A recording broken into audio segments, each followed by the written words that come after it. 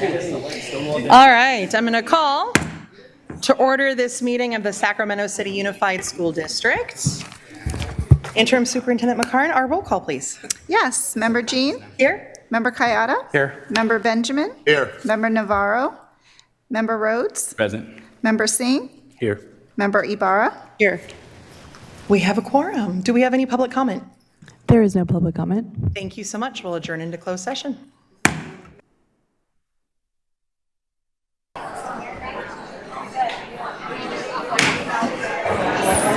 All right. I'm going to call our board meeting back to order.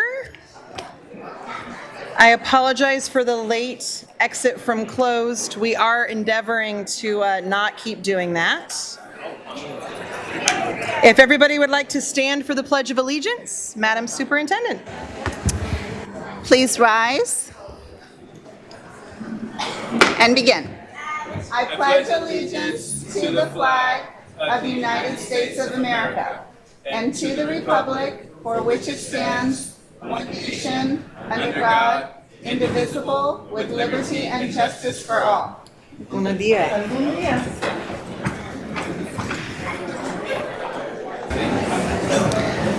Tonight, our broadcast statement will be read by our school board intern, Owen.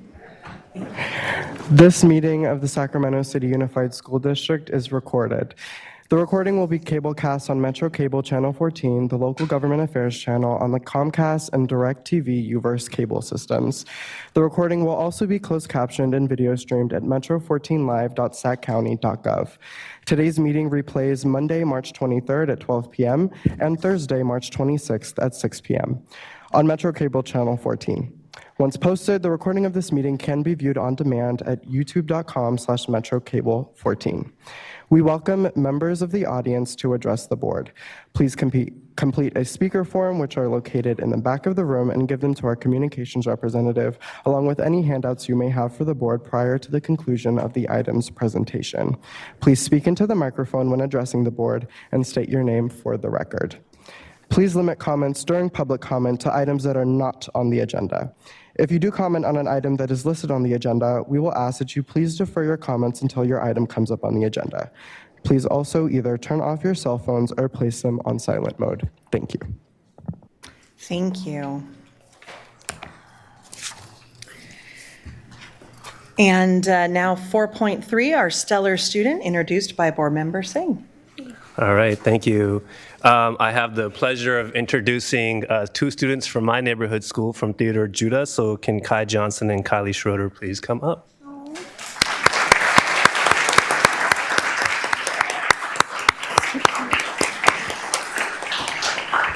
Joined by their wonderful Principal Kempin. Thank you for coming. So I'm going to read something that you wrote about your students. So Kai Johnson in 6th grade and Kylie Schroeder in 2nd grade were the finalists in the Theodore Judah Spelling Bee. Competitions began at the classroom level and culminated in the school-wide spelling bee where over 30 students participated. Kai and Kylie maintained their composure and focus to set up an epic showdown in the final rounds. After trading correct spellings for multiple rounds, Kai was eventually crowned the spelling bee champion. Kylie and Kai, yes.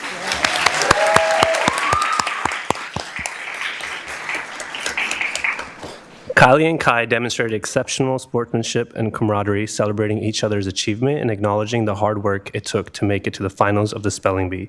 Theodore Judah Elementary is extremely proud of Kai and Kylie and want to thank their families for raising such amazing students. So congratulations.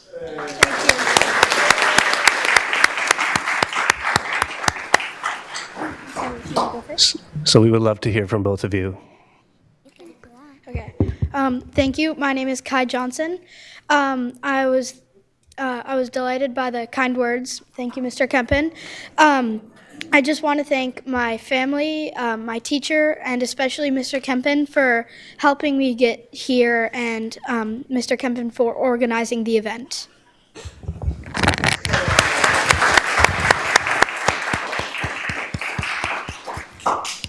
I'd just like to thank everybody for taking me this far. First, my principal, Mr. Kempin, and my teacher, Miss Beeler, and my family, but mostly my parents. They're the whole reason I got this far. But if it weren't for them, I'd probably still be at home wishing I'd worked harder and done better. So thank you.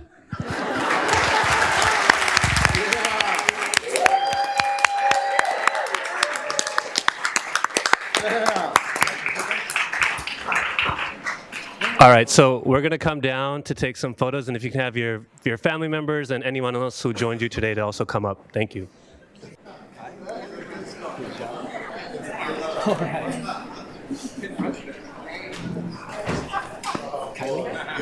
Great job. Hi. Great job. Congratulations. Thank you. Thank you. And thank you so much, too.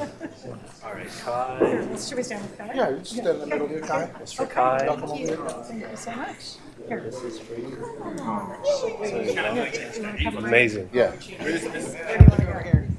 feel like I'm trying to get down here. They're all, the families are all over. My knees let me come back there. There we go. How's that? Okay. You're good. Evan, you want to go? You're good. Yeah. You guys good? Come over here? Yeah. Okay. And are you mom? Okay. My name is Chido. You ready? 1, 2, 3. All right. Thank you very much.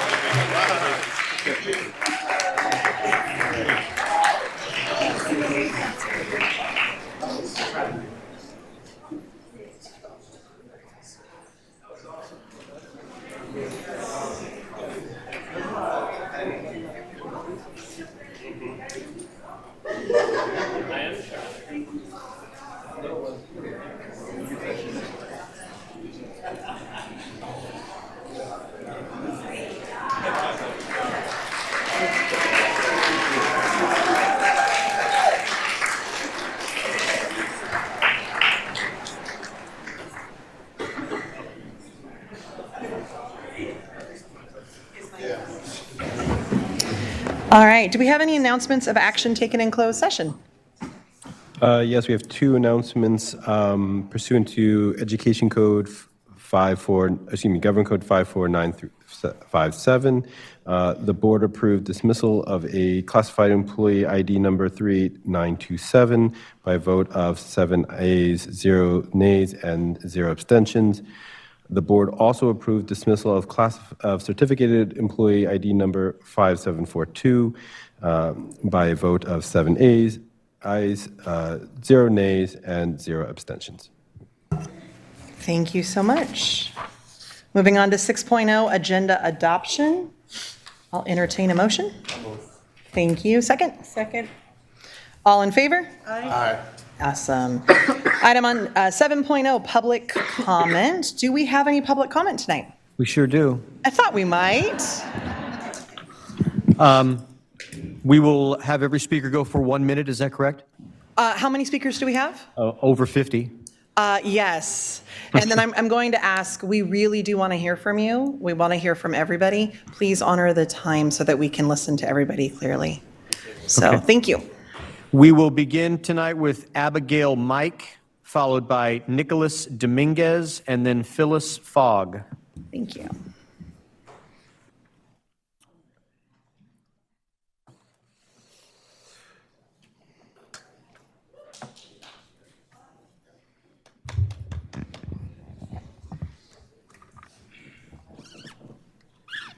Do you perchance have a copy of the announcements out of closed session? Sorry if I'm a little long. I made it for 2 minutes. That's my bad. Hello, my name is, sorry, do I just, okay. Hello, my name is Abigail Mike, and I'm a senior at West Campus High School and a varsity debater for my school. I've come here to recommend the incorporation of a debate-centered module for the standard 8th grade curriculum for the district. Policy debate is the event I have competed in for the past 4 years. It is one of the most rigorous debate events, but it is well worth it. However, policy debate has an extreme wealth disparity. It is incredibly expensive, and competitive teams spend upwards of tens of thousands of dollars each year, causing it to be dominated by wealthy private schools. Public schools have a hard time competing because of the cost, and in doing so, they create urban debate leagues as a way to compensate. In SUSD, we have multiple schools as a part of the Sacramento Urban Debate League. The Brookings Institute highlights debate as one of the few civic-focused extracurriculars for high school students, and according to Annenberg Institution at Boston University, debate has positive impacts on ELA test scores and equivalent to 68% of the full year of average ninth grade learning. I asked for the board to consider implementing a 2-week debate-centered module in the standard 8th grade history curriculum similar to the Sex Ed 1 in 7th grade curriculum.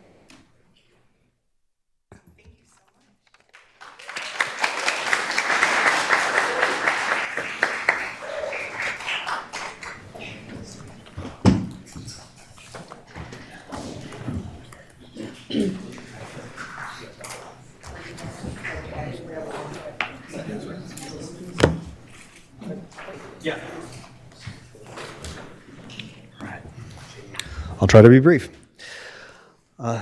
This was the first year my daughter attended public school. My wife and I, we believe in public school and we believe in supporting our neighborhood school, but we were scared that the school we chose might let us down. This was the first year that Bret Harte Elementary had a TK program, and with the recent changes in the school's administration, we didn't know if the program would be a success. Well, I'm here today to tell you that it was a resounding success. The teaching staff in our class has proven their expertise, their dedication, and their genuine care for the students day after day. I'm standing here today to celebrate the work of Ms. Teresa Morris, Ms. Regia Schauer, and Ms. Kayla Montgomery, and all they have done for my daughter and her classmates. They have created an environment that is safe, stimulating, and supportive for all the children. Not only have they taught my child academic skills, they have built up her confidence, improved her independence, and shown her that there are other adults in this world besides mom and dad who care about her success. My daughter loves going to school. She loves learning, and at this age, there is nothing a parent can be more proud of. I know you probably, may I finish my paragraph? Finish, yeah. I know you probably don't hear thank you that often, but we are incredibly thankful to that the district hired Ms. Morris, Ms. Schauer, and Ms. Montgomery, and we look forward to having the school administration continue to support their efforts through this school year. Their work gave me faith in our neighborhood school and motivated me to be involved and to care, and I think that's the kind of inspiration that our schools need right now. Thank you. Thank you. Next speaker is Phyllis Fogg, followed by Dwight Armstrong, and then Lola Olsis. Hi.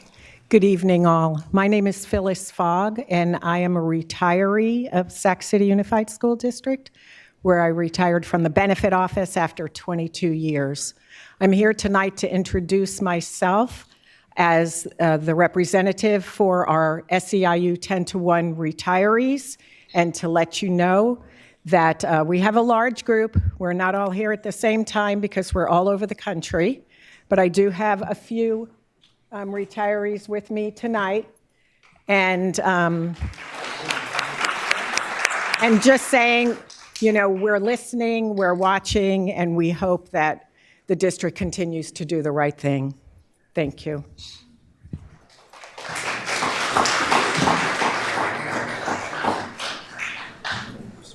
Mm-hmm.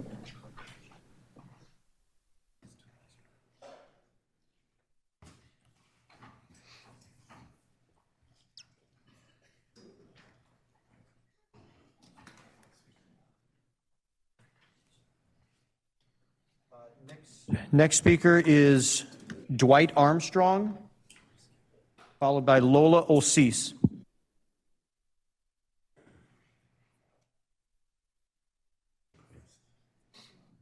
Good evening. Welcome. My name is Dwight Armstrong. I'm a great-grandfather. I'm 73.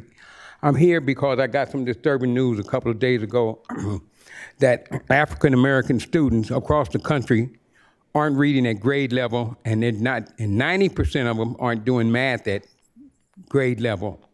This statistic was shocking to me, and I'm up in an uproar. And I don't know what this great body can do to change that, because if we don't do something today, we know what most of them are going to end up. They'll be building penitentiaries for kids that can't read at grade level today. Something has to be done. I understand this sign, no time to lose. We don't have no time to lose. And I want to be a part of it any way that I can. And I just have to say that I'm frustrated, and I'm up in an uproar. Thank you. Thank you.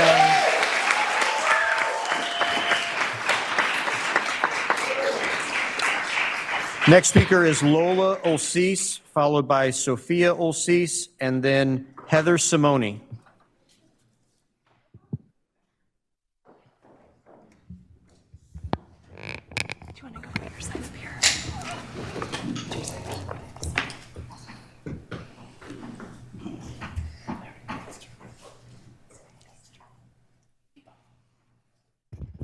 Hello.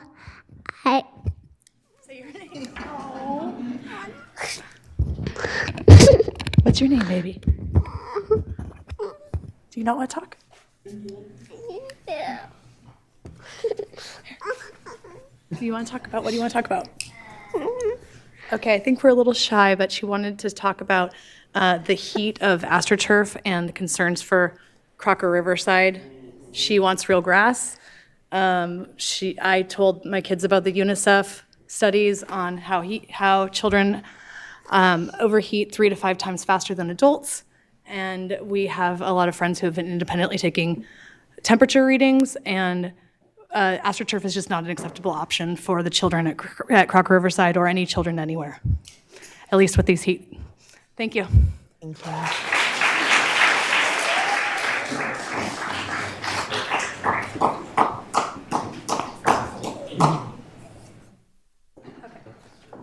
Sorry, she has 2 sides for you.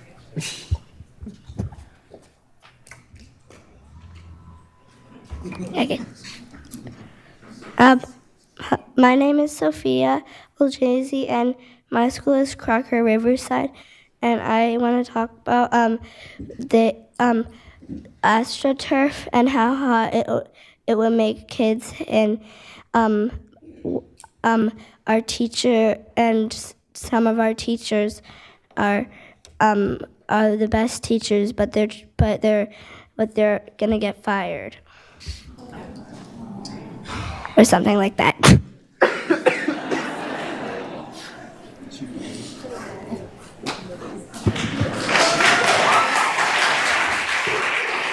Next is Heather Simone, followed by Bianca Vargas, and then Peter Zullo.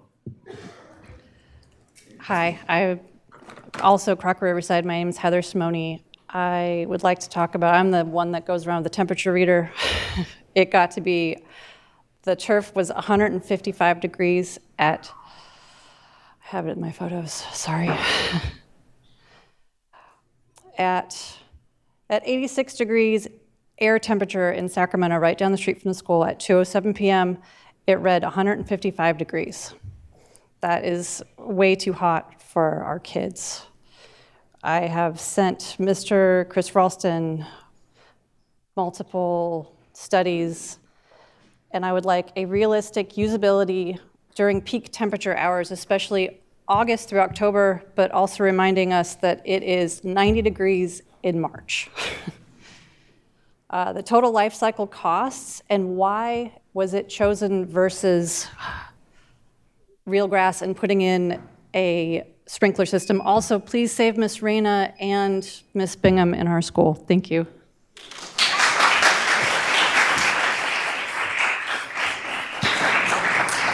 Bianca Vargas, followed by Peter Zullo, and then Jessica Tudor Elliott.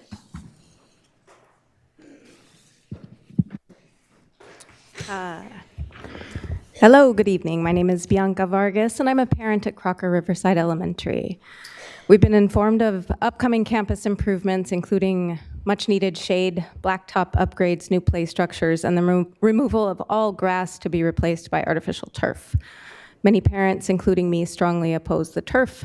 We've been told first that the bid cannot be amended, that Crocker must accept the entire package or risk getting nothing, possibly indefinitely. That means the improvements we truly need, shade and playgrounds, are tied to accepting a controversial material. Second, we've been told turf is the only viable option for our campus, but the district installs grass frequently. In fact, I was unable to find another instance of turf being installed at an elementary or middle school, including Earl Warren Elementary School that has a current bid with many of the exact elements of the Crocker package, playground and landscape improvements, including play structures and sod. We urge you to upgrade our campus with the desperately needed shade and play areas. Please amend the turf portion and allow for sod. If that's not possible, simply leave the field as it is. Thank you. Thank you.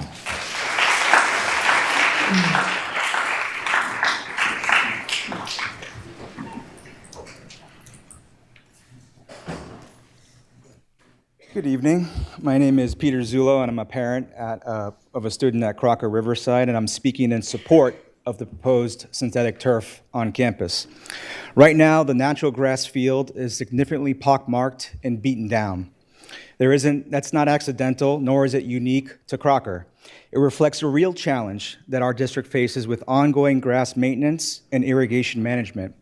For example, the Land Park Soccer League had to relocate practices for the entire 24 season from Brennan to Hollywood Park, Sutterville, and Cal Middle, all because of poor field maintenance conditions. Parents and players alike reported dozens of injuries, elbows, playing in dry dirt, ankles, stuff that probably is reported at Crocker itself as well. Synthetic turf requires no complex irrigation system and little maintenance. It's right-sized for Crocker's capacity and resources to manage it, which, as we all know, is being contracted. Lastly, this protest of the planned synthetic turf has real consequences related to the entire four-part project. Thank you. Thank you. Next is Jessica Tudor Elliott, followed by Megan Morris, and then Elia Basson.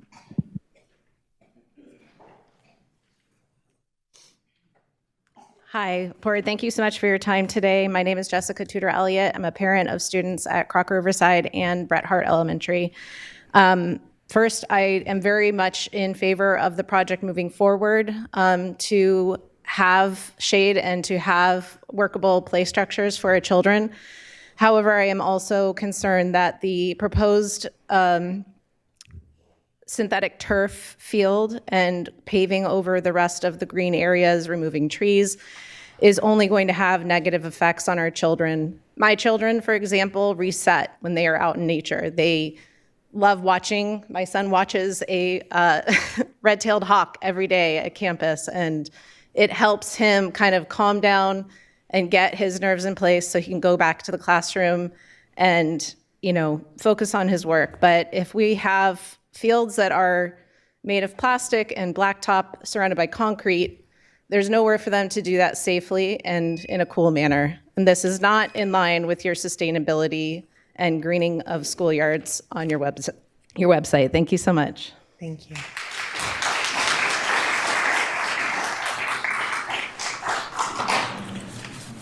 Next is Megan Morris, and then Elia Basson. We have Megan Morris.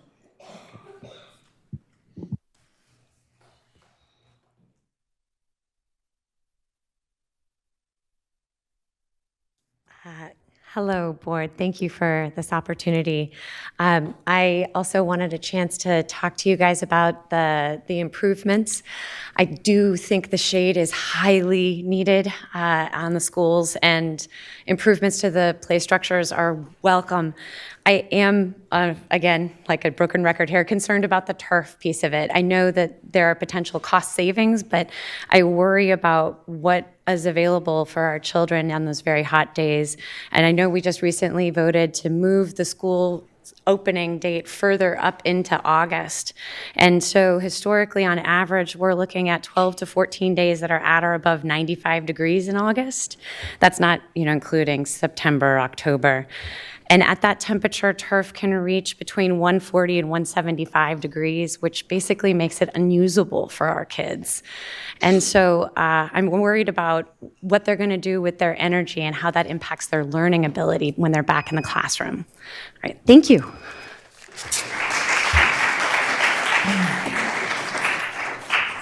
Thank you, Parent Elia Baston speaking. I recognize you're volunteering here till midnight, and I can listen over a week. I appreciate your time.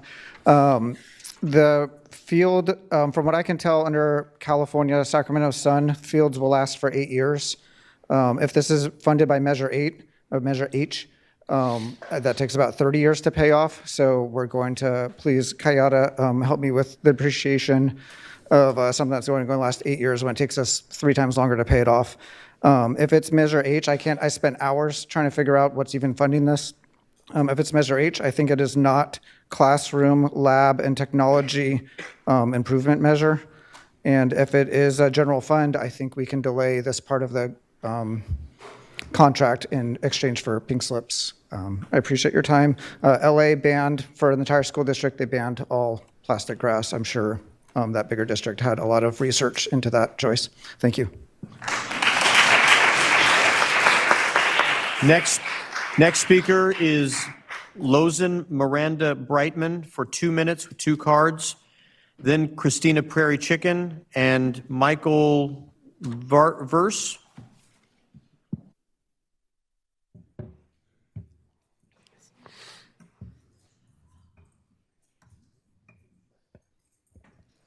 Hello, everyone. My name is Lozan Miranda Brightman. I am a member of the Cheyenne River Sioux Tribal Nation and come from the Otomi and Yaqui Tribal Nations. I'm a student at the Met Sacramento High School, and I'm here today to ask you to change the mascot at Hiram Johnson. Since my Native youth group and I first visited Hiram Johnson a few years ago, we have been concerned about the stereotypical and harmful mascot of the warrior depicting an indigenous person wearing traditional regalia from the Dakota and Lakota tribes. This type of mocking imagery to Native people is harmful for all students who look at it. It promotes the normalization of discrimination against indigenous peoples, and it makes local tribal people feel unwelcomed. It also negatively impacts tribal youth's mental health. This mascot does not honor the traditional Native people of this land, and it is not accurate, and it is also inappropriate. The California Racial Mascots Act, AB 3074, states that using a derogatory term such as chief, or in this case, warrior, is against state law when used for a mascot depicting a Native person in California schools. This unwanted and harmful use of the term warrior to describe a stereotypical depiction of an indigenous person. We need to follow state law and change the Hiram Johnson mascot. I propose that the facilities budget be used to first cover up the imagery. I acknowledge the steps that our school district has taken so far to improve our schools with this type of harmful imagery and discrimination against indigenous people.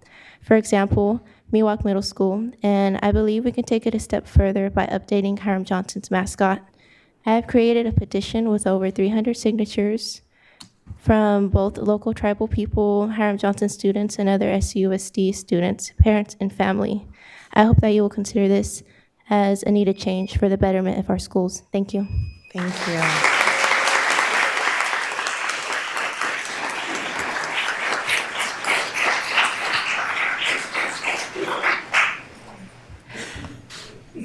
Good evening, Board and Superintendent. My name is Christina Prairie Chicken Narvez, and I'm the Youth Services Specialist. I'm Oglala Lakota, and I'm the Youth Services Specialist for the American Indian Education Program. I'm here tonight to speak on behalf of Lozen Miranda Brightman's efforts to remove imagery from Hiram Johnson High School.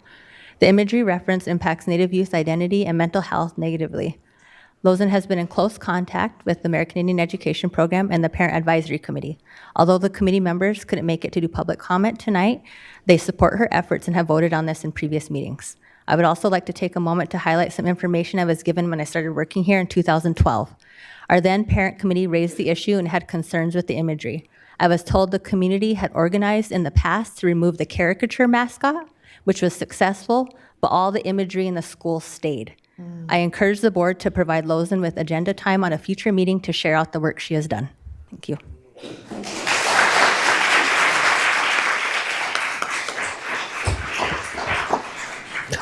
Good evening, board members and superintendent. My name is Michael Veers. I am a Heshman. I am Youth Services Program Associate with the American Indian Education Program.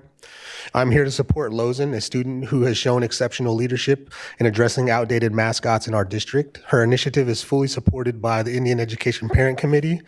When our students demonstrate this level of civic engagement backed by their families, it is an opportunity for the district to support their leadership and growth. I also want to remind the board, Assembly Bill 3074 requires the removal of derogatory Native American imagery by July 1st, 2026. By acting now, we can lead the transition with intentionality while ensuring we meet our legal obligations and maintain our district's high standards. I urge the board to support our students and the Indian Education Program's Parent Committee in this change. Thank you. Thank you. Next is Tona Miranda. Tona Miranda? No? Okay.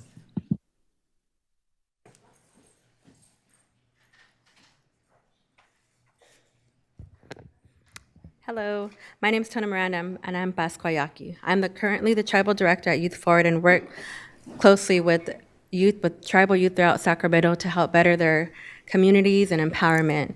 And I'm here today to support Lausanne. In addition to that, we also work very closely with Assemblymember Ramos's office, and they're eager to come and to support and to see how we could collectively work together and continue this movement forward to better our tribal youth and youth collectively so we can continue to do the right thing. So thank you. Thank you. Next speaker is Sequoia Coleman, followed by Elfie, and then Tamara Rosenfield. Estonko, Sequoia Coleman Joseph Cross. I'm a member of the Seminole Nation of Oklahoma and Muskogee. I work for the California Native Vote Project as a Northern California community organizer based here in Sacramento. I'm here in support of Lausanne, a Native student in this district, working hard to change the mascot at Hiram Johnson High School. Sac City Unified has already made incredible strides in renaming 3 schools within the district, moving away from names rooted in harm and towards ones that better reflect SCUSD's community. This district has already shown that change is possible. Changing Hiram Johnson's mascot is a continuation of that work. If FCUSD believes that school names have impact, then symbols and mascots do too. Schools should be places where Native students feel seen, respected, and proud, not represented by stereotypes that shape how they're treated and valued. This isn't a new step, it's the next one. She's doing what students here are taught to do. Speak up for what's right, and don't let that courage go unanswered. Mado, thank you. Thank you.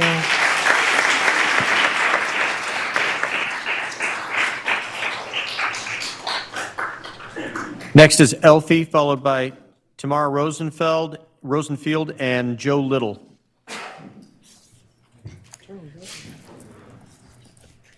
Hi, my name is Elfie. My children attend George Washington Carver, the only Waldorf-inspired high school we have in California. We've had severe problems with our principal, where I know you guys are aware of it for years. I have a freshman and a senior. My son graduated from Carver 3 years ago, so I would love for my youngest daughter to have the experience to finish high school without you guys thinking about closing it. Give us a chance with a new principal. That's all we're asking. Right now, about 75% of parents, freshmen to sophomore, will not return to this district if the school closes. So please give us a chance to have my daughter have the same right like everybody else did. Thank you. Thank you.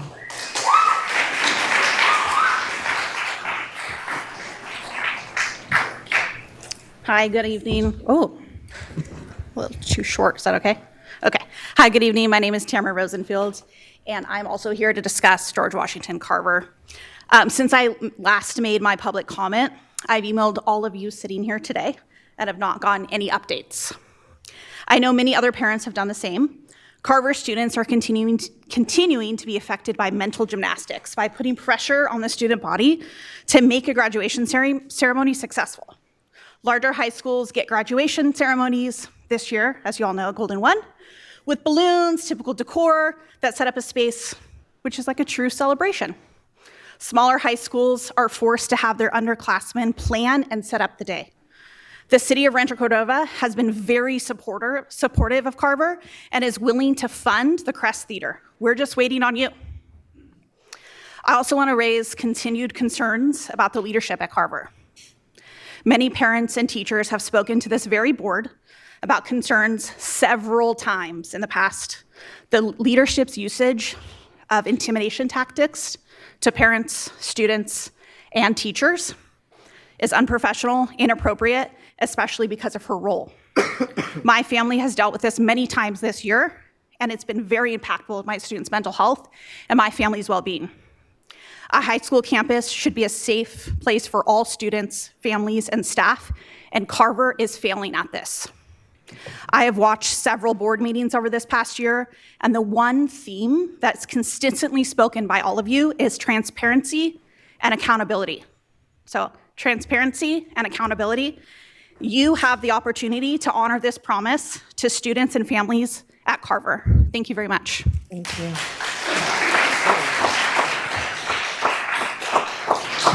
Next is Joe Little, followed by Tiffany Colasanti.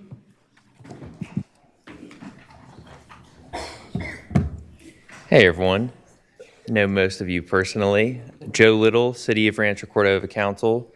Haven't had the chance to come before you guys yet, and Jose knows I have to start finding happier times to come visit my local school boards.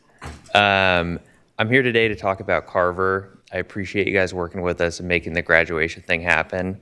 I think that'd be really cool, no matter what happens with the school, if we can at least do that. But I think here I've got myself tangled up in another thing, not my business, but I really love my constituents. I'm the only council member who has Sac City schools in his district. I care deeply about those schools staying Sac City. If you can pencil it out, find a way to at least kick the can down the road another year, you'd be surprised the opportunity that time buys. Happens all the time on council, political winds shift, certain things no longer become certain. So I would ask you guys find a way, hang in there, work with us as the city, give us an opportunity to invest with you. We're obviously gonna wanna invest if you invest. And it would be just a disservice to my neighborhood, I think, if the school closed. So just asking you to do whatever you can and rejuvenate the school with maybe some new leadership. Thank you. Next is Tiffany Colasanti. She has 3 cards for 3 minutes, followed by Don Orozco with 2 cards for 2 minutes. My name is Tiffany Colasanti, and I'm the TK teacher at Oak Ridge. I'm here tonight because at the last board meeting, without discussion or questions for the district, you decided to eliminate all TK instructional aid positions. This is not just concerning because of the state mandated ratio, it's deeply misaligned with what our youngest learners actually need to thrive. TK is a critical bridge year for 4-year-olds. Students are still needing to learn to regulate their emotions, develop language, navigate social interactions. Many of our students are experiencing school for the first time, and they need more than just instruction. They need consistent, caring support. At Oak Ridge, that support comes from the incredible Mrs. Arcelli. She knows each child, she guides them through their first frustrations and fears, and works with me every day to help the students learn letters, numbers, social skills, and self-regulation. She's not a luxury, she is essential. For the past 3 years, she has worked alongside me in partnership every day. Together, we support small groups, help emergent bilingual students, and those with special needs. We guide children through big emotions and celebrate their discoveries. We build the foundation for a lifelong love of learning. Without her, I cannot meet the academic and social emotional needs of 20 plus 4-year-olds alone. And here's the contradiction. The district is now projecting a $3.6 million increase in LCFF revenue, including additional funding tied specifically to TK enrollment and projected TK ADA. TK classrooms are required by law to maintain a 1-to-10 adult-to-student ratio. The state has recognized this need and provides additional funding through the TK add-on rate, currently about $5,500 per TK student, specifically intended to fund the additional staffing required in TK classrooms. The district has yet to communicate a clear intention or plan for these TK aid positions. Our community deserves transparency and clear answers about what is happening and why. It's also important to remember that each TK aide was hired for their early childhood expertise and for their specific school site. They're not interchangeable. These positions were chosen carefully these people were chosen carefully to partner with teachers like me, and moving them to other sites disregards the expertise, training, and classroom relationships that were the reason they were hired. My students, Mrs. Araceli and I, have built a relationship that cannot simply be moved or replaced. Shuffling or reducing hours would disrupt small group instruction, prevent focused attention for students, and require other staff, office staff, teachers, and administrators to cover, creating school-wide disruption. It's not just a TK issue, it affects the entire school. And I want to ask you directly and hope that you asked tonight during the budget update. How does the district plan to maintain the state mandated 1 to 10 adult to student ratio if aides are cut, shuffled, or have their hours reduced? I've been working in public education since 2005, and I understand that this is difficult. I want to ask you to protect the integrity of our TK programs, protect the partnerships that already exist between teachers and aides, and most importantly, protect the children who depend on us. I implore you to reverse this decision and immediately rescind the elimination notices to protect our students, our aides, and the integrity of our TK programs. It's not a cost savings, it's cost to every child in the district. Thank you. Next up is Dawn Orozco for 2 minutes, followed by Christina Setzer and then Ingrid Hutchins. I am a TK teacher in our district. I am also here to speak about the recent pink slips issued to transitional kindergarten aides across our district. In California, as you just heard, we are required to maintain a 10-to-1 student to adult ratio in TK classrooms. Without our aides, we will be out of compliance. This is a legal and instructional reality.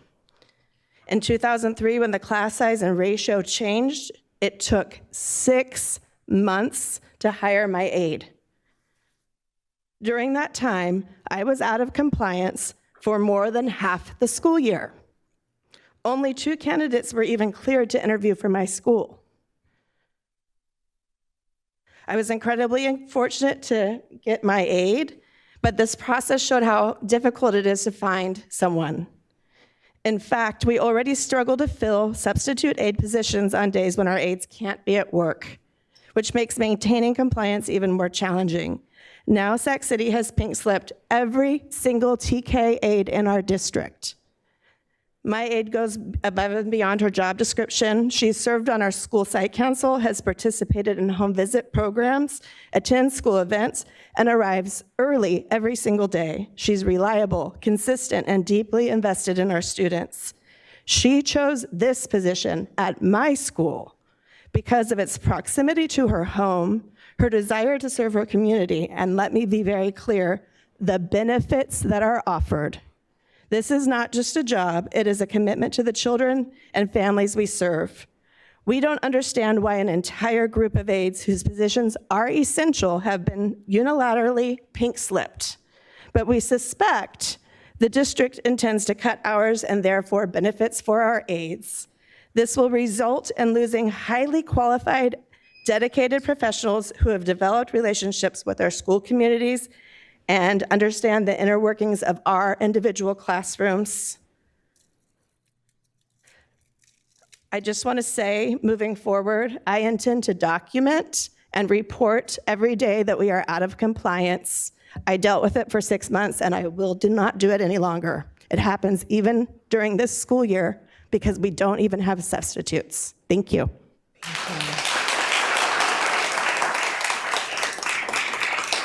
Next is Christina Setzer, followed by Ingrid Hutchins. Good evening, Board. Christina Setzer. I am the teacher at Caroline Winslow Elementary School, product of SCUSD schools myself. I'm currently teaching in the classroom that I went to kindergarten in at Caroline Winslow, so that's really cool. But also I just say that to say that I'm very invested in our schools and our programs, the students and the families that we serve, deeply invested. TK is not just another grade level, it's an early childhood program. Like you've heard mentioned here, we need to maintain a 1 to 10 adult to child ratio under California law. This isn't an optional thing, it's a legal compliance. There have already been districts that have been held accountable in recent years. San Diego Unified, Los Angeles Unified have all faced fines. Findings of noncompliance that are tied to early education staffing, specifically in TK, resulting in corrective actions and financial consequences.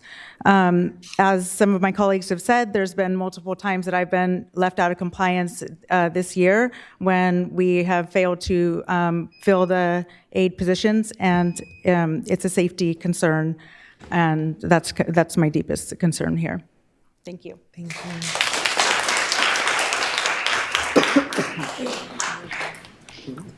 Good evening. My name is Ingrid Hutchins. I'm the TK teacher at Golden Empire, and I also serve as one of the elementary directors for SCTA. Like so many in attendance tonight, I'm here to voice my concern over the elimination of all the TK aide positions in the district.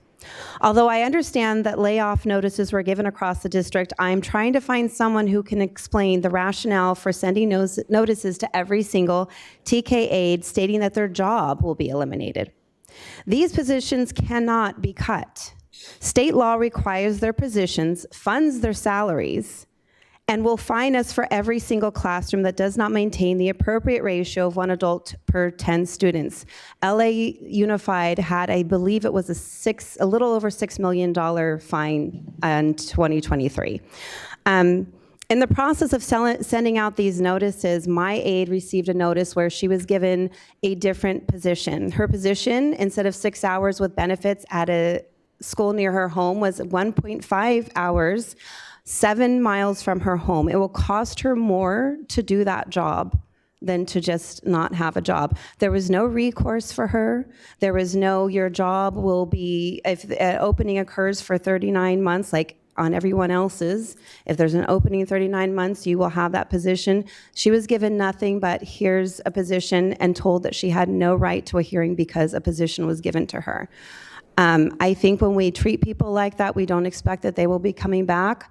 Our school will take a great loss if she leaves our kids. I really hope that you guys reconsider and rescind, knowing that this is mandated, knowing that there's an add-on that you receive that goes into unrestricted funds but is supposed to be to pay our aides, and knowing that you are now going to be bleeding out money later on when you can't fill those positions because all these wonderful people can find positions elsewhere. Thank you. Thank you. Next speaker is Rocio Richards, followed by Na Lee Hines and Nicole Montonier.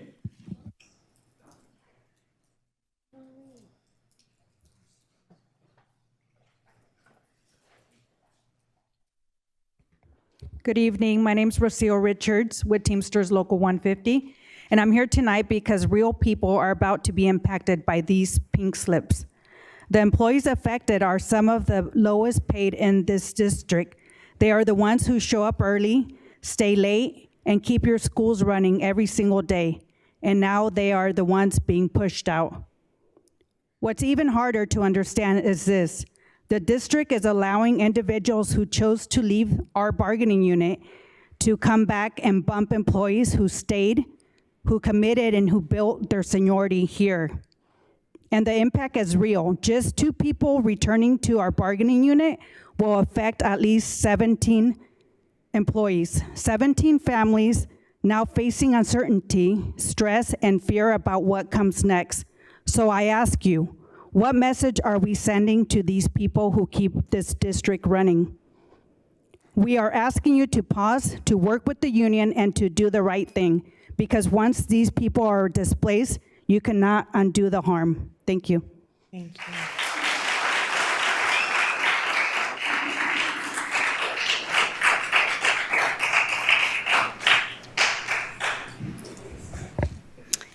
Good evening. My name is Nali Hines. I have been a school nurse with Sac City Unified School District for 27 years. And nurses are really good at taking care of students. But the truth is, none of us do this work alone. Behind every nurse in the school is a central health services team that keeps the entire system running so we can focus on the children in front of us.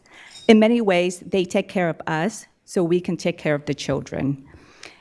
If that support disappears, those responsibilities don't disappear with them. They shift to the nurses. And while we are trained and skilled at caring for students, we are not trained in the systems, logistics, coordination that our clerical staff manages so well. We would be really bad at it, to be very honest.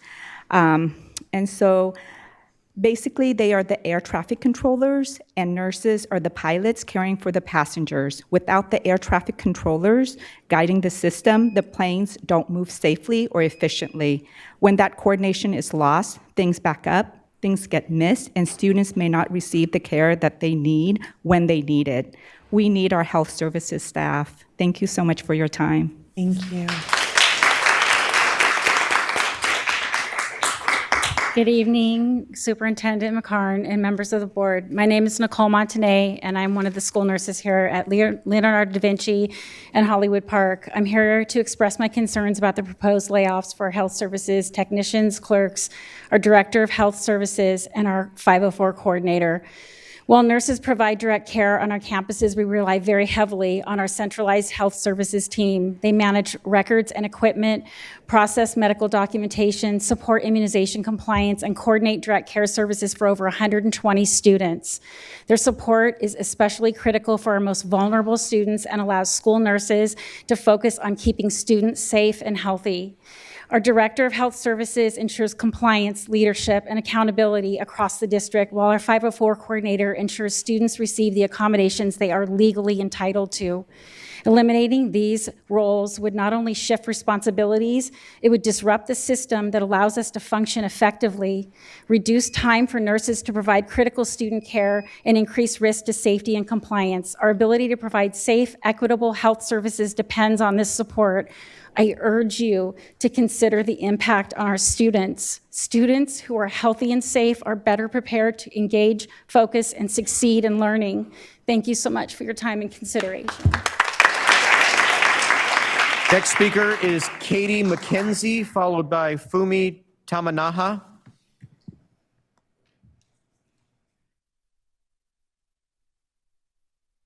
Hi there, good evening. My name's Katie McKenzie. I'm the parent of a second grader at Crocker Riverside Elementary School, and I just want to express my gratitude to two very valued members of my school community who've been affected by these layoffs and were given pink slips.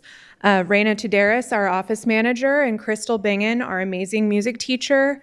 I asked the board to look for alternative solutions that keep these essential staff and educators in our school family where they belong. Thank you.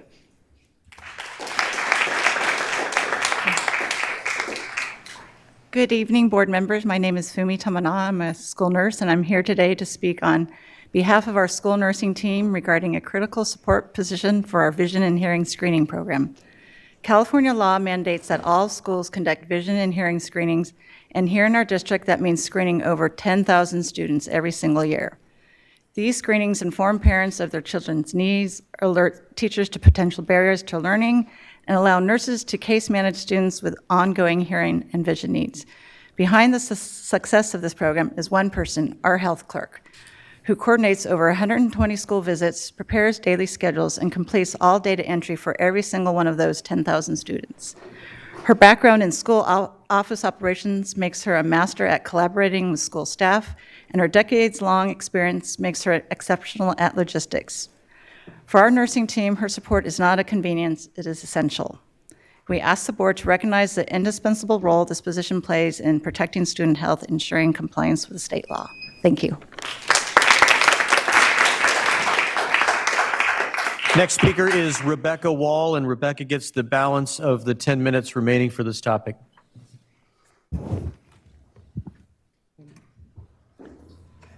Bear with me, I'm pretty tall. And that's where we go. Okay.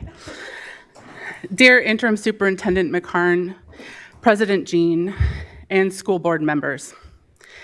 My name is Rebecca Wall, and I have been a health services technician with the Health Services Department for over 12 years. In recent board meetings, I have heard your requests for more information and better data to base your decisions on. It is my goal this evening to provide you with some data as it relates to the Health Services Department.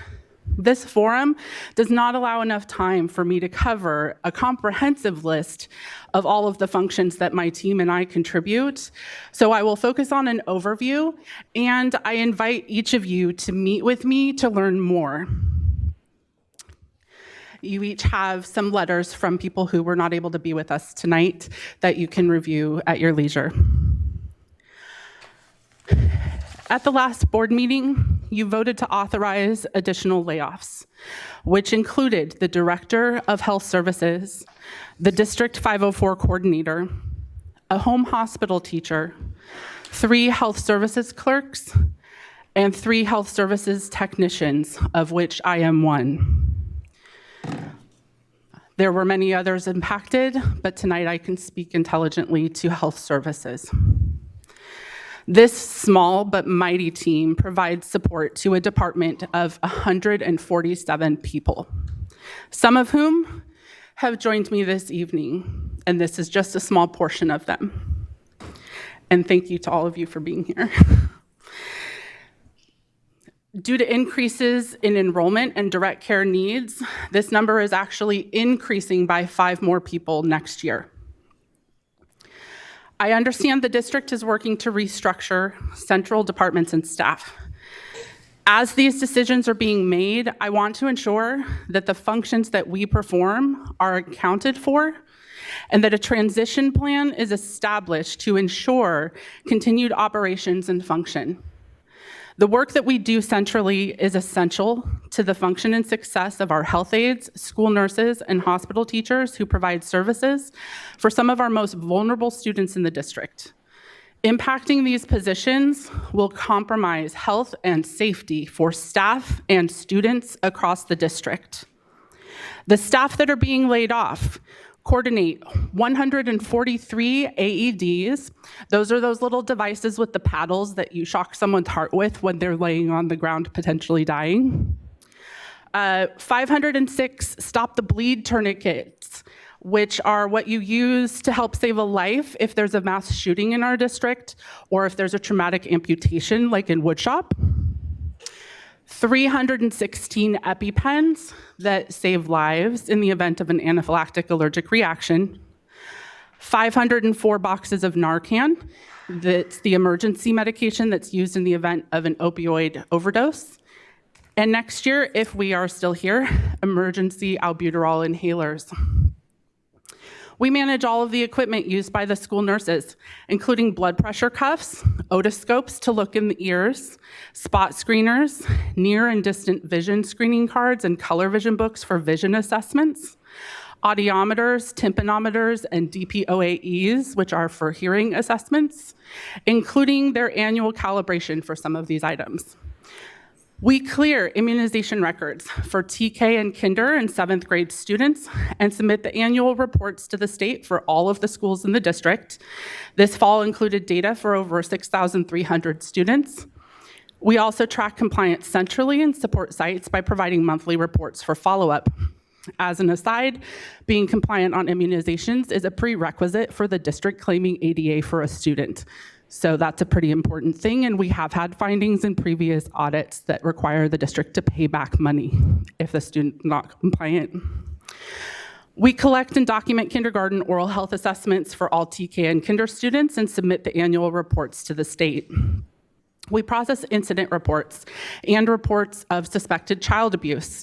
We do the health processing for all online enrollments and annual updates to document the health conditions and medications in Infinite Campus, alerting school nurses when they're requiring urgent follow-up and providing monthly reports on all those changes.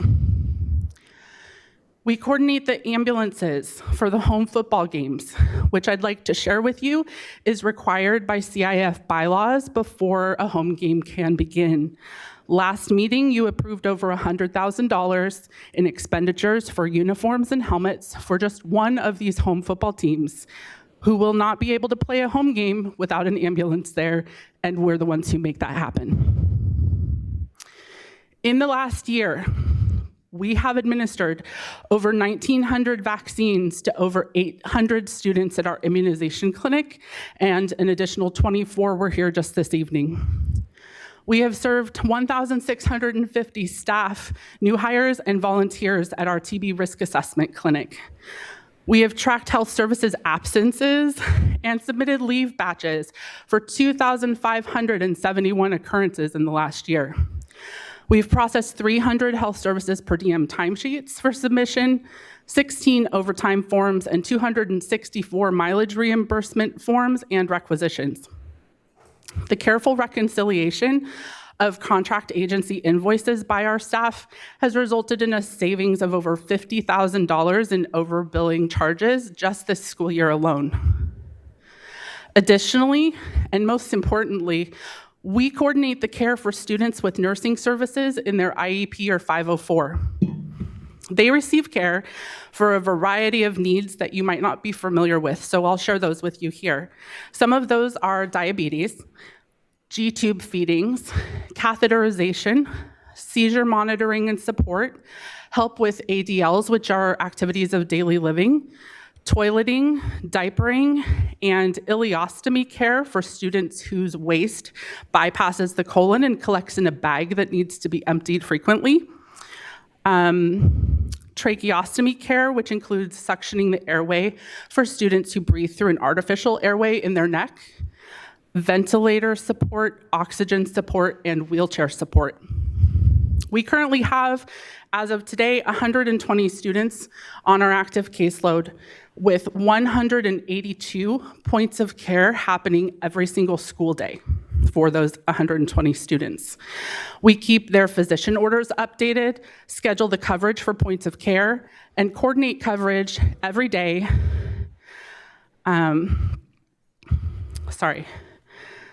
For providers who call out or need alternate coverage, as well as for field trip coverage. 320 hours of care are being provided by the nurses and health aides on a daily basis. And without the central coordination to ensure that staff are present for every need, the potential consequences to students, if this is not handled well, include medical complications, the need for surgery or hospitalization, and possibly death. In addition to the school year, these services require coordination and staffing for the students attending summer programs when our school nurses and health aides are outside their work calendar. There are 3 of us that are 12-month to take care of that segment. All of these things, as of right now, have no plan for next year because the people who do this work have received layoff notices. I understand that we may not be the actual people chosen to do this work moving forward with this restructuring, but it's absolutely essential that there be a plan in place to make sure that these tasks are being covered by people who are knowledgeable and competent and up to speed long before the school year begins. There must be a transition plan because there is so much knowledge and expertise that we bring to the work that we do. It is work that is unique within the district, and someone new would need to be trained and oriented to effectively take it over. As you seek to engage a new superintendent and consider plans for central staff and department restructuring, I encourage you to prioritize strong, stable leadership who intends to invest in this district, this community, and remain for the long haul. In the 12 years I've held my position, I have reported to 10 different coordinators, directors, and executive directors, and been supported by 5 area assistant superintendents, 6 superintendents, and 6 CBOs in 12 years. Transitions in leadership impact every layer of the organization and the work that the support staff at my level contribute. There are numerous occasions when leadership vacuums have left me as the only one in the district who fully understands the work that needs to happen in our department. In an organization with a culture of transient leadership, support staff are the stabilizing factor. Institutional knowledge is invaluable. When layoff notices were issued, our personal cash flow projections were immediately altered, and we were showing a structural deficit. We're going to bleed institutional knowledge if there is not a plan made quickly, because we have already lost people and we will lose more people in the absence of that plan. I urge you to prioritize resolving this urgently to mitigate the negative impact this will have, which ultimately always trickles down to the students. If we do our jobs well, no one sees it and no one knows it's even happening. It's when there are problems that people become aware of what should have been happening. Our team works tirelessly to ensure our staff, families, and students have all they need to be successful. Not one of us is in it for the money or the glory. We are here for the hard work to serve this community and this team that I have been privileged to support for the last 12 years. I hope that you will take me up on my offer to learn more about the fullness of what we provide, and I thank you very much for your time and consideration this evening.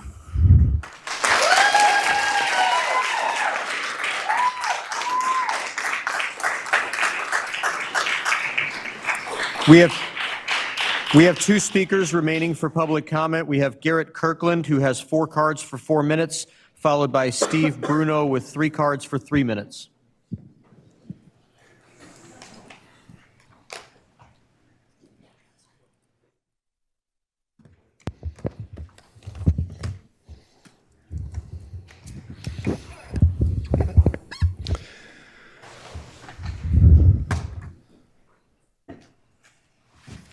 Okay, before I begin, UPE supports the right to public comment and the importance of people in this room being heard. But participation in board meetings, including those of us in the audience, should remain respectful and professional. That is the expectation we set for our members. Good evening, President Jean, Superintendent McCarn, and trustees. I'm Garrett Kirkland on behalf of UPE, AFSA, Local 154, AFL-CIO. Uncertainty is spreading across this district. And when uncertainty takes hold, its effects do not stay small. Uncertainty creates distrust. People doubt a plan exists. It creates apprehension because people are making decisions about their livelihoods and their families without clear information. What we are seeing now did not begin with bad intentions. It began with decisions made in recent months without a complete plan. And when decisions made bring ramifications, they do not stay contained. They move. Like a stone dropped in water, the ripple spreads. And in a system governed by seniority, those ripples do not stay in one place. They move from role to role and departments to departments and eventually reach our schools. What began as uncertainty in a few buildings away from campuses has now reached school sites. Teachers and staff have received pink slips. That is the ripple effect.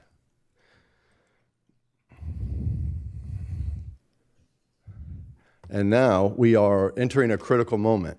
The next 2 months matter because during this time, we are not operating from a clear plan, we are responding to the ripple. And when systems operate in response rather than planned direction, more people experience anxiety. As anxiety increases, confidence in the system decreases. And when people lose confidence, they leave. We are already seeing it. People with deep knowledge and experience are leaving, not because they want to leave, because they do not know if they have a place to stay. And when that happens, we lose talented and experienced people. That is the ripple effect. This is not just an operational issue, it's a human one, and it is a student one. Because when adults have this level of uncertainty, students feel it too. They feel it in the conversations around them, and they feel it when their teachers and staff get pink slips. That is not the environment we want in our schools. And I want to say one thing clearly. I am pro-teacher, but as a principal, I rely on more than one role. That is why, more than pro-teacher, I am pro-school, because protecting the systems that support students is the most direct way to be pro-student. So tonight, our message is simple. We need clarity of purpose. What problem are we trying to solve? What system are we building? Because without that clarity, uncertainty will continue to ripple. And the longer that continues, the more people we will lose. I implore you, use urgency, strategy, and make a plan quickly. We have 2 months. Thank you.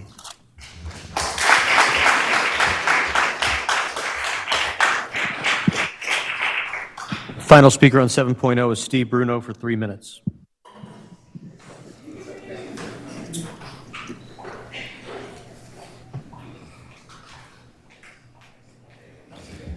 Good evening.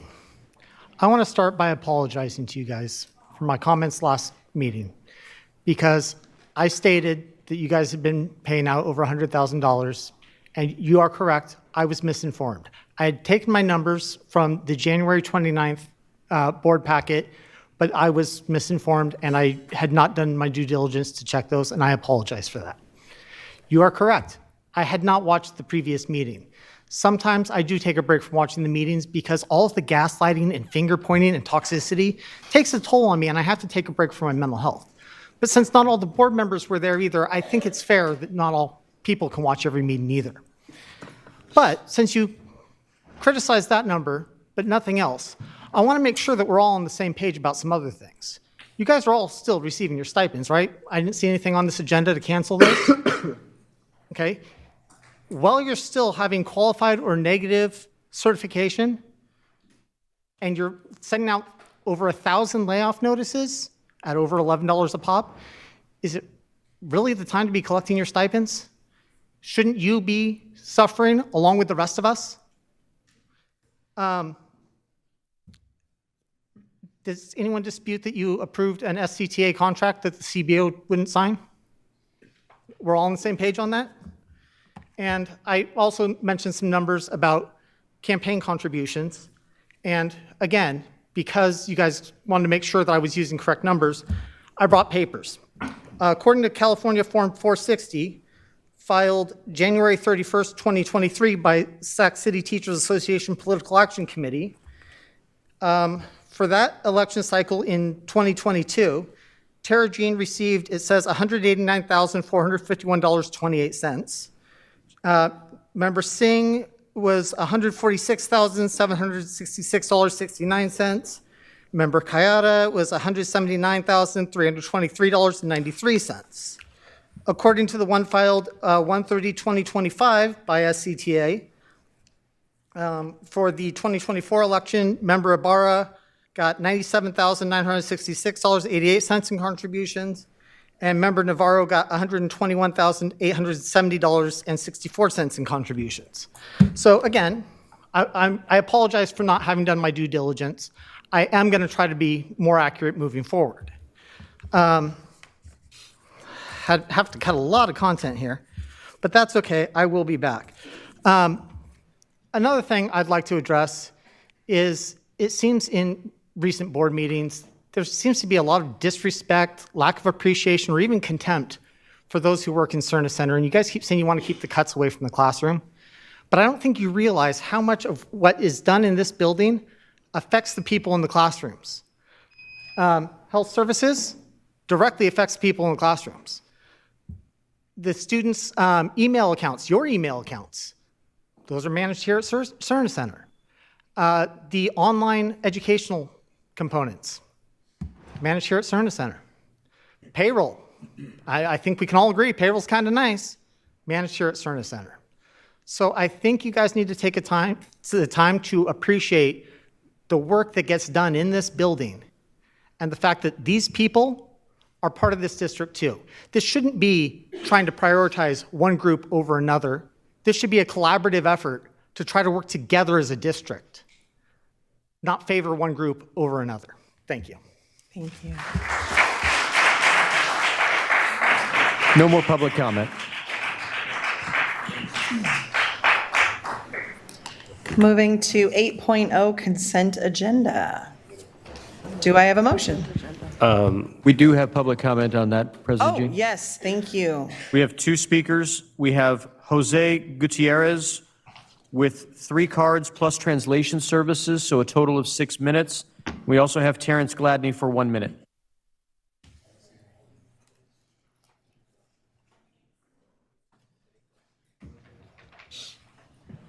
Jose Gutierrez.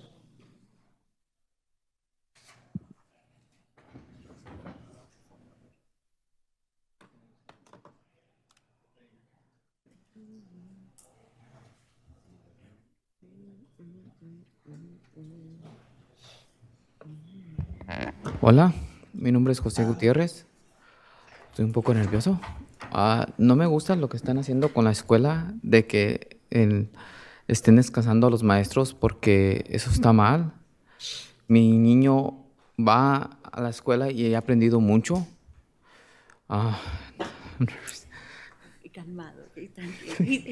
He introduced himself and he also said, sorry, I'm a little bit nervous. And he started talking about his, about the schools, letting go of the teachers. He thinks that's not good because his kid is learning a lot in school. So I just told him to just come down, be a little bit, respire un poquito Sí. solo. Es que lo que pasa es de que los maestros que están allí ayudan mucho a los niños y siento que aprenden mucho y los niños les han agarrado mucho cariño. No me gustaría que descansaran porque mi niño se levanta y sabe que va a ir allí y está feliz. Y ahora 2 días no fueron los maestros, estuvieron otros suplentes y el niño como que no le gustó ir. Desconoce a la gente y cuando desconoce a la gente no se acerca, está como triste. Y cuando ellos regresaron, Déjeme darle un momentito, déjeme decirle porque no traje nota. So he's describing how his kid, he likes his teachers there. His teacher, the school. talking to the microphone? Oh, how he likes, Dad is saying how his kid likes the teachers. The teachers are very good. And Dad, he's used to the teachers. That's just 2 days. The teachers that he's used to, his kid is used to, they were not there. So he's saying this is not good. So, sí, lo vamos a hacer en secciones, ¿está bien? Ok. Por favor, continúe. estoy nervioso. Yeah, he's, by the way, he's very nervous, okay? And he's repeating a little bit, so I'm just kind of, just going over. Y siento de que eso de que dejen ir a los maestros y no los estén apoyando está mal, porque desde que más pronto enseñen a los niños cosas, es mejor, porque mi niño tiene 2 años y ha aprendido demasiado con esta maestra, demasiado. Él ya sabe contar hasta 10 y tiene 2 años. So, again, letting the teachers go, it's not good. ¿Es mujercita o varón? Su niña, Es niño. Es niño, es varoncito. His little boy, he really likes that. He's learned a lot. The kids have learned a lot in there. For example, his little boy now knows how to count up to 10 now. Y tiene 2 años. And he's 2 years old. La mera verdad, me gustaría que se concentraran los maestros, porque yo vi que con ellos ha aprendido mucho y le gusta ir a la escuela. Y aprende mucho con ellos. Sabe distinguir los colores, muchas cosas. Ya sabe decir colores. Ha aprendido demasiado con la maestra. Okay, so he likes, the little boy likes going to school. He's learned a lot. For example, colors. He knows how to tell the difference between colors. And he gets really excited. When it's time to go to school, he gets really excited. Hay días que el niño solo se levanta temprano para ir a la escuela.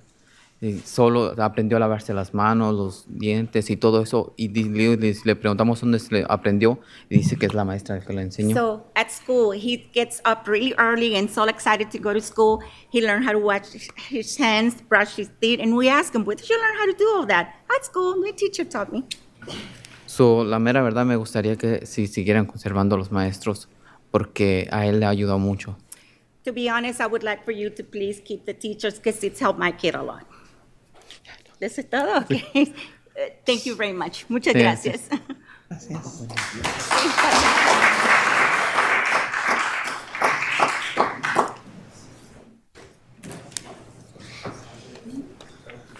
Do I only get 1 minute, or is it 2 minutes since it's a different agenda item? Yeah, 2 minutes for this, or?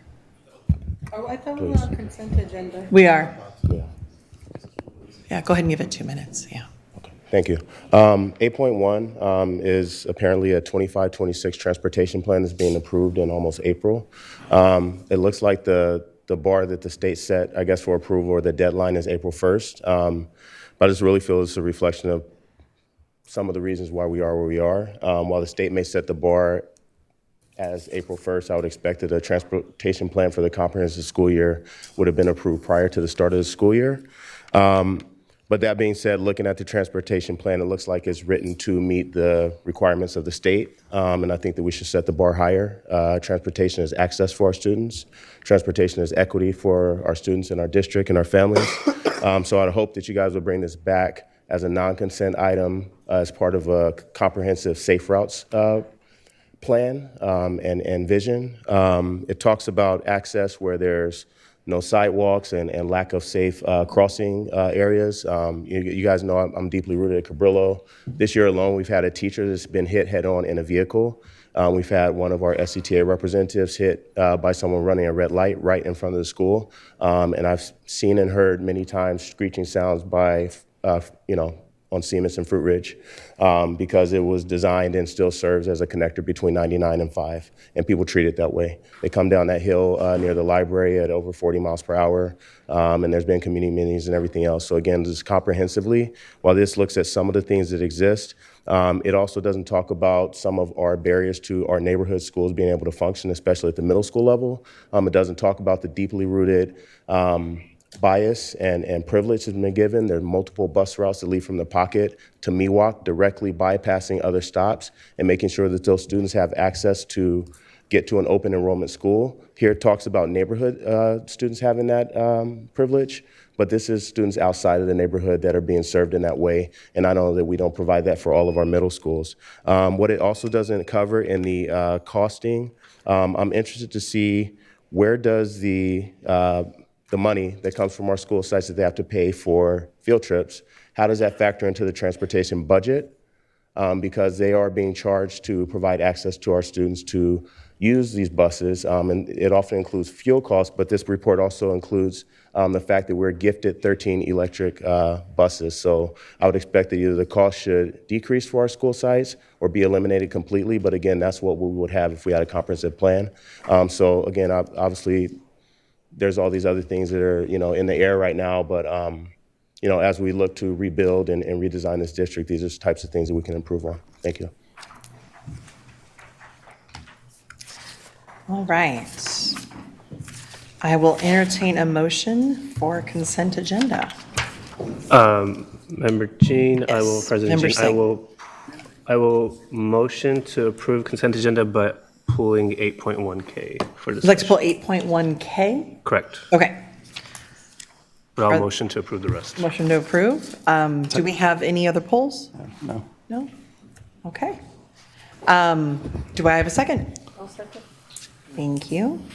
And Madam Interim Superintendent? Member Jean? Aye. Member Kayada? Aye. Member Benjamin? Aye. Member Navarro? Aye. Member Rhodes? Aye. Member Singh? Aye. Member Ibarra? Aye. All right. Member Singh, would you like to speak to your poll? Perfect. I'll keep it simple. I agree with the staff recommendation for the recommendation for expulsion 12, but would like to change expulsion number 13 to the suspension of that expulsion, if Okay. that would be appropriate. I second that. All right. Do we have any questions or discussion? Are we allowed to discuss? I didn't think so. Okay. Do we need to, our legal counsel, do we need to vote on this as two separate items, or can we do it as one as Member Singh moved? We'd basically be approving both as suspension of the expulsion. Both of them together. Yep, so we can do it as one motion? Okay, great. So the motion is to approve both expulsions, suspensions for both expulsions number 12 and 13. And roll call vote? All right, Member Jean? Aye. Member Kayada? Aye. Member Benjamin? Aye. Member Navarro? Aye. Member Rhodes? Aye. Member Singh? Aye. Member Ibarra? Aye. All right, thank you. 9.0, Employee Organization Reports, SCTA.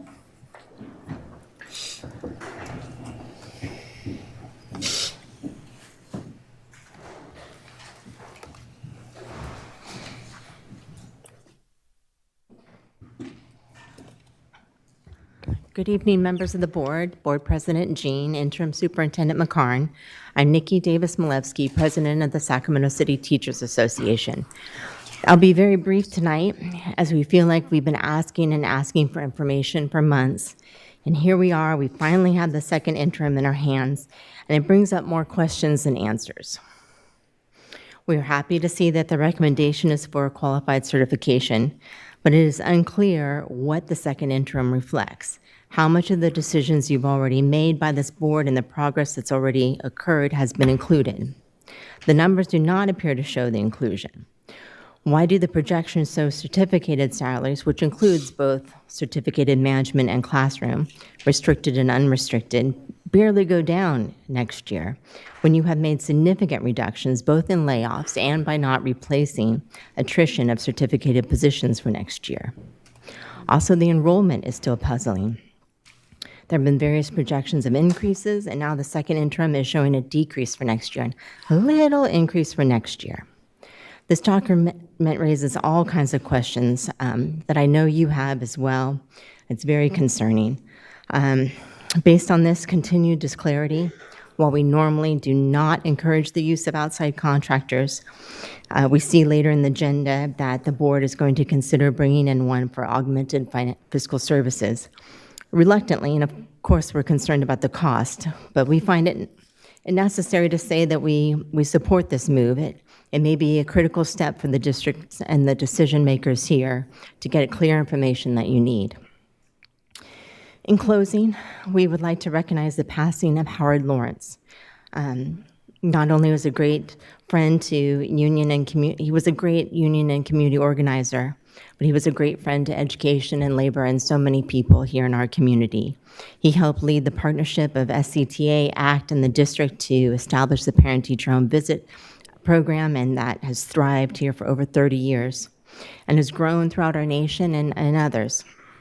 Those who knew him will remember his huge heart, and may his legacy live on. Thank you. Thank you. SEIU?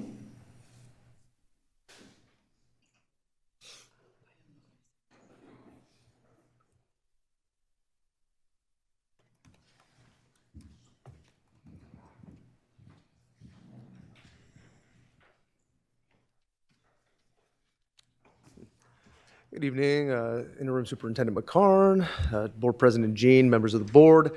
I'm Casey Thompson. I'm the field representative for SEIU Local 1021, representing the Sac City Unified Chapter for classified employees. And yeah, we share many of the same concerns as SCTA. Once again, we are much in the same boat. We have requested meetings with the fiscal team. We are glad that we now have a second interim to look at, but and we know that a lot of this will probably be addressed during the fiscal presentation later on the agenda. But we want to highlight some things of particular concern to us. Obviously, we see it appears like the trend is not going in the right direction just from the reports. And when we look at the multi-year projection, we are astounded to see a $40 million reduction in classified salaries projected for next year, which we don't understand how that's possible. First off, we know that even if you took all of the preliminary layoff notices for next year, that they don't add up to anywhere near that much money, even with the high number of SEIU members that are on that list. And in addition, we also know that many of those layoffs will be rescinded, right, as the district restructures. We know that not every person in this building is going to be out of a job come next year, and I have no idea how the district will function under such circumstances. So yeah, that's just a major area of concern, and we frankly we do not understand. We also see that even in the second interim, first interim, there's continue to be increases in special ed spending, which we're not sure where those are coming from. So, to echo SCTA again, we're not sure how much of the second interim is reflective of changes that were already passed by this board. So we hope we can get more answers tonight, but we also know that in the coming weeks, right, until we reach that final notice deadline for our members, it's our expectation that we will be meeting regularly with both human resources and fiscal department so that we can see the impact on our members and ensure that the district is going to meet its requirements come the end of this fiscal year and for the following years. Thank you. Thank you. TCS?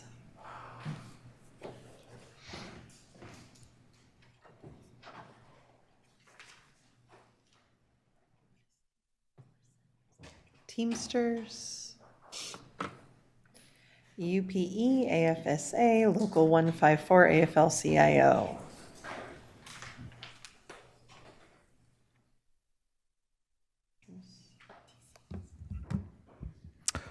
Good evening, Board President and Superintendent McCarn, and members of the board.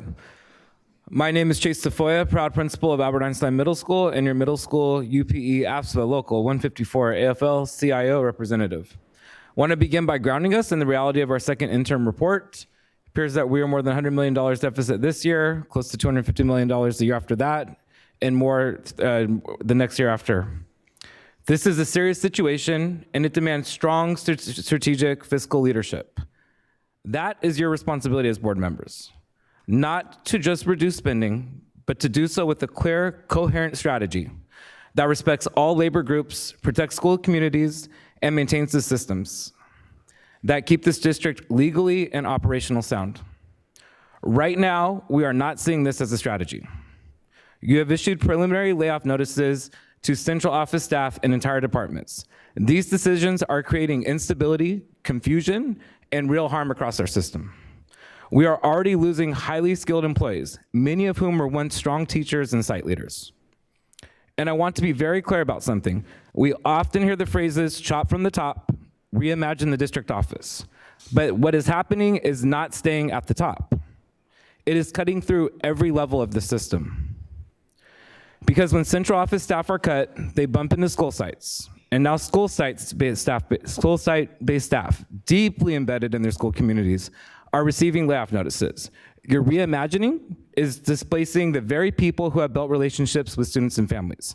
Staff being bumped out of their sites due to the domino effect of layoff notices will be missed in their unique school community. Whether it is living in a neighborhood, being alumni of a school, or being drawn to a school's specific student and family population, we need staff who want to be at the school they chose to apply to work at and were selected for. The domino effect of your lack of strategy and decisions are ripping apart the fabric of our school staffs. But beyond the human impact, there is also legal and operational reality we cannot ignore. School sites deliver instruction, but districts are responsible for ensuring compliance with federal law, California Education Code, and civil rights protections. Those central office roles you are eliminating are not optional. They manage systems such as a federal program compliance manager under ESSA Title 1, 2, and 3, special education mandates under IDEA, including IEP, FAPE, and due process, civil rights enforcement, Title 9, Section 504, ADA, English language services, including LPAC, reclassification, parent engagement, homeless and youth and foster youth protections under McKinney-Vento, LCAP development, community accountability process, CalPADS data reporting, state testing, administration security, fiscal oversight, audits, credentialing, HR compliance, labor law obligations, student health, safety, mandatory reporting, risk management, liability and legal compliance, student data privacy under FERPA and cybersecurity laws.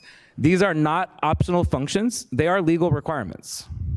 So when we eliminate the people responsible for this work, we are not just cutting positions, we are increasing risks, reducing compliance capacity, and putting our district in a more vulnerable position. That is why strategy matters. We need a plan that is thoughtful, transparent, and grounded in both fiscal responsibility and operational reality. Because without that, we are not just managing a deficit, we are destabilizing the very system our students depend on. Thank you.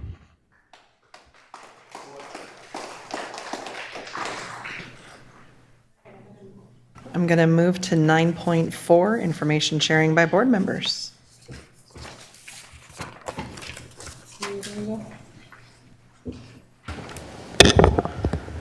Well, good evening.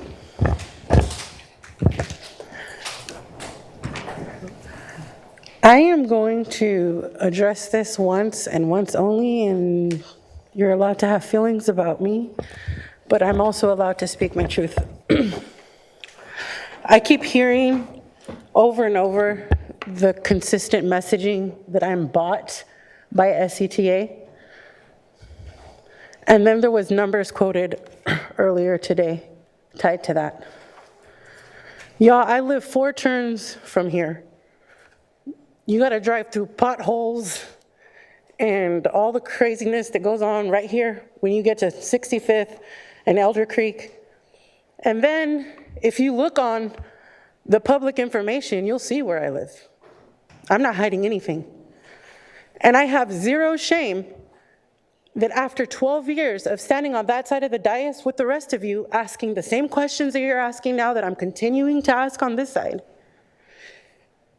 teachers invested in my campaign because they believed in me advocating for all, not just for them, not just for students, not just for community members, for all. And I take pride in that. I take pride that folks believed in me so much, they were willing to give of their finances to that. But I did not get rich because of that, and I am not bought because of that. In fact, if you really want to know what my income is, I invite you to come with me twice a month, where sometimes I can't make it from one paycheck to another, and I'm standing in the same lines that your families are. Right over there, there's a church behind 24th and Fruit Ridge. You see me there maybe twice a month. And if you want to know what I'm doing there, look up what they do there every day. So if you think that I'm bought because my campaign had money invested into it, that's real sad. Get to know me. My one job here is to represent constituents and to listen. And I listen to everyone, whether I agree with you or not. That is my truth. You can take that for what it is. I will not address this again. You can reach out to me personally. I do not speak for the entire board on this statement. This is my statement and my statement only. What I do when I am not on this dais is my freedom of speech. How I decide to carry myself when I am not on this dais, when I am advocating, whether it is for these students or students in other parts of the city, it is my freedom of speech. The same freedom of speech that each of you are entitled to when you give public comment, when you send emails, or when you're out sharing with your friends. I have that freedom too. So I'm sorry if it makes you uncomfortable. I apologize, but I'm not bought.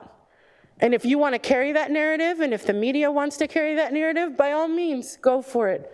But it doesn't affect me or my ability of how I serve the people and the families of SUSD.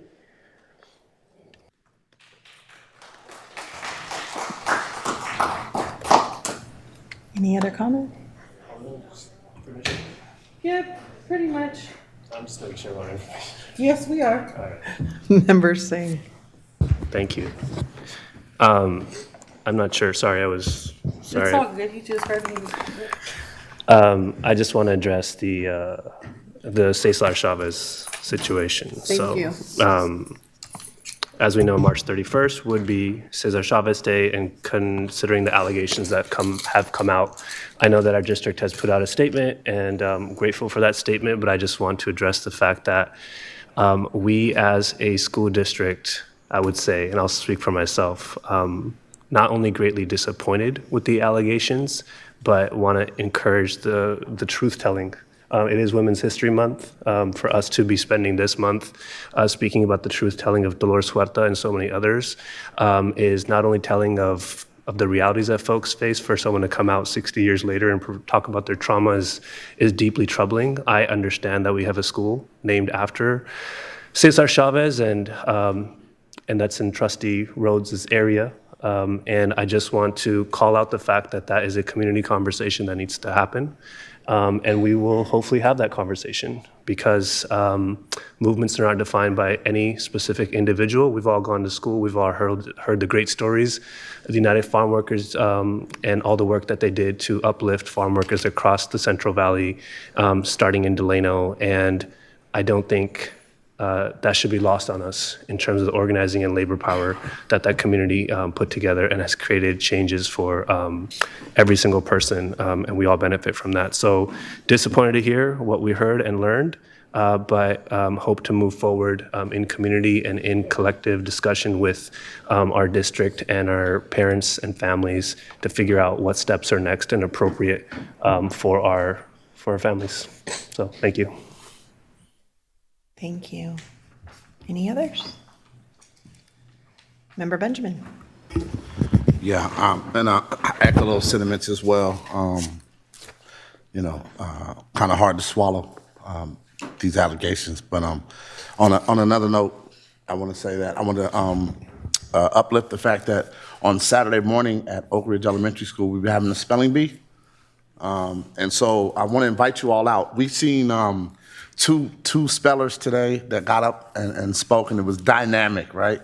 I like to be a Wordsworth as well, and so those types of competitions always are exciting to me, right? It takes it off of the field and they can really get inside and show you what they're really made of. And so that'll be Saturday morning, 8:30 at Oak Ridge Elementary School. We want to invite you all to come out and support your scholars. Thank you. Thank you. Member Rhodes? Just really quick hopping in. On last Saturday, we got opportunity with Superintendent Karn to plant trees at Kimball Park. It was really great to see so many families come out to green our neighborhood and south side of the city. And so we look forward to doing more of those in the future. Thank you.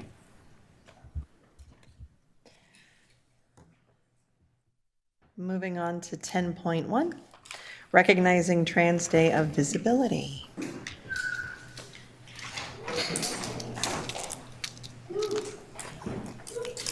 All right.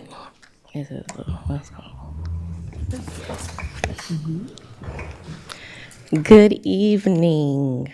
Oh, this is my clicky. Let me get oriented. No. Yes? No. Oh, there we go. All right. We are grounded in the space. Good evening, board members and superintendent. My name is Shanice Hendricks. I am a coordinator, one of mental health within the student support department, as well as your LGBTQ support services coordinator.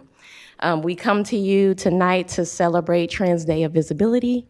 And we would like to highlight that this day is celebrated internationally every year on March 31st. This is an important day dedicated to celebrating and accomplishing the accomplishments and victories of transgender and gender expansive folks, while simultaneously raising awareness of the work that is still needed to combat discrimination and violence. In this moment, we would like to honor this year for Trans Day of Visibility, Ms. Major Griffin Gracie, an activist and beacon of courage, resilience, and justice for the transgender community. Her life's work not only amplifies trans voices, but also created safer, more affirming spaces where transgender individuals can thrive and be visible with pride. We acknowledge that during our current political climate, visibility does not equal safety. As we lift up and celebrate the trans and gender nonconforming community, we must keep in mind that this community, including our own students, is largely and increasingly under attack. For instance, the ACLU tracks anti-trans legislation. Currently, there's 493 anti-trans bills being tracked within our country. And if you notice on the map, the darker the purple, the more the anti-trans bills. These bills majority focus on education, which takes away representation in curriculum, censorship of curriculum, as well as forced outing, access to healthcare, and the right to just simply publicly exist. It is extremely important to note nationally, we have seen a 72% increase in suicide attempts among our trans youth. Our support and allyship is essential to the safety and well-being of our students in Sac City Unified School District. And I would like to highlight that allyship is a verb because we have to take action at all times and show up for our youth. So, as we go to a lighter note, I would like to take time to celebrate the timeline of our district's efforts in being an ally to our trans and nonconforming students and showing up in ways that impact their daily experience in our district. In 2005, we established a task force that really lifted up the needs of our students. And this work influenced 2011's Connect Center opening that really created the services directly targeting our trans and non-binary students, providing support service specific to them. In 2012, which we still have the poster in the back behind us, we were able to host the first annual No Time to Lose conference that really focused on the professional development of staff members to increase affirming environments in our school settings. Going to 2013, the board members then adopted the transgender and gender nonconforming student board policy that was created by the LGBTQ+ task force. That was then later updated in 2018, and we're hoping for a future update this year, maybe next year, as well as continuing the work that needs to happen. In 2024, we were able to start a cohort of increased access of restroom access, all gender restroom access for our students, and we are going to be continuing that work as well as additional allyship efforts to continue to support our students. So as we acknowledge and celebrate the timeline that our district has taken a journey on in supporting our trans youth, I want to take this opportunity to highlight some policies and bills that are impactful today for our youth. First one being SB 760, which states that every school serving students from first grade to 12th grade must have at least one all-gender restroom for our students at every school site by July 1, 2026. Now, I do want to shout out the Student Advisory Council and facilities, because last year we were able to collaborate on getting a first cohort of 13 schools to really just pilot and start increasing access earlier than what the bill requires. So we will continue the efforts, and we have some ask at the end. The next bill is the Safe and Supportive Schools Act, which highlights that every credentialed staff that serves students 7th through 12th grade must have a comprehensive training to create affirming environments for our youth. Now, I would like to highlight PRISM, because PRISM was specifically created by the PRISM Advisory Committee, over 19 organizations, including CTA, to develop a very robust free training for every district in California, which we have not adopted yet. And we are hoping that that can become a thing in the near future. Lastly, actually a couple weeks ago, March 2nd, the Supreme Court made a decision that really impacts our youth sense of safety and literal safety in our district. This decision stated that our staff now have the legal right to inform parents of how students express their gender at our schools or share their gender identity. And we would like to highlight as a program that this does not require staff to do so, and it is not an invitation to out our students, because that is very harmful.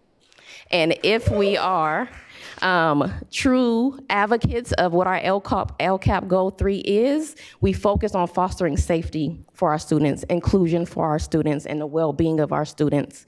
And if we take this decision is to just force out our students, then we will do harm. We will not create safe spaces, and we will really tear down trust and the ability to build supportive, trusting relationships with our youth. So what do we do to support our students every day, day in and day out? Our program provides education and advocacy regarding our policy. We do a lot of consultations with parents, admin, teachers on how to create affirming environments and uphold their rights. We also provide our students with name and gender marker updates. We have done 493 to date for our students in our district. And thank you. We currently have 19 GSAs in our district, which is huge. And so we are here as a program asking that our district continues to prioritize these very specific supports for our very vulnerable population in our district. Have a couple shout outs in the work that we do. I want to continue to shout out our task force, because they continue to lift up the needs and really resolve some of the challenges and how we attack a lot of the harms that are coming in our students' ways. So thank you to our task force, which has now grown to a county-wide task force instead of a Sac City task force. So we are very excited about that. To our Student Advisory Council, we appreciate their continued student-centered, student-led, student voice in really advocating for themselves and their peers and collaborating with us so we can support meeting those needs. To our facilities department, we want to shout them out for really helping us identify all the facility things that we have no idea about, of what specific locks we need for these restrooms, and really the work that's going to be needed to be done to implement this by July 1, 2026, right? To have every school site to have at least one all-gender restroom access all day before and after school for our youth. And then lastly, to our community partners, because they are not only creating additional safe spaces for our youth, but they have a lot of supports that we just cannot provide in the school setting that are meeting our schools where they are, our students where they are, and that we need them. And so we thank them for the work and collaboration that they continue to have for us and with us. To our transgender and gender expansive students, we would like to say, you have the right to be visible, you have the right to be safe, and you have the right to be yourself. And those are the words of Ms. Major Griffin Gracie. So in conclusion, we appreciate the board's recognition of this day. And as the pressures mounts and the laws changes and the attacks continue, we implore you to stand firm in our commitment that we already have listed in our transgender and gender nonconforming student board policy that we prioritize our students in our district. Additional ways that you as the leaders of this district can actively support are listed here. We have and will make available a draft and an update version of our policy that will include some of these updated laws to just reaffirm where we stand. And we will get that to the board policy committee for review and hopefully adoption.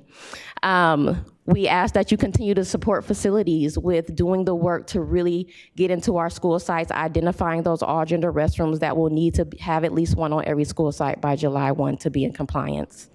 And lastly, we ask that you review and adopt the PRISM training because our students deserve that our staff are very well trained and have the tools that they need to create an affirming environment every day for our students. Thank you.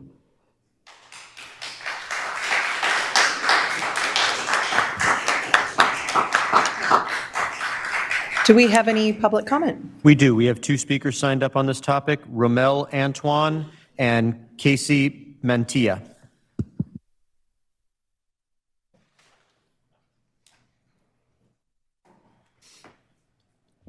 Good evening, board members. Good evening, President Jean. My name is Romel Antoine, and I'm here on behalf of the Sacramento LGBT Community Center. I'm going off script really quickly because I started in this district 12 years ago, just about, back when we had the No Time to Lose conference. That's how I came into this district. And today, coming here, advocating before you, I see many of my friends, Ms. Prairie Chicken, and Mr. Rolarity. Like, those are people that I know and I really feel closely to. I want to thank this board for continuing to lead not just with words, but with action. Your commitment to celebrating the Trans Day of Visibility and dedicating some time to education, affirmation, and advocacy is deeply felt in our community. At the center, our mission is to help create a region where LGBTQ people are not only welcome and safe, but where we can thrive. And that same spirit is reflected in the way that you do your business as well. Now, we know that transgender and non-binary young people face serious barriers that no child should ever have to face in the educational setting. And we know that establishing visible, affirming support systems like the district's plan to identify liaisons and to strengthen GSAs can truly change a child's life. We know that visibility matters. We know that representation matters, but we know that that's not all. We know that safety and belonging matter most. Safety and belonging grow strongest when students have access to facilities that reflect their needs and when educators receive current evidence-based training that they deserve to support every child. When a trans student sees an adult in their school that stands proudly as an ally or hears their teacher affirm their name and pronouns, it can mean a difference between isolation and hope. Our team stands ready to continue partnering with the district as you expand your work on equity, safety, and inclusion. Last fall, we drafted and provided an MOU to the district to support the district's LGBTQ plus youth, and that's still waiting for approval. Now is the time for you to show up for our youth and provide as many supports as possible. We urge you to review the center's MOU, to follow your staff's recommendation, and again, thank you for your leadership.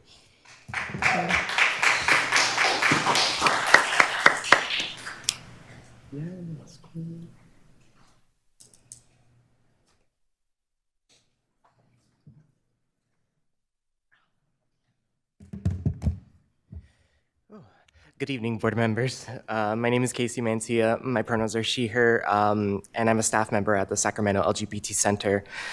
Your students deserve to be themselves. Your students deserve to explore their identities and to self-actualize as they grow.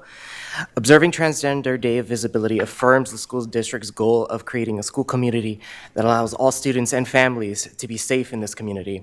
Affirming transgender people does not take away from those who identify with the gender they were assigned when they were born. It does the opposite. It is a statement that every student deserves to be free to be themselves and they don't have to conform to presumed norms that don't serve them. I didn't have these affirmations growing up in public schools. I spent my youth desperately trying to reconcile differences between who I am and what the world around me said I have to be.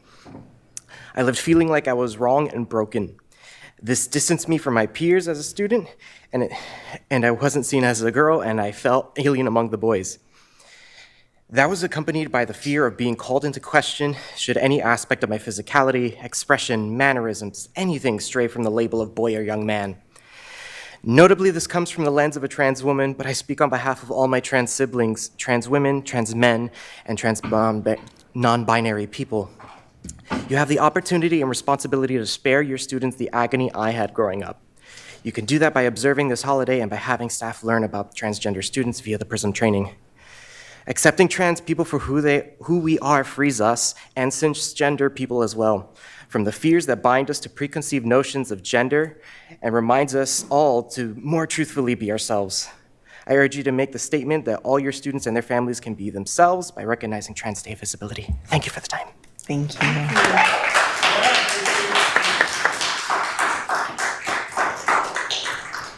Board discussion.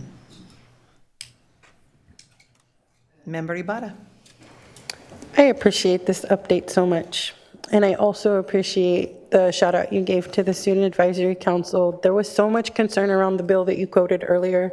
I was sitting in one of their advisory meetings when they were discussing this topic, and to hear how quickly y'all put this into, got into action and put something in place to send that message of we are here for you and you can be yourself here. Thank you for leading that work. That's really what I want to say, and I hope that this is definitely something we can continue to push for and support, and I can totally get behind.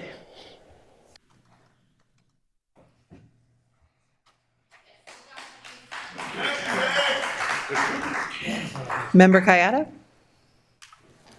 So I just wanted to also thank you very much for the presentation and for acknowledging the harms that are being done right now, but also bringing a little bit of the joy, and also confirming what we all believe here on this board, which is that we are not shying away from our support for our trans youth and our trans families and our entire LGBTQ plus community here in Sacramento State Unified. Kids, teachers, our whole community should feel welcome, supported, and loved for who they are, and we will not back down no matter what some hateful Trump-approved court says.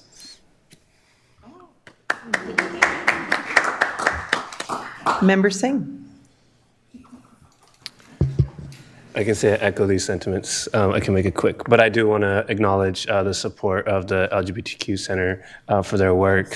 Thank you for meeting with us recently and expressing your concerns. But I also want to give a shout out to not just the staff, but this entire board, because I've never felt like we are not a district that has shied away from supporting our students. I know that folks are constantly trying to figure out where to take their energy, where to protest, but I also know that this is a place where folks have showed up and supported us, in us always taking the right step in supporting our children, regardless of how they identify and who they are. And I have no doubt that we'll continue doing that. So I just really appreciate the board. We've always stood for what's right, and it's an honor to be up here with you guys on all this. So thank you, everyone. Great job. Thank you so much. Moving on to 10.2, recognition of National Women's History Month, March 2026. I have the honor of this presentation, and I did not put together a slide deck. I was thinking a lot. My heart's just really, really heavy right now with the recent news. Thank you, Member Singh, for sharing about a leader who has been respected, and to know that what was happening behind the scenes, what was happening from women who chose, and girls who chose not to go public or didn't have the space to until now. I'm not even going to say the name, but there are a lot of files that haven't been released. And there are powerful men around the world who are not being held accountable out of the systems in place that maintain those power structures. So when I look for hope, I often look towards women. Women are life. We center life, we center children. And when women are in charge, you start seeing systems that organize around what sustains humanity. And that leads me to education, where 80% of our workforce is women. The women who show up every day to take care of our babies, to uplift our children, to ensure their learning and their safety and their passion and their freedom. And I hate that we are making such intense budget decisions because education has been historically underfunded because it is a predominantly female profession. And that's part of the system we're stuck in trying to lead through. So to move it to a more inspirational, hopeful space, because my brain and my heart have just been hurt, I want to start by thanking Member Ibarra for her passionate, fierce mama bear heart, who has not only advocated for her child, and then that caused you to step up into the community in powerful ways, leading to here where your passionate heart now stretches to the 37,000 students that come here. So thank you for your advocacy. And thank you, Interim Superintendent McCarn. When you and I chatted and said, is this something you'd want to do? You said, if Sac City needs me, I'm there for whatever Sac City needs me. And that's the heart of women, to step up and say, I'm here for the children who need me. And I want to give a shout out to Danielle, who is a quiet behind the scenes person that most everyone out there has no idea what she does. But I was teasingly telling Owen, our new board intern, and he's like, I want to know how things work behind the scenes. And I said, there's a lot of work that happens to make these board meetings work. I could not be board president without all that you do, Danielle, and our meetings would not be as smooth without everything you do behind the scenes. So thank you for your heart serving our kids in the work that the board has to do.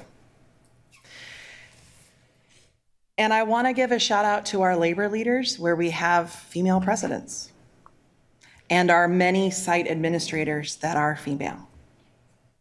And I wish I could name every single one. I chose the 3 that I get to work with the most closely on a regular basis. But I want you to know that my heart is there for each and every one of you that give more than you knew you could give, that have lived through more than we ever put words behind, because in the end, we protect life and we bring it forward. So thank you to every single female person in our district who continues to put life forward. And that's my very impromptu celebration of Women's History Month. Do we have any public comment? No public comment. Do we have any board discussion? Thanks. Member Singh. That was really nice. I just want to recognize all of you for your work. And I'm just going to give a shout out to someone who does not watch these live videos, my mom. She has no idea what I do. So maybe I'll play this someday to her and be like, this is how you can. So I love you, Mom.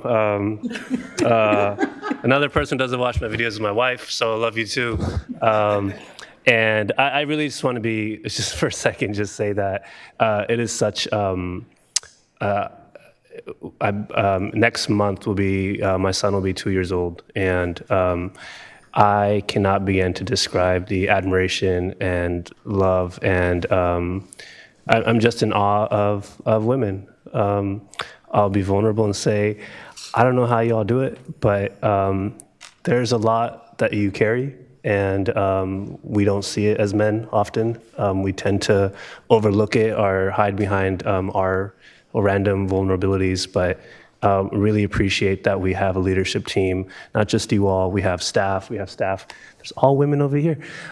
We have so much staff, and we appreciate you all, and I know this is not easy work, but we wouldn't be here without what you just said, the percentage, that 80% of our workforce in these spaces are women, and just appreciate you all. That's all. Thank you. Thank you, Member Singh.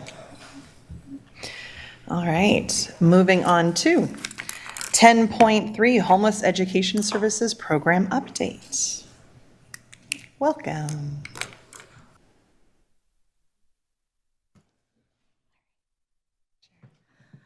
All right, good evening. Thank you, Superintendent McCarn, and thank you, board members. My name's Ashley Powers-Clark, and I have the great privilege of giving an informational update about a program I have the honor of coordinating, which is our Homeless Education Services Program. So I am going to follow the rule of the golden circle and start off with talking about why we are here. I'm going to tell you some amazing things that we've accomplished against the backdrop of a tremendous amount of struggle, but I really want to dig into how we got where we are, because if we do not understand how we've made such tremendous gains, then we're at risk of losing them. So I really want to make sure that at the end of the presentation, I've talked specifically enough about how we've made it so far in such little time. That being said, whenever we're talking about homelessness, it's important to think about the multiple contexts in which policies are happening that are impacting our students and families. So this is a screenshot from an email that I got that's the City Minute, where they send out updates about what's going on at homeless services. And one of the key interventions that we're seeing across the country in our cities is citations and sweeps being the intervention now that we're using to address homelessness. So if we think about that in the context of what our students and families are carrying, essentially what we have said is that your very existence is a crime. Okay, so this is what our students are showing up with every single day, and this is the backdrop that our success has happened against. For 30 years in Sacramento City Unified School District, there was one person in the Homeless Education Services Department, and because of that, we chronically under-identified and under-supported our students experiencing homelessness. So there's a lot of bars on this graph. I'll break it down for you real quick. We are the blue bar. Our surrounding districts are the red bar and the green bar. So if we look at that, our districts surrounding us were identifying thousands of students experiencing homelessness, and we were only identifying hundreds. However, if you check out the progress that we've made over the last 3 years, we've tripled the number of students that we are identifying and supporting in only 3 years. But that's not all. So for 30 years, we were graduating between 50 or 60% of our students experiencing homelessness. And over the past 2 years, we've seen those graduation rates rise by 21.6%. So I'm just gonna let that land for a minute. 21.6%. The number one indicator of adult homelessness is a lack of a high school diploma. So if you think about the ways that we in education are able to change the trajectories of kids' lives and to break intergenerational cycles of homelessness, we can look at our evidence that we have right here of what we're able to do.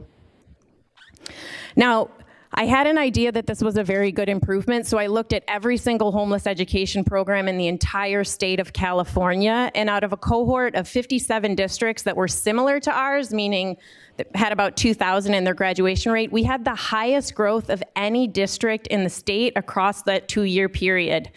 And someone said, "Oh my gosh, you got recognized by the state." I said, "No, I just made a slide that had a crown because we did so good." I was like, they're not gonna recognize us, I'll do it. And if you think about what does that look like in terms of our district, our students experiencing homelessness experienced 5 times greater graduation rates than the general population, and we were 17.2% higher than the state average. So I am giving us a statewide recognition tonight. And I want to say that, I'm saying that intentionally to say that this kind of change doesn't happen by accident, which is exactly why I want to tell you how we got here. So it is an underestimation to say that we are living in a really, really divided times where even people that are on the same side of the aisle, on the same team, are really working against each other. So one of the things that we've tried to do in the very short time I've been here of 2.5 years is really start to pull people together across sectors. Let's look at districts, schools, nonprofits, city, county. Everybody has a role to play in this. So we start pulling people together. When you start pulling people together, you start to pull diverse funding streams together. So our program is funded by restricted Title I and Title IV dollars. We were recently awarded $750,000 through the Sacramento Children's Fund, competitive state grants. We have a fiscal sponsor of a nonprofit that allows people to sponsor students. And then we're never not writing grants for each other. So I've always got grants going out with community partners as well. This is just a small snapshot of all of the partners that we work with. Of all the partners, I would love to give Alchemist CDC a shout out. So they hustle their butts off over there in room 25 behind the enrollment center. And I looked at the data for what they're doing for us for our homeless students. So 20% of the students experiencing homelessness in this district receive a customized food box delivered to their door or their school site every single week. 20%, 1 in 5. And that's not just like we gave them one box, that's every single week. And so they've done an amazing job. And then across this district, I mean, there's so many departments and leaders that you call up and you ask them for something and they say yes. Facilities, nutrition services, student advisory council, communications, making amazing graphics for us. But there's no one who has said yes more than youth development support services and expanded learning. There are things that I would think were impossible that Manpreet just says yes to and then makes it happen. So we would not have seen these gains if every time I didn't walk into Manpreet's office with an idea and she just said yes and then I never had to send a follow-up email. For that reason, we've taken $0 from the general fund for all of the gains that we've seen. So I've talked on a really high level about like what does this look like as a system. But what does it mean for students? Like, what are they experiencing on the ground? So this has really been kind of like one of the flagship programs that with Manpreet support and another nonprofits. We started a pilot credit recovery program 2 years ago. So we screen our data, we find students that are off track. We have a nonprofit pay them to show up to school. So you get money if you recover credits. And then with that, we pair them with a caring relationship. Research shows you can't just give kids money, you have to give them love as well. Not only love, transportation, food, all of that stuff. And then we see graduation rates go up. So there's a lot of complexity, but it boils down to some really simple things that have a big impact on our young people. So this also doesn't happen without an extremely high functioning team. Everyone has had the flu. We had no time to get together to take a photo, so I decided to give us a photo, which is the dream team. I have the opportunity to lead a team of 3 social workers, 3 mental health advocates, and 1 coordinator. And all that happens because we're just the dream team. I don't know, you don't go places alone. We work extremely hard and well together. I've got 2 minutes to give you the legal updates that I need to give everybody. So, who qualifies as homeless? Under McKinney-Vento, if you lack a fixed, regular, and adequate nighttime residence. The majority of our kids fit into the category of doubled up, which is you've lost your housing due to economic hardship, hotels, motels, shelters, cars, parks, abandoned buildings. So it's a very big definition, a lot bigger than maybe like the city definition or the HUD definition. Unaccompanied youth who got kicked out of their houses. That's the simplest way to put it. So you're not living with your parents because your parents died, they're in jail because you are fleeing abuse or neglect, and you're flying under the radar because you don't want anybody to know what's happening to you because you don't trust the adults around you. That's the majority of who our unaccompanied youth are. Students experiencing homelessness have rights. Our team makes sure those rights are upheld. Immediate enrollment, you get in with no paperwork, transportation, priority access to programs, among other things.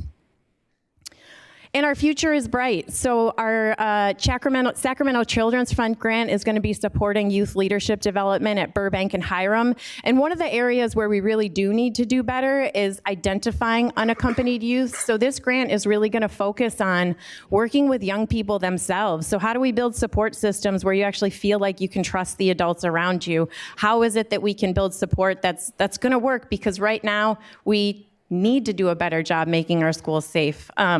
So we're really, really looking forward to that. That's Janiyah giving public comment at the Senate Finance Committee, which is cool. I'm almost nailing it here. So required legal stuff. You're required to set aside Title I funds. You can't increase identification and decrease your set aside without setting off some red flags. You're required to designate a homeless liaison. We're required to remove barriers, provide services, and protect rights. And then per the Attorney General, we have to provide compensatory education services for youth experiencing homelessness and staff training. Key summary points. We've got the potential to have a statewide model for really changing outcomes for students experiencing homelessness. We've got legal implications for budget collaboration, all that stuff. Per the Attorney General settlement, I want to say we've made a lot of really good progress in a short time around some of those mandates, but we still have some more work to do. And then every year we need to do a needs assessment and budget accordingly. So that is my story, and I'm sticking to it. Thank you. Do we have any public comment? We do not. Board discussion. Member Kayada.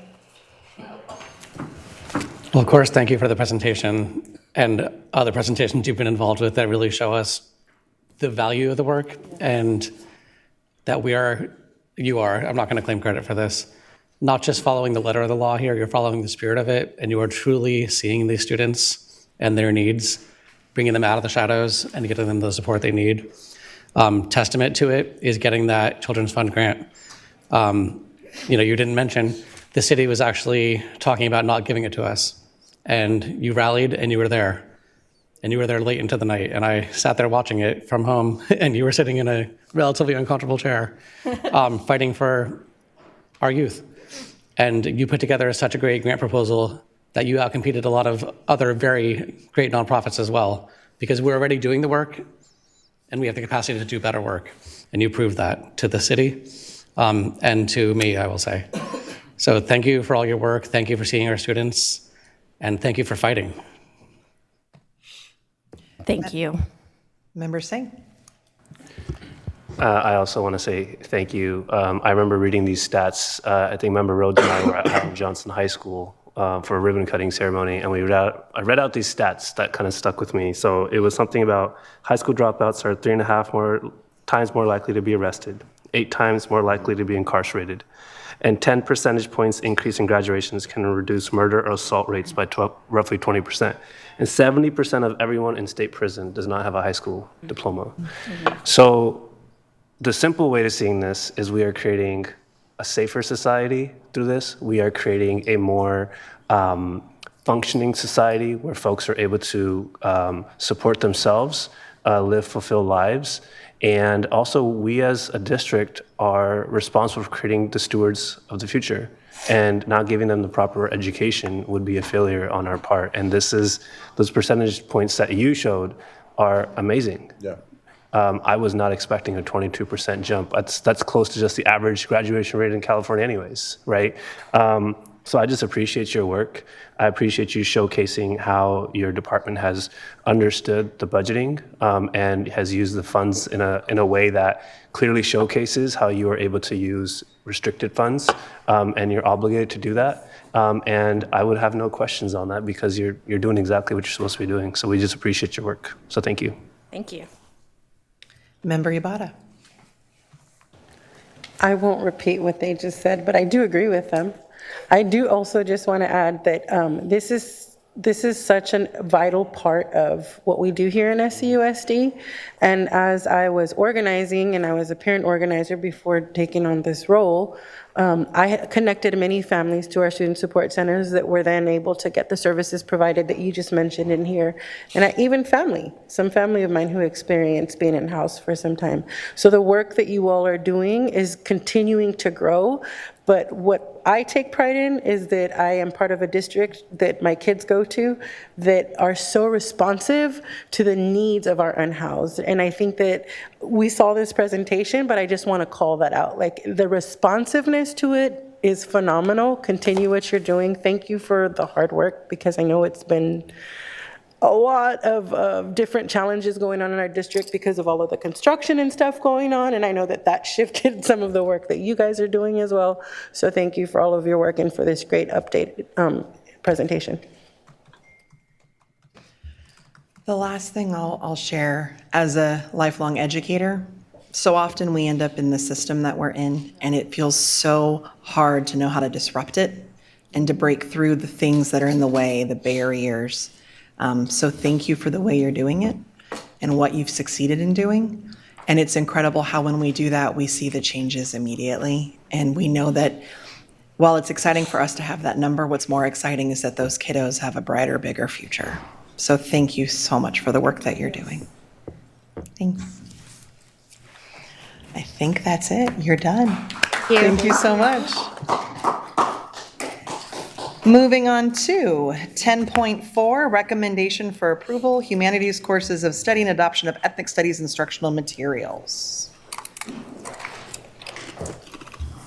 Good evening, Interim Superintendent McCarn, Board President Jean, and board members. I am Ashley Alexander, Director of Professional Learning, Literacy, ELA, and Humanities. I'm kind of short, so I'm going to bring that down a little bit. All right. Tonight, I am presenting a recommendation for the approval of humanities courses of study and the adoption of ethnic studies instructional materials. This work reflects our commitment to ensuring students have access to rigorous standards-aligned instruction that also reflects the diversity of their histories, identities, and experiences. And let me see if I can work this clicker. Oh, I did it. Okay. This evening, I will share the development of the African American U.S. History course of study, revisions to the Ethnic Studies course of study, our instructional materials evaluation process, budget considerations, and our recommendation for instructional materials adoption. The African American U.S. History course of study was intentionally developed by aligning with California's 11th grade U.S. History standards and the History Social Science framework, and to meet the A to G graduation requirements. Within that structure, the course centers African American experiences, perspectives, and contributions as a lens for understanding U.S. history. Students will examine how major historical events, systems, and movements are experienced and shaped by African Americans while still meeting all required academic expectations. This course is both standards aligned and academically rigorous, while also providing students with a more complete and inclusive understanding of U.S. history. This course was developed through a collaborative and community-informed process. The committee reviewed courses from neighboring districts, feedbacks from students, staff, and community members, and core themes within African American studies. Based on this input, the course was refined between October 25 and March 26. As shared during our February board and presentation, this work is grounded in a broader legacy. This year marked 100 years since Carter G. Woodson established Negro History Week, the foundation of what we now recognize as Black History Month. That moment was about ensuring history is taught truthfully and fully. This course continues that legacy by ensuring our students have access to complete, accurate, and meaningful historical learning experiences. This course spans 14 units, beginning with African origins and continuing through present-day events. Students will explore key eras such as the transatlantic slave trade, Reconstruction and Jim Crow, the Civil Rights Movement, and cultural movements such as the Harlem Renaissance. Through primary sources, literature, and historical analysis, students examine how African American communities have shaped U.S. history and democratic ideas. For the 26-27 school year, we anticipate 8 sections of African American U.S. History and 3 sections of AP African American Studies. These offerings may continue to expand as student interest grows. We also saw the instructional need to revise the Ethnic Studies course of study. The Ethnic Studies course of study was revised through a teacher-led process. Educators reviewed the California Ethnic Studies model curriculum, existing district curriculum in the course of study, and courses of study from neighboring districts. The result is a more cohesive, rigorous, and aligned course. This course centers the histories and experiences of people of color, helping students understand the intersection of race, culture, and identity while amplifying voices that have historically been marginalized. Students develop academic literacy and critical thinking skills by studying social justice movements and engaging in youth participatory action research. This course aligns with Common Core standards and ethnic studies principles. It also supports students in earning the State Seal of Civic Engagement. Because the ethnic studies curriculum we currently have is at the end of the adoption cycle, we pilot instructional materials for adoption. We follow the instructional materials policy to pilot and recommend instructional materials for the ethnic studies course. Our process follows Board Policy and Admin Regulation 6161.1 to ensure materials align with state standards, reflect diverse perspectives, and promote critical thinking and engagement. The process also included input from teachers, students, families, and the community. We follow a structured process to review materials, pilot in classrooms, and gather feedback. Here are the budgetary considerations for the adoption of the Ethnic Studies instructional materials. The proposed materials are funded through California lottery funds, which are restricted for instructional materials. The cost is approximately $449,314. The purchase includes student materials, teacher resources, and publisher training. In alignment with board policy, we established a committee to select instructional materials. All ethnic studies teachers were invited to participate. Teacher representatives pilot materials, gather student feedback, and collaborate to evaluate the programs. The recommendation reflects both teacher expertise and student experience. 2 programs were piloted: Voices, an ethnic studies survey and race, and Ethnic Studies Power and Perspective. Both programs were evaluated for alignment with the course of study, student engagement, and teacher usability. In addition, over 250 students who used the piloted materials provided direct feedback on their experience with each program, helping to inform the recommendation. Following the pilot process, the committee reached consensus to recommend Voices, an ethnic studies survey. We would like to thank the students, educators, and community members who contributed to the process. While the instructional materials evaluation was led by our ethnic studies teacher and pilot committee members, we intentionally created opportunities for students and community members to provide feedback for consideration. Their input helped inform and strengthen both the course development and the instructional materials review process. We are grateful for the time, perspectives, and care that so many individuals contributed to this work.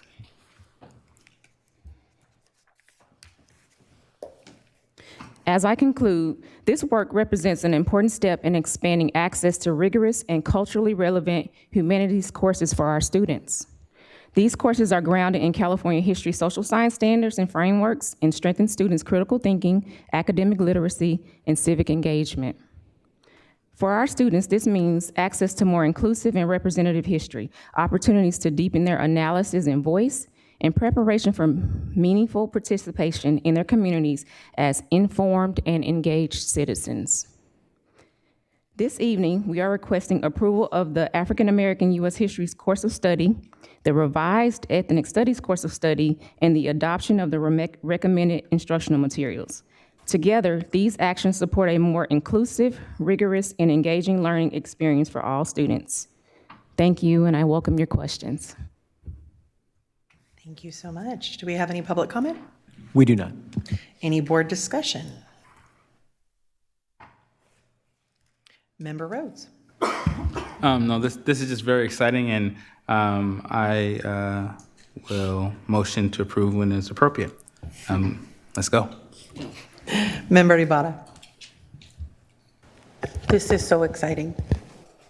And I'm eager to see this continue to roll out. I just have a question for you this evening. I love how you put this all together, but just for me, like for me personally, in the ethnic studies, because I know we have like the African American US history and the different courses that we're putting out, but for the ethnic studies course specifically, does that cover like all different cultural backgrounds when they're giving the curriculum to students? So like the reason I ask is because I know that there's other groups that we cater to and or serve as students, and so I just want to know like the future of this that you guys have going on. What does that look like? You don't have to have an answer tonight, but that's just what was on my mind this evening. But I love everything that I see here. This is so exciting, y'all. This is really exciting to me. But yeah, that's kind of where my mind is right now. So ethnic studies is an intro level course. So it's intended for ninth graders to introduce them to the different ethnic groups. So for example, and they will learn, one of the units is about Chicanx, Latinx studies, right? And so African American studies is an extension of ethnic studies. Ethnic studies introduces, African American studies is a more in-depth understanding of that. Yes, and so in the future, it is possible for us to have other ethnic groups as meet our US history requirement if we write them that way. Nice. And I like that the way we are doing it, the kids are able to have an option when they get to 11th grade to pick what they want for American history, and I think that's beautiful. So thank you. Member Benjamin. How you doing? I just want to say thank you. Watching this process take place and you being the steward over this, I kind of knew in celebrating Women's History Month that it would get done, and I want to thank you for that. This is exciting for someone who went to an HBCU as a history major. You know, I remember taking AP history at Sacramento High School when I was there, and I remember challenging a lot of what was going on in history because I like to read and I love history. And so for students to be able to get this in high school, this type of, it's absolutely amazing. And so I don't have too much to say, just to say thank you. And I hope I can come guest speak in one of these courses. I'm sure you'll be invited. Member Kayada. I've said it before, I'm gonna say it again tonight. One of my favorite things in this position is adopting curriculum and instructional materials in this district because I know that you all have already done the work. I don't need to be an expert in this because you all are the experts. You are reflecting community values. You're providing a good, solid education that our kids need. And what we have to vote on, it's always a slam dunk because you've done the work. You know, the importance of this, I've experienced. I didn't grow up in California. I went to elementary school in New Jersey and Maine. And so I didn't get a lot of the kind of standard history that you get as a California student when I was in primary school. And then when we came here and I saw my younger sisters were going through school and they were learning, you know, I'll just say the missions, for example, a lot of California history that was presented just as fact without context and in harmful ways. To me, it was obvious because I didn't grow up learning that as a kid, and I saw it, and I was like, this is crazy. What are you guys learning? And the fact that we are leaning into that and recognizing we need to be ahead of it, I just really appreciate it. And I want to say I also appreciate not just this presentation, but the work you do and a lot of other people here in our sites and also in the Serna Center to really deliver for our students. I really appreciate it, and I know we have, you know, the big elephant of the budget problems and pink slips flying, but we see the work that's done and appreciate it and value our employees who commit to this work. So thank you again for all the above. Thank you. I believe we have a motion from Member Rhodes. Do we have a second? I'll second. We got lots of seconds. Madam Superintendent.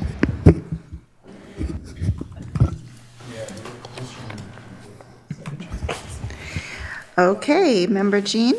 Aye. Member Kayada? Aye. Member Benjamin? Aye. Member Navarro? Aye. Member Rhodes? Aye. Member Singh? Aye. Member Ibarra? Aye. Thank you so much. Woohoo! All right. Thank you. All right. Guess you're not going very far. I 10.5, am reading not. difficulties risk screener update. All right, I'm still me. This presentation provides an update on our implementation of the Reading Difficulties Risk Screener and how this work is shaping instruction across the district. I will share how we implemented the state mandate, what we are learning from early data, and how we are responding instructionally. While screening is still in process, we are sharing early insights to inform ongoing work. We continue to see significant numbers of students in upper grades performing in the lowest bands on CASP. Research shows that students who are not proficient readers by third grade are far less likely to graduate. This tells us that literacy challenges begin early. The work in K2 is where we have the greatest opportunity to change long-term outcomes.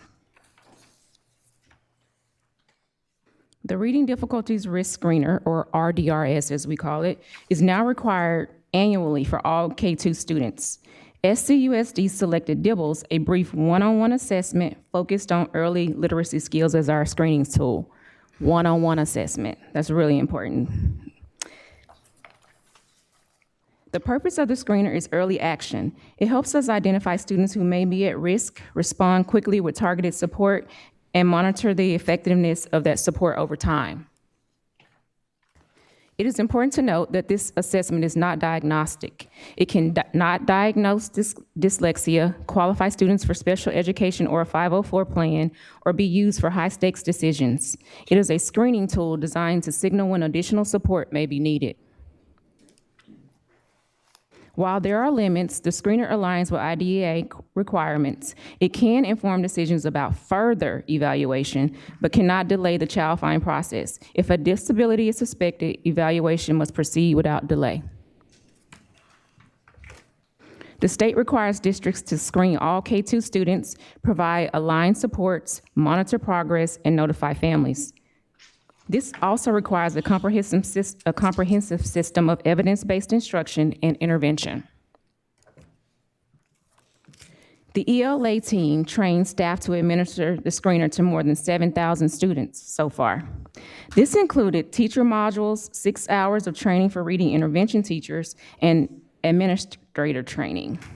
Reading intervention teachers, or RITs as we call them, continue to serve as site leads to support implementation, and we provide ongoing support to those reading intervention teachers.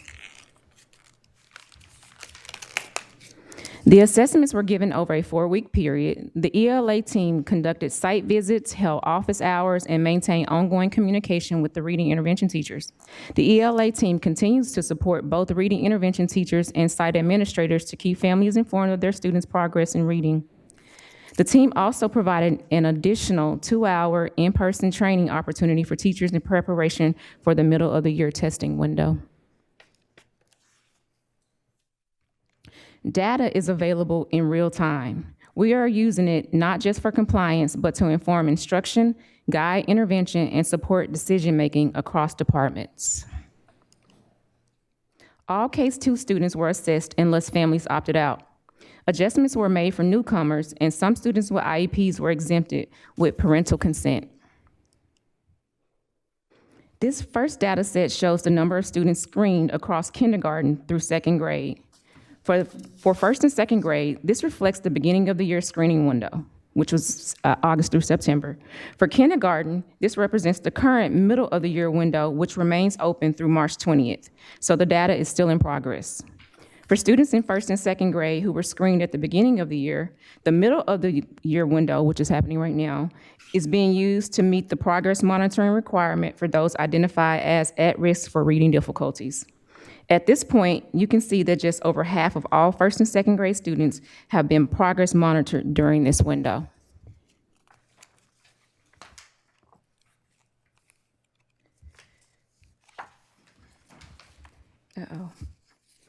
The screening platform also offers a Spanish language reading screener. This screener was used most frequently at our dual language sites, where students are learning to read in Spanish. We provided a full-day lectura training for any school staff qualified to administer this assessment in Spanish. Students are grouped into 4 performance bands. Scoring in the blue performance band means that student has a 90% or higher chance of being on grade level at the end of the school year. Scoring in the red band means the student has less than a 20% chance of being on grade level at the end of the school year without intensive intervention. We are required by state mandate to provide evidence-based interventions and monitor the progress of all students who score well below benchmark in that red band. While the screener includes several measures, the composite score reflects students' overall performance and the risk of reading difficulties. Current data shows that approximately 45% of kindergarten students are at risk. We see strengths in letter recognition, but see a need to strengthen phonemic awareness. This allows us to respond immediately through instruction and professional learning. About 35% of students in grades 1 and 2 were identified as at risk at the beginning of the school year. Data not only identifies what students need additional literacy support, but also where system-wide resources should be focused. For example, 32% of first grade and second grade students are below expectations in letter naming fluency. Not necessarily because they do not know their letters, but they may lack automaticity. Since this is not addressed explicitly in the curriculum and impacts a large group of students, it signals a need to strengthen whole class instruction with a focus on automaticity and foundational skills. We supported staff by building capacity and instructional practices aligned to the data. We provided tools, revised SIPS training, and are facilitating letters training to strengthen foundational reading instruction. We are now monitoring progress to ensure effectiveness. Our progress with students identified as at risk is slightly above the national average, with just over 20% already moving up at least one performance band this year. As this is our first year with this data and intervention varies across site, our focus is on identifying what is working and improving services moving forward. While the data is still incomplete, we are already seeing promising results from schools that have finished testing. Some schools are demonstrating strong growth. This is driven by strong instruction, effective intervention, and coordinated systems of support. Our next step is to identify and scale these effective practices across the district. This work is ongoing. Upcoming legislation requires structured literacy training for all TK5 teachers. This will require continued centralized report from the ELA team. For the first time, our district has a universal state-required literacy screening tool that provides consistent data for all students in kindergarten through second grade. That makes this an incredibly valuable opportunity. With this information, we can begin to identify trends earlier, respond more quickly with targeted supports, and strengthen foundational literacy across our district. Ultimately, strong foundational reading skills allow students to access the content of every subject area. When we improve literacy outcomes in early grades, we create conditions for students to succeed throughout their academic journey and into adulthood. We look forward to continuing to analyze data, learning from the schools demonstrating strong growth, and working alongside educators across the district to strengthen literacy outcomes for all students. Thank you. Thank you very much. Do we have any public comment? We do not. Board discussion? Member Abarta? No, you're good. This is awesome. But I also probably am a little biased because I had a good experience with reading supports because the school my kids went to was receiving, I think it was a site improvement grant. Was that right at the time, right? They had the state grant. And so we had SIPs, right? So with that said, it sounds like what my kid experienced is now going to be done district-wide. So you're referring to SIPs? SIPs, yeah. Yes, so last year for pre-service, we trained all elementary teachers in how to use SIPs. I love that. And with that, so this reading intervention specialist is basically coming in and then working with those kids and more like strategized setting, I'm assuming, based off of the presentation you just gave us. And so it's just gonna go hand in hand. Anyways, I just bring that up because y'all, this is phenomenal. This is phenomenal. Thank you again for the work. I don't want to take up a lot of time saying all the good stuff, but like this is huge and it's late and there's not a lot of people in here and I know there's folks watching at home probably, but this is huge. And so thank you for this hard work. This has taken years to get here. And this is a true reflection of listening. And I just want to highlight that because we hear time and time again in our public comments about the lack of literacy support for our kids. But this is a testament of hearing all of that throughout the years. And we're finally getting to see the fruits of that. So thank you for all of your hard work.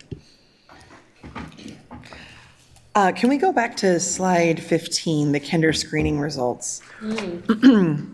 I want to point out that the teacher heart and teacher brain in me finds, please let me know if I am misinterpreting this, but we're asking 5-year-olds to take this test midway through their school year.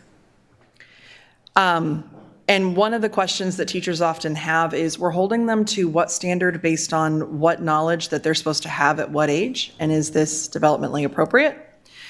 And I just want to point out, like, when you immediately say all these kiddos, 64% don't have this, who was supposed to teach them before they came to kindergarten?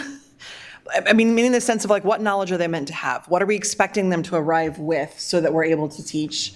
And how are we supporting our families and communities to be able to participate and partner with us? And then go to the next slide.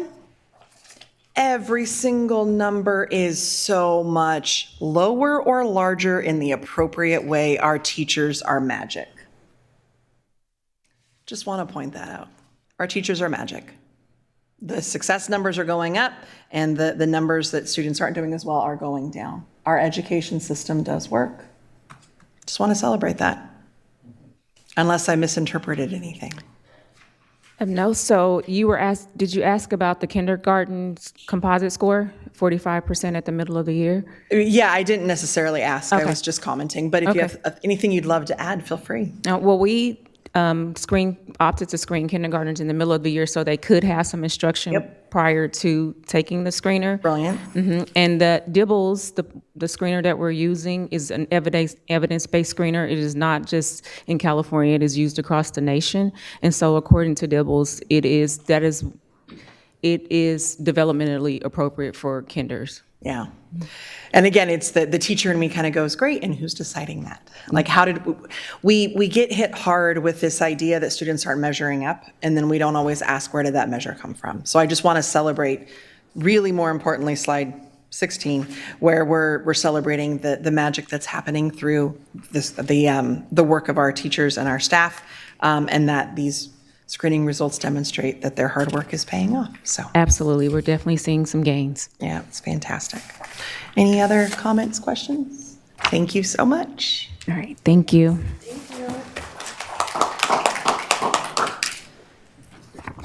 All right, moving on to 10.6, approved contracts report, over 15,000.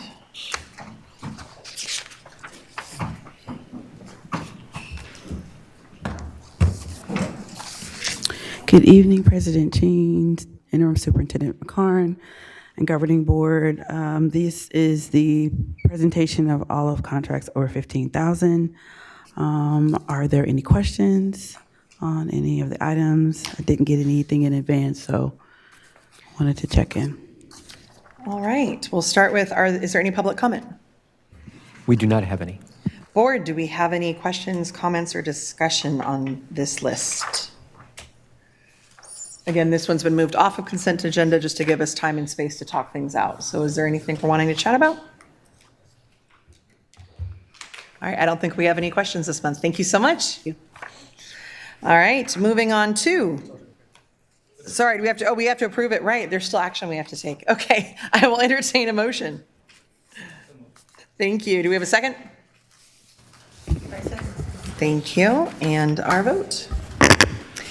Member Jean? Aye. Member Kayada? Aye. Member Benjamin? Aye. Member Navarro? Aye. Member Rhodes? Aye. Member Singh? Aye. Member Ibarra? Aye. All right. Thank you, Member Kayada. And moving on to 10.7, approval of consultant agreement form and authorization of services. Thank you. Thank you, President Jean. I'm going to speak to this one from here. And thank you, Danielle, in advance for moving along as you hear me talk and present. So the agenda for this item is to present a multi-component strategy to continue the district's efforts in addressing the fiscal condition that we are in, to outline external partnership and internal investments to stabilize operations, and to seek board support for implementation. So we know that our budget our budget problems, our budget deficiencies didn't happen overnight, and we know that they will not be solved overnight. But we do know that they won't be solved at all if we can't move forward collectively and as a team working together to address the multi-faceted, multi-layered issues. Again, issues that did not form overnight. So this multi-layered approach, path to fiscal insolvency, has a few different components so far. The central office restructure process, we all know that based on decisions of late as we look to restructure our central office and look to do that as quickly as we can, knowing that we have educational deadlines of March 15th and May 15th, and knowing the impact of layoff notices, every single one affecting people in positions that are important to the system, while recognizing and trying to identify ways that we can be more efficient in our work, is already taking place. And there is a handout in the room, there's one the board members have, and there's one that will be on the slide a little bit later, highlighting some of that restructure work and the process taking place. Also in place right now, we have ongoing support from a SCOE, Sacramento County Office of Education fiscal advisor, who has been identified to support us in the process and along the way. Those two things are already in place, and they have been in place actually for a little while. The intention of things to begin soon that will add to this multi-layered approach is the creation of an interim superintendent advisory committee. The advisory committee that will look at a variety of issues, but starting first with the budget. We asked on March 15th and even before for there to be ideas to come forward, and we have gotten so many that have come in emails, and we tend to look through, utilize, and work on what we can. We've also been provided assistance from 2 retired CBOs, Chief Business Officers, and we are thankful to SCOE for their support, their financial support of those 2 additional CBOs to join and support the good work that our current interim CBO, Lisa Grant Dawson, is doing, so they would work in collaboration with Lisa and continuing to do the work being done. We know that it is not work that again, we didn't get here overnight, but that can be done alone, and a team approach is needed. We also have FICMAT technical assistance that through partnerships, again, with SCOE, we know is coming in. And in each of those intended to begin soon resource areas, looking at very specific but very coordinated efforts. Pending approval is the HYA Corporation Team Assistance, and that's one of the items that you were going to be asked to consider and approve this evening. So this multi-layered strategy, and so what I would say also that despite the counter and harmful narratives, we do need a team. No one can achieve it alone. So this multi-layered strategy for fiscal stability has 4 parts, as you can see outlined here. And while they're all together on the page, and it's tiny print and hard to read, the next 2 slides separate them out a little bit more. The SCOE provided support. As you see in 1, I talked about the additional 2 retired CBOs at no cost to the district coming to work collectively and collaboratively with our current CBO. In addition, the FICMAT support provided. The advisory and also the current restructuring that is taking place are things that are already moving forward. If we continue next, you'll see 3 and 4, the HYA team support and assistance, which would allow us to identify opportunities for alignment and improvement, to strengthen structures, roles, and processes, and to train staff and to develop, to build capacity of our current staff. The fiscal solvency plan update noted in 4, you have heard and you have said, and we have said as well, that the fiscal solvency plan initially presented in November needed some adjustments and some changes and some modifications. And so addressing the current fiscal distress and structural challenges, supporting the development of a comprehensive fiscal solvency plan, and replacing outdated plans with current data-informed strategies are part of that component. The central office restructure process, again, handouts are in the room. It's actually 3 pages, but we identified just a snapshot so that you can see it here to the process that Cabinet has been engaged in and working through related to that organizational restructure. Because again, we recognize each position is a person and the importance of moving as quickly and as thoughtfully as we can so that people know what is happening and alleviates some of what we are all feeling in the system. It shows in there the various elements and the detail that the team, the Cabinet team, and others have been using to unite leadership in a shared vision, to conduct triage analysis of all central office responsibilities, work that has been taking place over last week and this, developing a responsibility architecture map, and prioritizing responsibilities and determine reductions and eliminations in that final reorg structure. Following that, the contract here before you tonight for consideration is to collaborative support with the HYA team. You, again, in the room have the full contract pieces that would engage in these various bullets that you see here: strategic oversight and implementation support, budget stabilization, technical due diligence and fiscal alignment, multi-year financial planning and decision support, budget development controls, systems continuity, systems monitoring and cross-functional alignment across departments and school sites, adaptive change and organizational shifts, and communication board support and community transparency. With a contract timeline through the end of September, the intent being there that it would be for our adopted budget through our unaudited actuals that take place at the end of September, with a contract cost of up to $400,000.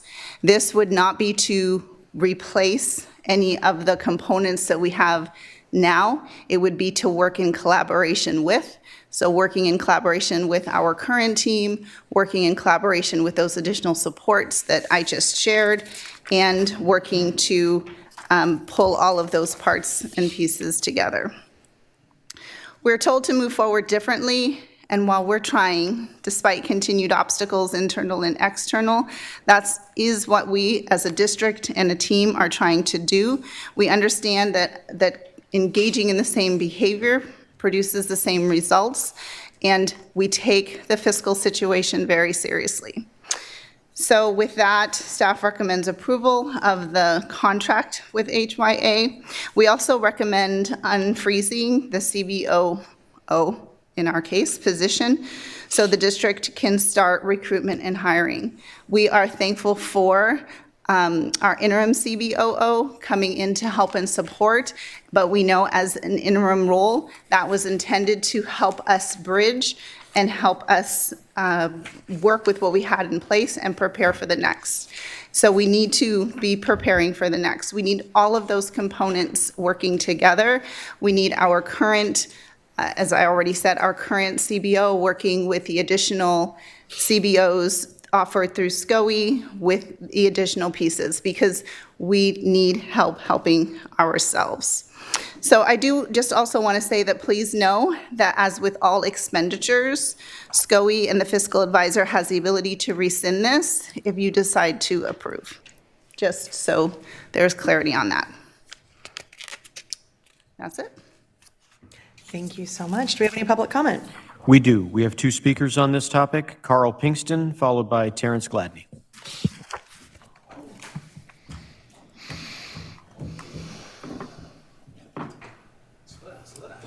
Welcome. I know it's a long walk. Good evening, Superintendent and Board President. A couple of things that I want to add or for the board to consider. First of all, I really like this, but this is a start, okay? Particularly in terms of re-looking and reimagining this district. So the first thing I would ask, as part of the board discussion, what kind of school district do you want? And Black Parallel School Board has always said, we want to take you from the 19th century model to the 21st century multicultural learning. So if that's your goal, then the question becomes, what is the priority of resources and programs would fit to that goal? Okay. And there was a number of successful programs that was talked about today. So that's one thing that I think you need to think about. The other piece is regarding the contract. Maybe the numbers shocked me for the moment, but I wanted to know how many staff persons going to be part of that coming from HYA that will be participating in this very short period of time for that amount of money, and what specifically would they be able to offer for that? And then lastly, I do want you to think outside of the box in terms of restructuring and participation. So I would, in addition to staff advisory, you might want to have like a community advisory, because you may be able to draw on folks like myself and others out there in the community who have financial and organizational experience to be able to want to contribute about re-envisioning the Sac City Unified School District. Thank you.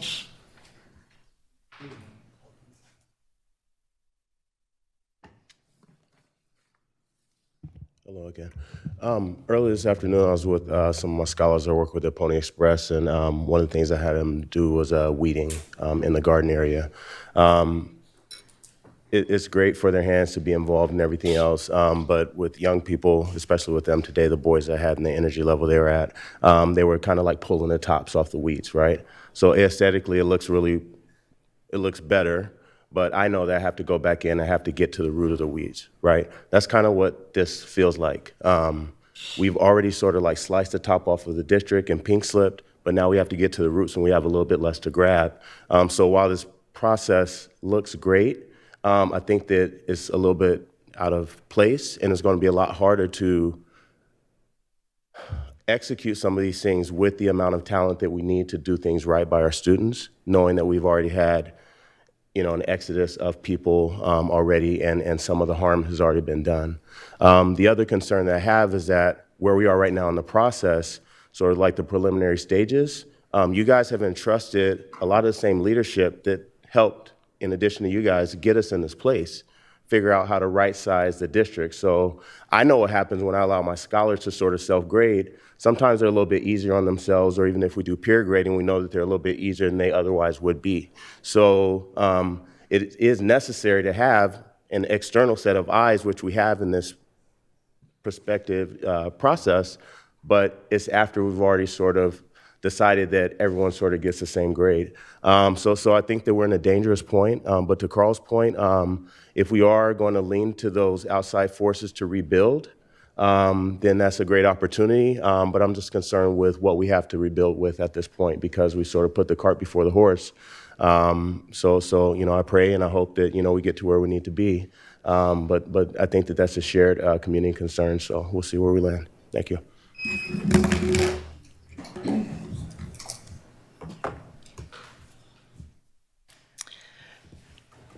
Yes, would you like to speak? Yes, President Jean, I just want to add a few things. The other things that should be in the back of the room are the resumes for the 3 individuals who would be coming to help and assist us. So thank you so much for saying that. They are back there, and I just forgot to say that. They are also online to include the resumes.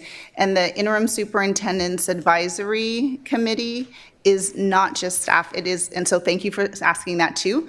It is intended to be community, because the emails that I have gotten and that cabinet members have gotten are not just from staff. They are from a wide variety of individuals, and we think that given where we are, we have to be able to look at every single thing in the best way that we can, and we know that we need multiple voices and perspectives to do that, not just our own. So while I'm so appreciative of the work that Cabinet has done, we absolutely recognize the need of additional perspectives. And thank you to the commenters for saying that, because I forgot to say that in the presentation, but that is absolutely part of it. We want to value current staff that we have. We appreciate and value the work that all of our individuals are doing, and we are trying to move forward in a different way, to collectively working all together to help us get where we need to go. Thank you. Board discussion. Member Kayada. So first, I want to thank the superintendent for the work you're doing to really interrupt the processes that have got us to this point, and to question how we can do it better moving forward. Because what we've been doing has not been working. And we need help, we need assistance, and we need to rethink it. Because ultimately, these standard solutions to our problems are not going to answer them, because we are in a very unique situation. We're not like many other school districts throughout the state right now. The problems we are facing are much deeper. And as we have admitted many times, and the community well knows, this is not 1 or 2 bad decisions. This is decades of a district culture that we're trying to interrupt. So I certainly appreciate that, and I appreciate that the work has begun on a restructuring that is intentional and is not just pink slips with no backup, but work is being done. And to the extent that that's being done here and it's not on the dais, that's a good thing, because the people who are the experts and know what we need are getting it done. I also recognize that the request, if we were to move forward with this contract, is a bit of a pivot, because so far we've been cutting and cutting and cutting, and we need to start investing in the future of our district at the same time. And this would be kind of the first step along that path in my mind. I'm also very cognizant that this could be not a cheap contract, but I also don't want to be, as they say, penny wise and pound foolish, because if we don't fix this now, our problem is just going to keep getting worse. We're going to keep going deeper into that well, and we need to actually start climbing out. And if we have to admit sometimes if we need help to start climbing out. So I welcome help, and I'm not going to save a penny and end up shooting myself in the foot and fall way to the bottom of that well. I also appreciate that this is here tonight at a time that we're getting the second interim. Because if we're going to move in this direction, we need to move fast. We can't wait a month, 2 months, because if we're going to do it, we need to do it before the final layoff notices go out, while we do the restructure, and while we address this budget problem before we get to the place where we are actually facing an insolvency question. We need to get there first. At the same time, I will say that whether or not this item were after it or before it, we haven't had the second interim report yet. We're going to get it. And I'm not sure, given some comments I'll address on that item, if I'm really at a place that I'm ready to make that pivot yet. I need some time to hear the presentation, to ruminate on it. And so I would say, to my mind, I think that this is a really good idea, but I'm just going to need more time. So I would recommend to the board that we table this particular contract, spend a little time, make sure we get it right.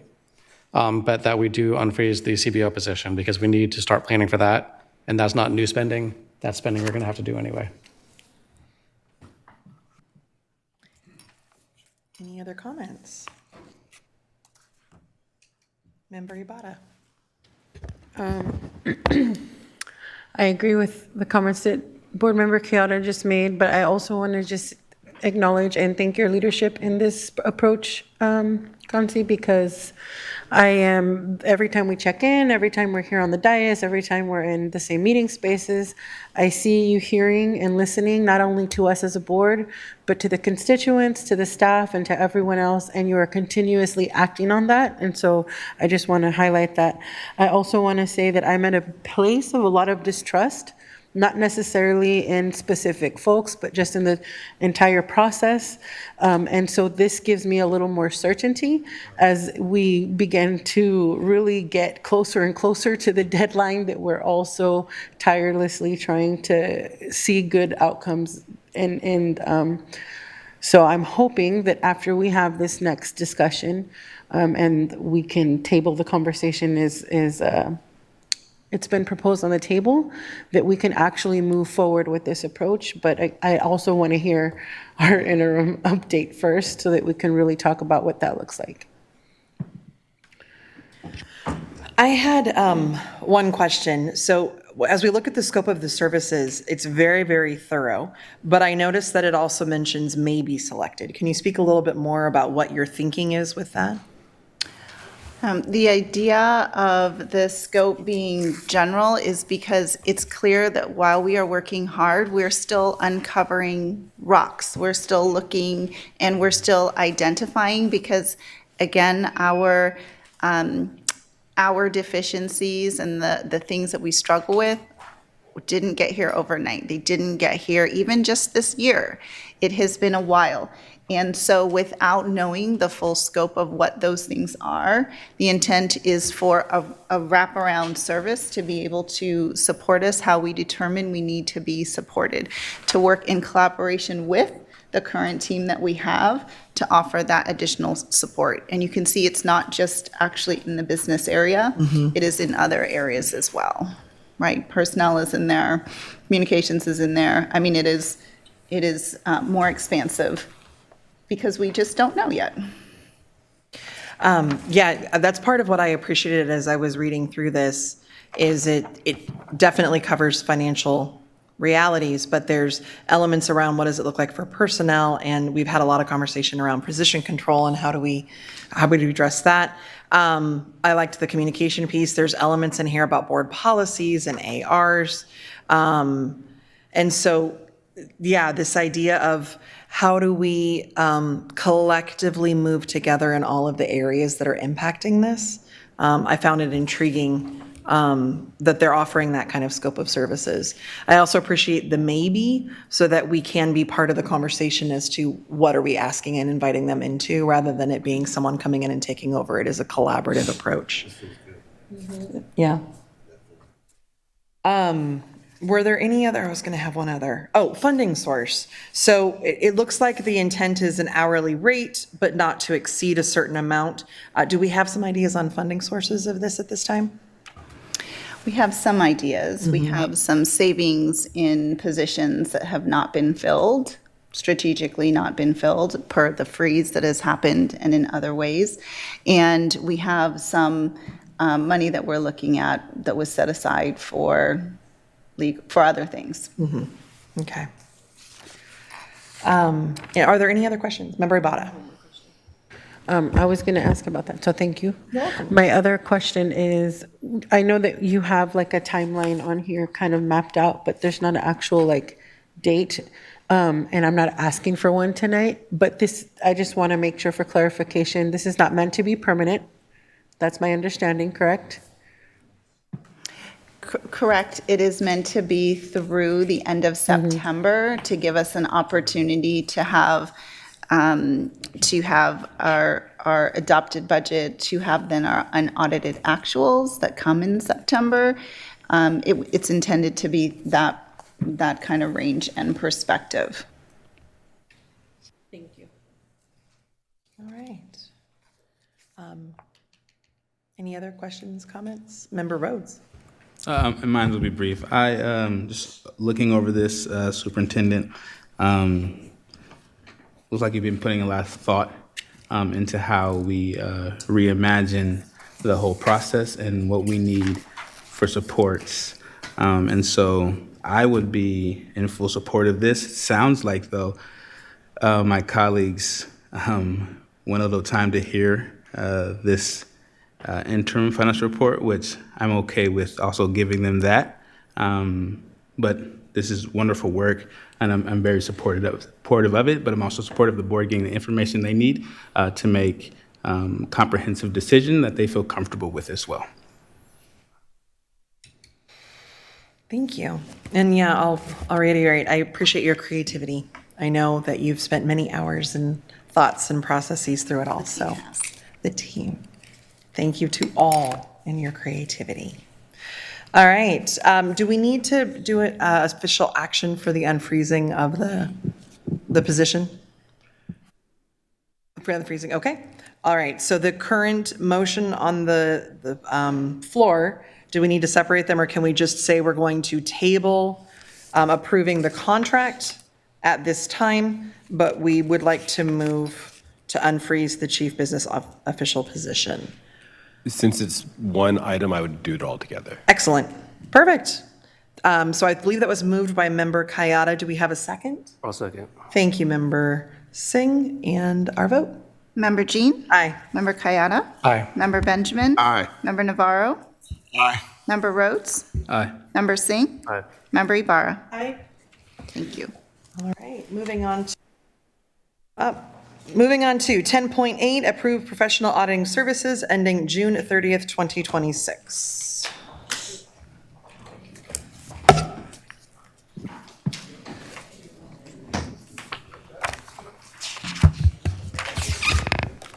Good evening again. We'll be before you briefly.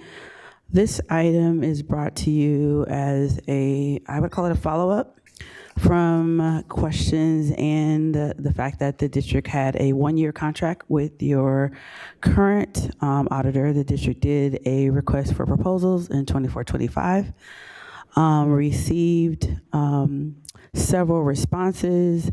There was a question and a concern regarding the length of time the auditor has been within the district. Although there are requirements for the audit lead to change within 5 years, the district sought to respond to the board's members' question in addition to bringing this back, but leveraging the work that had already been done. So last year, there were 3 firms that were advanced for consideration. They are listed here. And there were 5 audit firms that actually responded. And so with that, we went back to those same proposals since they were very fresh. I mean, ultimately, auditors, unless you have a particular scope change or request for parcel tax or bond program audit, the financial audit structure is the same. There was one auditor that responded within the timeline that was requested to meet this board meeting to seek to meet the April 1st deadline for the district to select an auditor.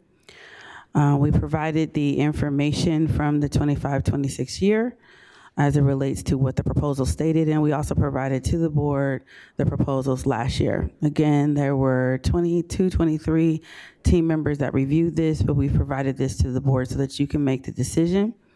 CDWL is the auditor that was able to respond. They responded, this information that you see here is one of the areas that I lift up as most critical in the review for 4 areas that are most critical for review of an auditor. It's the number of auditors that they will provide. So to a district of our size, that matters. What their rate is, whether there's travel expenses, and there's a lot of other components that we include in the proposal request. But these are items that I anticipated that the board may want to see in parallel. So with that, the CDWL request came in this year with this round at 172,774 within the body of the board agenda. Their previous number of auditors was 5 at a rate of 143,000. And so with that, we will, hold on, got stuck. Okay, we will yield to the board on their decision about which auditor to select. Again, it does not mean that an auditor that is on the list that may not have been able to get a new proposal or a refresh quote, really, of the rate that they were charged and the scope could not be selected. But again, we want to point out the CDWL is the one that was able to respond, and Christy White declined to provide an updated proposal in light of the district's financial circumstances. So with that, I will yield the floor back to you, President Jean. Thank you. Do we have any public comment? We do not. Board discussion. Member Guyana. Okay, so since I joined the board, well, before I joined the board, actually, probably 6 years before I joined the board, I've been talking about this because I used to be a school district auditor, and this is something I take pretty seriously. A couple of years ago, I had pushed that we change auditors because I see the value in having a different audit shop altogether, not necessarily just a new audit team, because I think, especially in a district that's entrenched in a lot of practices like ours, having a new approach come in, a new style of doing work papers, of gathering data, will help us. So it not only is not even about the audit firm, it's about challenging our staff to look at things differently because they're dealing with new people and new processes. And I think that's a good thing. It keeps us fresh, and it interrupts a lot of maybe some culture we have in our financial system that should be addressed. And I will say also it is a best practice. I know changing the audit lead is, I would say, a minimum bar, but a true best practice is really to rotate audit firms. This is what a lot of private companies do because their boards see the value, and I would recommend the same to us. With that said, so while we don't need to do an RFP for this, we did do an RFP last year. Staff wanted to make sure they looked into this because we were looking for the first time in decades at possibly changing auditors because we've been with Crow forever. And I think that that was a good thing that we did the RFP, and we're not redoing it now because we need to move fast and get someone hired by April 1st. And I would say I would kind of recommend a hybrid approach of trying to still lean on that RFP from last year, but using the new proposals. 3 firms were recommended to move forward last year. It was Christy White, Crow, and CDWL. And it looks like Christy White is not interested this year. And like I said, I wouldn't recommend we use Crow still. I just want to get that change. Maybe we go back to them in 5 years. But I would recommend CDWL. I also would mention to the board that SCOE this year changed to CDWL from their previous auditor. I went to the SCOE meeting where they received that audit report. It sounded like SCOE staff and that board was happy with their work. I had, about 45 seconds to talk to the auditor. I mean, I didn't really get to know him, but I got a good feeling. He seemed interested in doing the work for us and helping us through our challenges. And so I would just recommend that we move forward with CDWL for all those reasons. I know this has been a passion of yours. So are there any other board member comments? Member Ibarra. I have also been weighing heavily on the recommendations that Member Kayada has made in the past about this specifically, and I think that that is definitely something that we should consider given all of the recent emails we have received and situations that we have been in. I think that it's fitting and appropriate for also the vision that we are hearing of where we're trying to be to get out of this urgently. I don't know what that looks like, but I think we should definitely take that into consideration and switch firms. Member Navarro. Yeah, I kind of just want to echo the sentiment of Member Kayada and Member Ibarra, but more so about the rotation of auditors, right? So I really believe in that, just for fairness of people getting a fair shot at, the actual bid and getting the bid. But if our staff is too comfortable with a particular auditor, I think we might be missing. We're doing ourselves a disservice by not bringing another pair of eyes, right? Like, I enjoyed the presentation of the superintendent about the fact that we need help. And I think having another pair of eyes in our financials is the way to go. And I don't know how we we make it so that we can we motion on approving the, what do you recommend? Do you want a motion? So I want a motion that we select CWDL as our auditor. We have a motion. Do we have a second? Second. Multiple seconds. And our vote. Okay, Member Jean? Aye. Member Kayada? Aye. Member Benjamin? Aye. Member Navarro? Aye. Member Rhodes? Aye. Member Singh? Aye. Member Ibarra? Aye. Sorry, I did mean to ask one question. What's our funding source for this one? Your unrestricted general fund is this. Okay, thank you. All right, we do need to consider extending the meeting, folks. We technically have about 30 minutes left on the agenda if we keep to a 20-minute presentation and a 10-minute discussion, which I don't, that has not been our norm when it comes to finances recently. So do we want to extend an hour and see if we keep it underneath that? Yes. All right, so we will extend until 11:30. That's moved. Do we have a second? All right. And our vote. Do we have to vote on that officially? I done zoned out. I can't remember. I think we're all in favor, reluctantly, aye. Okay. Aye. Moving on to 11.1, our 2025-26 second interim financial report. So to keep pace with time and to allow more discussion than presentation, we'll jump right in. Thank you so much, President Jean. There are several areas that we'll review in the second on our agenda, but we're going to jump in. We've shared that this particular slide keeps you on pace with the timing of what is due. So the second interim reviews all of the district's revised budget activities as well as actuals from July 1 through January 31st. This is the assumption slide that shows you the assumptions. It's not all of them, but a large component of the assumptions that we use in a multi-year fashion. So with the cost of living adjustment, I've also added things like what is the cost of the contributions for routine restricted maintenance and special education, as well as the mandatory costs for our salaries and our attendance and enrollment information, which you should all be tracking and have an at-a-glance place. Like, where could I find that information? Is always in the financial reports for you to be able to grab at a glance if you ever needed to have it. Do want to state that in the executive summary, as well as on this slide, the fiscal solvency plan components, as well as the budget activity that we've been discussing over the last several weeks are included in the 25-26 and 26-27 years. Again, the 27-28 is going to continue to move forward with that effect. So with that, the fiscal solvency plans that strategies that we identified for 25-26 are in the current second interim budget.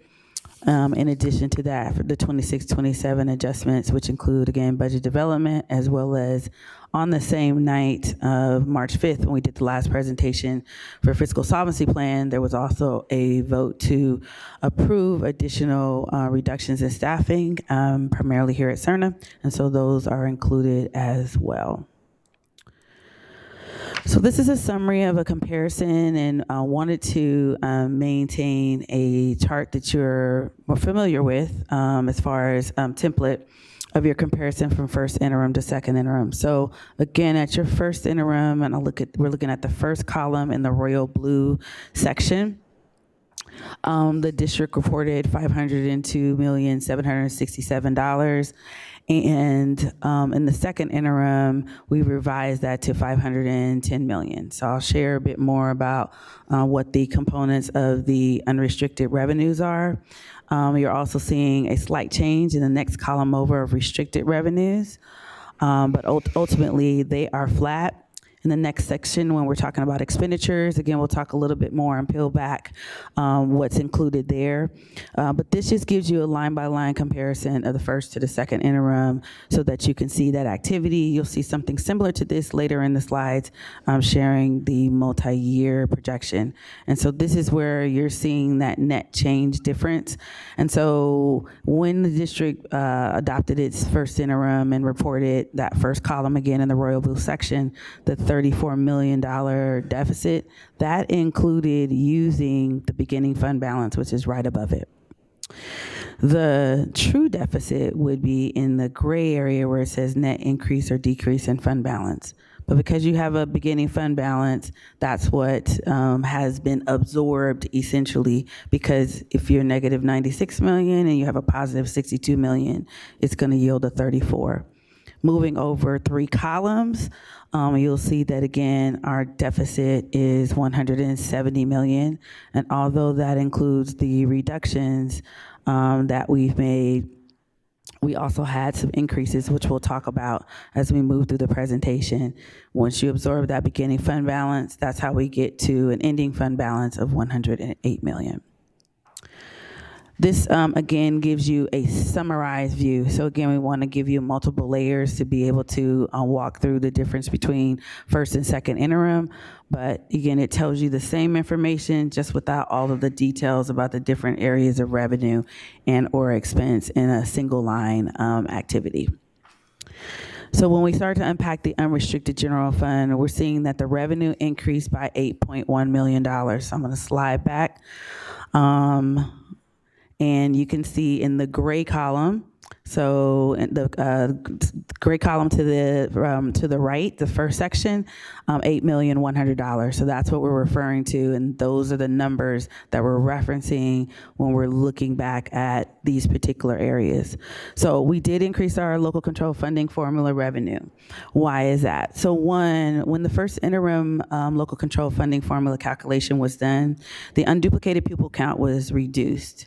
So in looking at the numbers that and projections that we used at that time, reducing the unduplicated pupil count would therefore reduce our supplemental and concentration resources primarily, meaning those resources that are English language learners, our foster youth, and our students that are economically disadvantaged, the additional resources that the state provides. And so by us truing that up with our P1 data, we were able to project an increase of that revenue by 2.6 million. The additional component is that we are seeing an increase in our TK-ADA. And so with that, that means that our TK attendance is improving. TK, again, continues to be, at least for me, one of those areas to watch very carefully because of the cultural component of when TKers, they're little and they want to stay home, but parents, we want them to be in school because that is a key revenue driver, but mostly the purpose of TK is to give students 1 year in advance to be able to support not only their academic progress by the time they get to their early primary grades, but their socialization in other areas as well. So with that, we see that. We've also opened, as we look into 26-27, additional TK seats. So the more we grow that program, then the more, again, we want to make sure that we're seeing some high yields in attendance. Other state revenue. So there's a lot of changes, not only that we made talking about the fiscal solvency plan, but in your normal review of your budget and changes and modifications. And other state revenue, we had $12.3 million in revenue that we did not recognize, meaning we were preparing to earn this revenue. Part of it was from the prior year. So when we budgeted for it, we didn't note we should be receiving this revenue and other state revenue. So what you're seeing here is us recognizing that revenue. Tonight, you approved a transportation plan. That transportation plan equates to $7.8 million. And though one of the recommendations I do have to the team is that we adopt the transportation plan at first interim instead of closer to the April 1st date, that revenue accounts for $7.8 million that helps to offset the cost that the unrestricted general fund supports because transportation is not fully funded. And so with that, that additional revenue is something that we're recognized as an increase. Conversely, for other local revenue in the adopted budget and at first interim, we are over budgeting the interest. So basically, that's saying that last year we anticipated that we were going to earn closer to $20 million this year in interest. But based on our trends and how much, again, what is interest based on how much cash you have available, that projection has been modified to be reduced because we are not earning as much in interest, in addition to interest rates are down.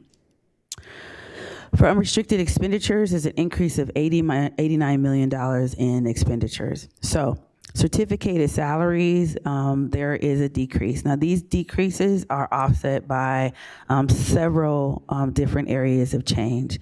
One, there are some components in the fiscal solvency plan in 25-26 that were included for certificated salaries. But we also, as we shared on the 5th, we are reconciling various programs and sites and funds. So again, if you're looking at a particular program and you see that salary for certificated or classified is negative, we spent a lot of concentrated time balancing those programs. Because there was a salary increase as of July 1 for SCTA, it was important that we make sure that we swept through that because there were a lot of areas where the budget was not covering the total projected salary, especially with the change. For classified salaries, similar. Not only did we do a lot of cleanup, but also recognizing in both examples vacancy savings. So with that increase in cost, it netted to an increase of 1.5 and 1.4 million. A big area that we talked about when I think it was my first board meeting on January 15th was regarding the benefits.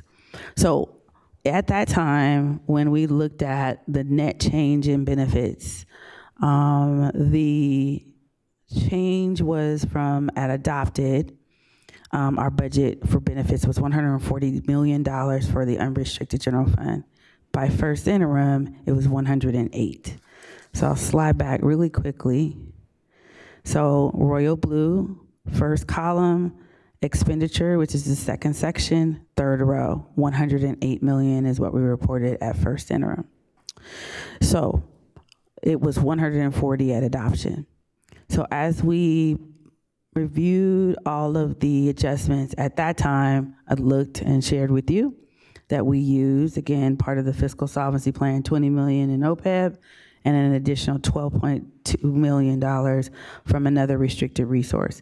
And the way we booked that entry was we reduced benefits using that restricted resource and the post-retirement benefit balance, which again does not sit on our books, on our financials, but we booked that entry to make that reduction. That was one. As we continue to work through the second interim, there was an additional entry that was also two, and restricted and unrestricted, both of them reducing our benefit projection. That means we're not gonna spend as much in benefits as we anticipate. So based on where our benefits are and where our projections are, we also reverse that entry. So at the time that we talked about this first entry, that entry wasn't known. But as we continue to go through the financials and see, like, when you're looking at salaries and you're looking at benefits and they're not aligned, then you're looking at, well, why aren't they aligned? And then that's where these other two entries were. So there was $31.4 million in health benefits specifically that was reduced and unrestricted, and then another 11.7 in restricted. So then that caused a total $56.2 million increase from first interim to second interim. And that's ultimately restating our benefits based on, here are the salaries that we have, here are the benefit projections for those salaries, they have to align. For books and supplies, we have an increase because we did make some cafeteria table purchases that were already part of the plan for the 2025-26 fiscal year. We also reduced $9 million in expenditures. This was on the fiscal solvency plan for that one time FEMA. It was a reimbursement, and then we reallocated it. So basically we said we're not spending that $9 million, and that also we listed on the fiscal solvency plan. In services and operating expenditures, again, we're reducing fiscal solvency plan reductions that were made using the original fiscal solvency plan.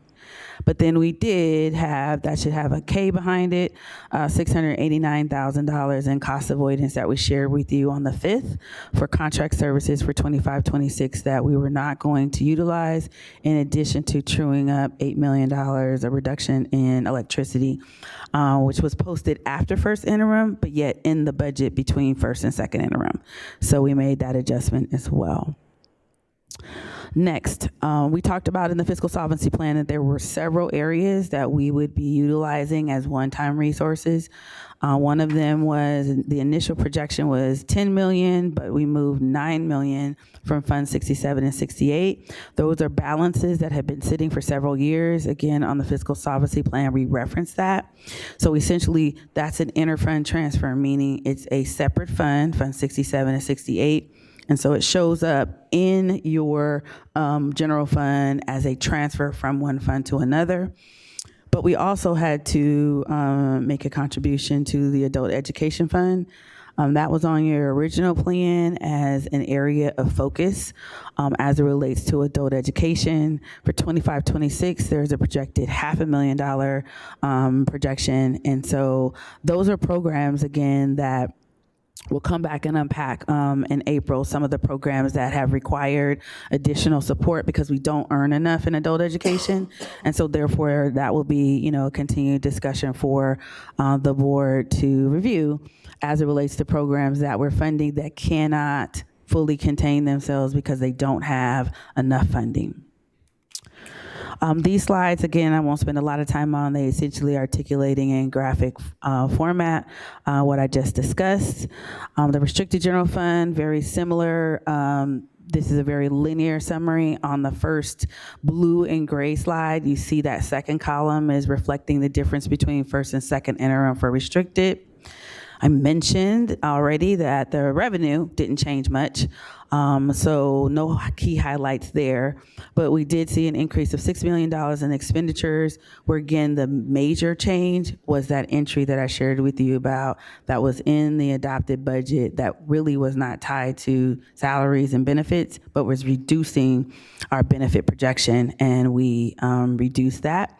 We additionally also adjusted some additional areas. So this revised salary projection that we're talking about also impacted some changes that we were able to make in for special education. We did do some vacancy adjustments as well. So the classified salaries primarily that you're seeing are a result of that reconciliation, in addition to balancing the many programs that we have in our restricted resources.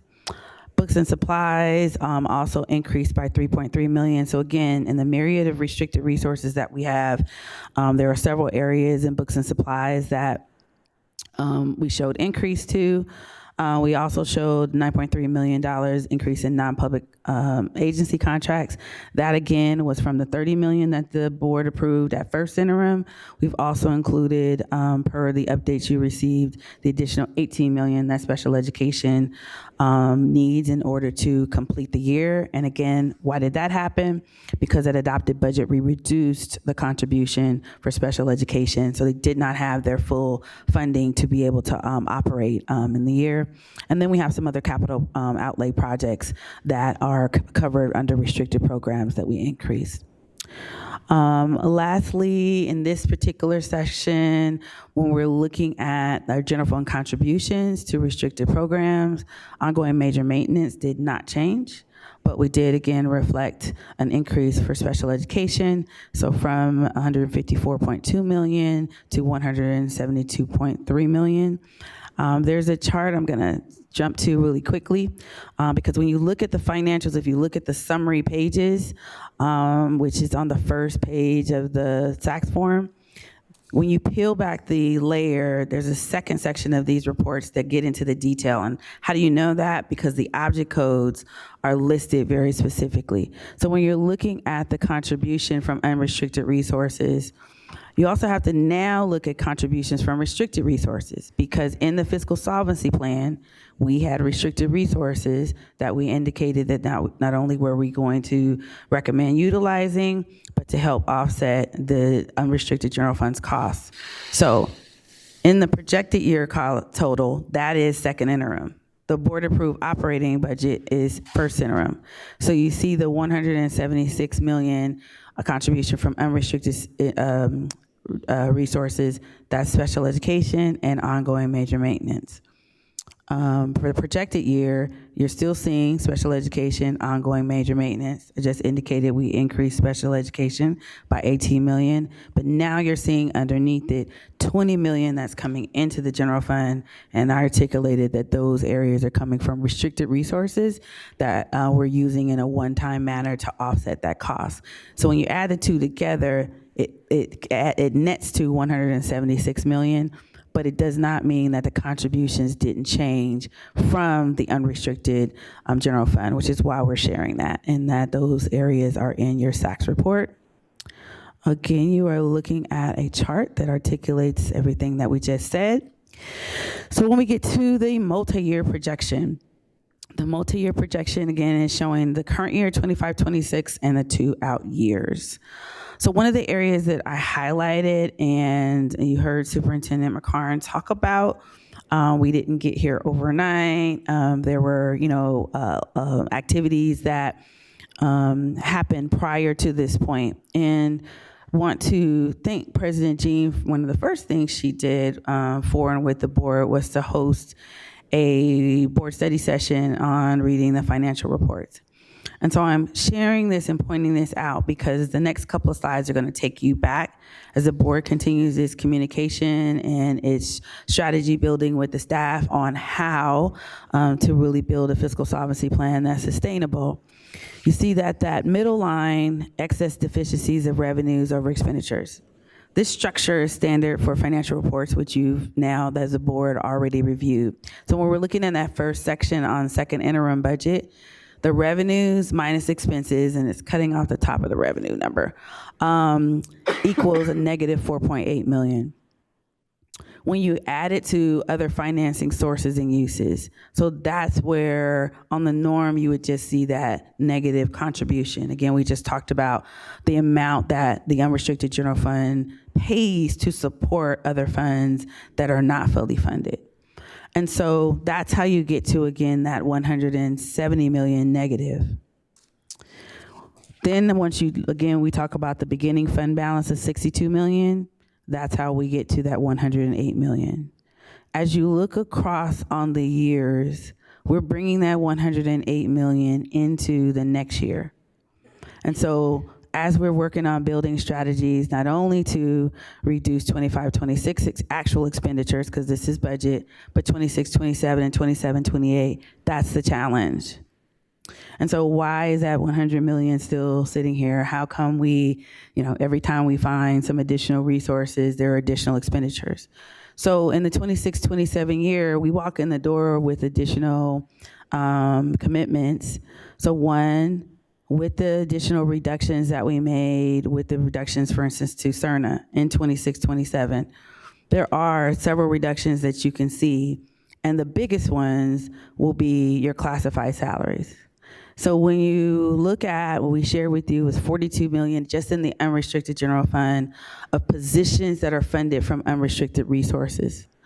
The majority of them are classified positions, whether that's classified management or not management. In addition to that, you have an increase for certificated salaries that's also projected for next year.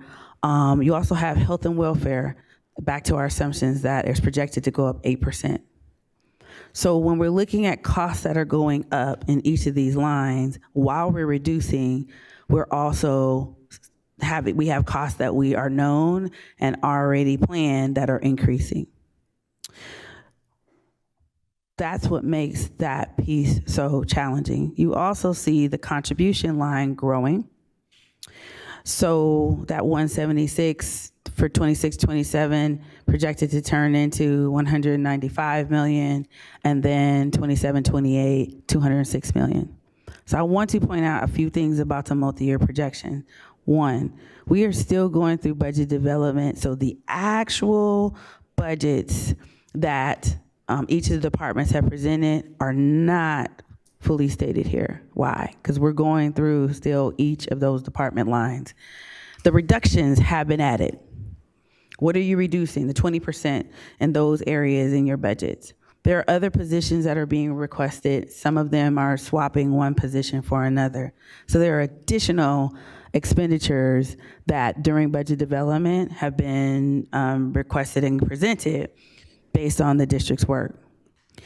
All of those things, including the restructure, are part of this entire exercise that we have to come back to. What are we presenting in the final budget as it relates to the adjustments and what 26-27 year looks like, what 27-28 looks like, which is again back to how does the district want to structure itself to provide quality education. I want to slide to, okay. Okay, so we're gonna move on to the deficit piece. There are a couple on your printouts, because this version is a little different. After this slide, you see another slide that says 24-25 multi-year projection. 20. Do you see that one? No. After this slide, do you see a slide that says 24-25? Yes. Okay. So I've shared with you your prior year multi-year projections at second interim. You can review them at your leisure, but I've placed an arrow pointing you to the same two lines that I just shared with you. So you can look back to see the district was continuing to project a deficit in a multi-year manner, and we didn't have a strategy or plan in those prior years to address it. So why is the deficit still here? Because we needed a concentrated plan some time ago in order to prevent from getting here in 2026. Okay, so that's why that's there. I know we're getting close on time, but as it relates to, we talked about the deficit. Oh, there it is.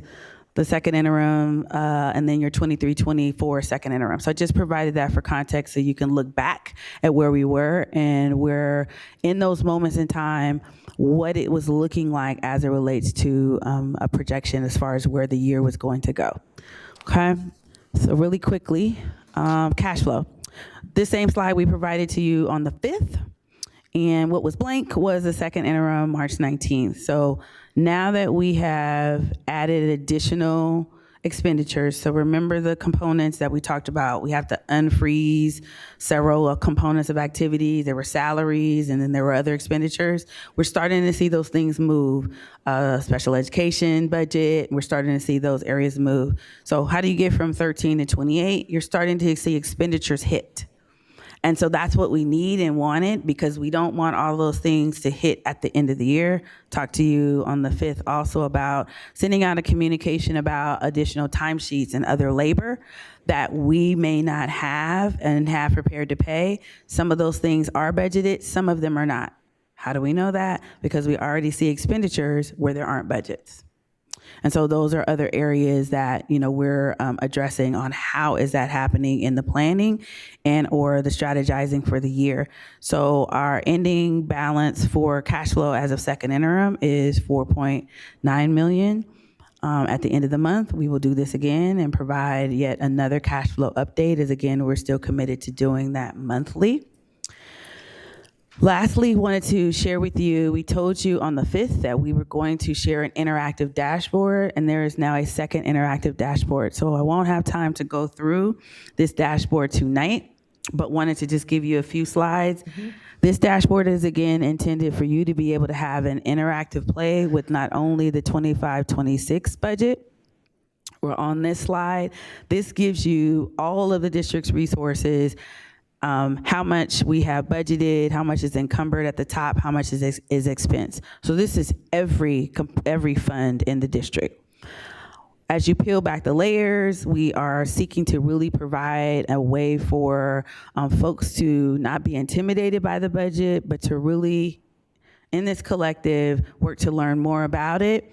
And then when you get to more of the slides, you'll see that there is a way to that right where you're able to select the fund, the resource, the school site, the department, and find out more information not only about the budget, but also about positions. On the 5th, we provided the board with a list of the position control, which was one of the areas that you had been requesting. This gives you that interactive play in real time to be able to interact with that information so that, again, you as well as all of our constituents can see how the district's budget is made and begin to learn more. So as we collectively work together to learn more about what we need to do, you need the data in order to do that. So our next steps are to complete the 3rd interim. As a side note, the ask was for the district to come back May 7th for the 3rd interim. So the district is going to do a 3rd interim through March 31st. Because the 3rd interim is actually your actuals through April. And then we'll have to do another 3rd interim after that, and then that would be submitted in June. And that is due to the ask for the 3rd interim to be produced at May 7th. But if the period for 3rd interim ends April 30th, we would not be able to meet the May 7th date. These are the next steps also as it relates to the activities and work we're continuing.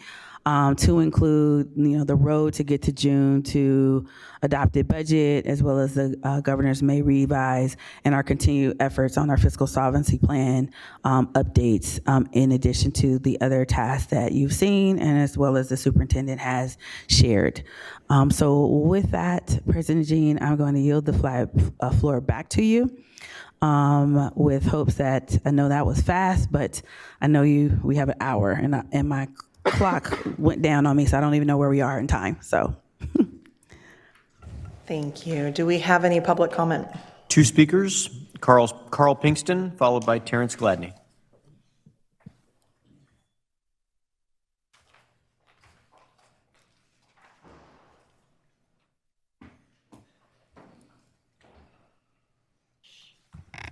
Good evening again. I did review through the 2nd interim, and I'm very concerned. There appears to be a lot of dramatic changes in the expenditures that I'm not quite sure what the assumptions are based and what they're based on. And clearly, based on the presentation today, I haven't heard a clear explanation on why all the changes that have taken place.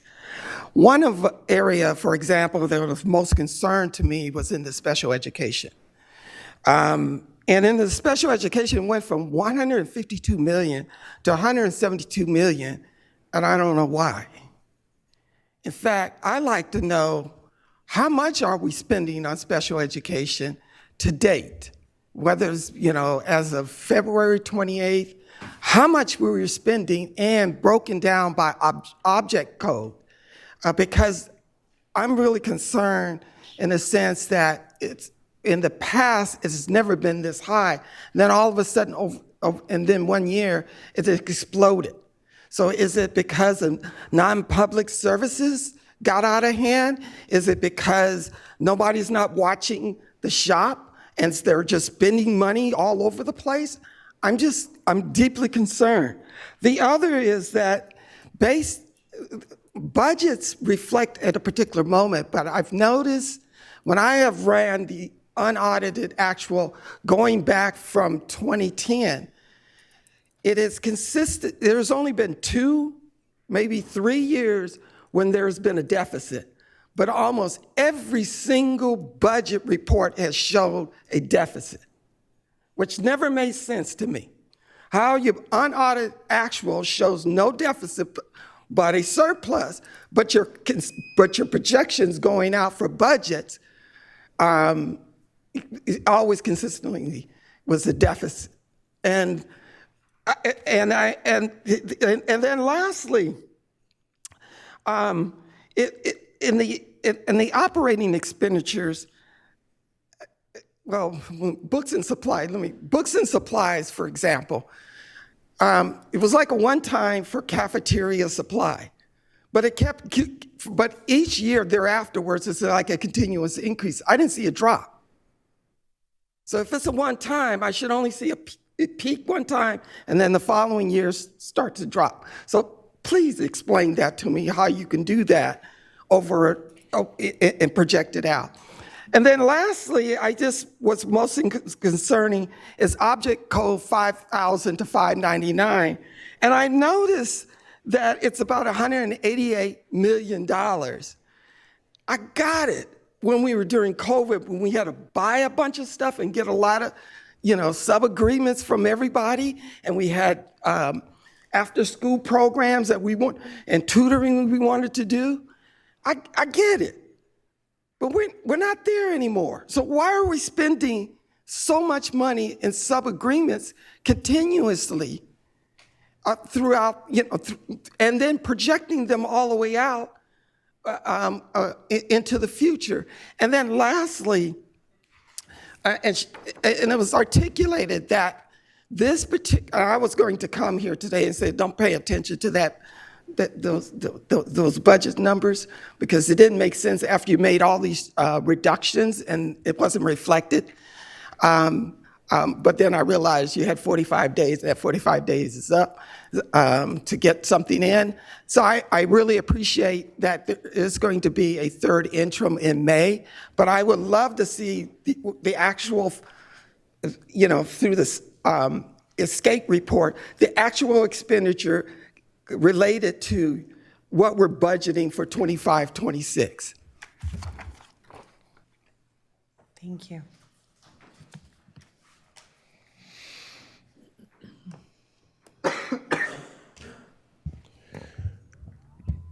Just speaking to the culture of way this district works, Frank DeYoung and I, probably over a year ago, in our LCAP PAC meeting, we had a presentation where it said that we're going to spend $40-something million from learning recovery money from COVID.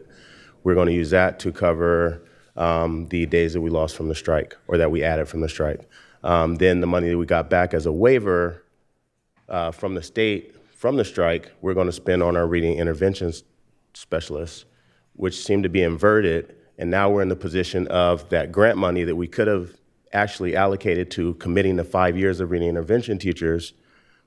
That money we paid for the extra days, and now our reading intervention teachers are at risk because we used essentially, general fund money.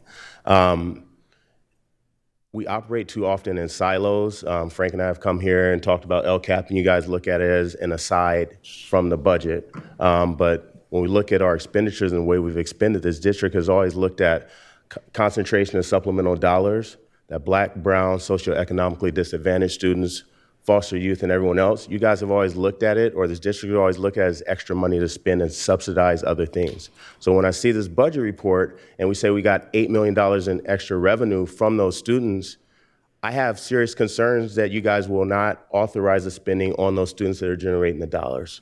Right, in 24-25, those students brought almost twice the amount of funding in addition to the base funding. But we know that we don't expend and invest in our students in that way. What we do is we subsidize things, again, with bus routes, taking them from across the district and overfill certain middle schools in East Sac, certain other schools that are operating on 65% open enrollment. And then you guys have a conversation wondering why so many of our schools are below 51% or 50% capacity. It's nothing to wonder, and I'm gonna take a little bit of time. I love Carl, but I love him for setting the precedent. But it's not a wonder how we got here when we ignore the things that are part of our culture and our system that we accept. Subsidizing certain schools by taking the brightest, or some of the brightest and most brilliant scholars from across the district and placing them at one school and saying, like, this is our best space for kids to learn in middle school or high school, but yet we're still trying to uplift community schools. We have to stop, double talking, and we have to stop contradicting ourselves. And the things that we need to discuss, they've always been right there in front of us, and hopefully this fiscal situation will force us to have those conversations that as a community we have to have. If we're going to do right by our students, we're talking about, are we going to fund adult education when we're responsible for pouring those illiterate, ill-resourced adults into the community. They are former Sac City students, so it's not a question if we're going to fund adult education or invest deeper into pre-kindergarten education. That's a responsibility that this district has, right? To your statement, Board Member Jean, our district and our education system does work, but not for everybody. Or else I would not have to keep coming up here advocating for people that are not in the room. So yes, it works in spaces, and I honor and I love speaking about great things, but I also know that the people who are experiencing the worst don't get an opportunity and don't know how to navigate to this podium. So I hope that they stand on my shoulders and I uplift their voices. But again, if we're looking at rebuilding, it doesn't just mean fiscally rebuilding. It means rebuilding our minds and our hearts and humbling ourselves to say, what do we actually have to do? Right? We have student members that come here and they pour their soul and everything into this space. We just have to do better, and we can, but it's really going to take us prioritizing the students that we are supposed to serve. Thank you.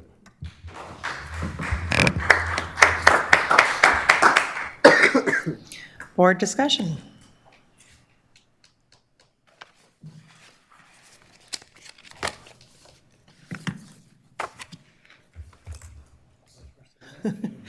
Well, I'll start with first question.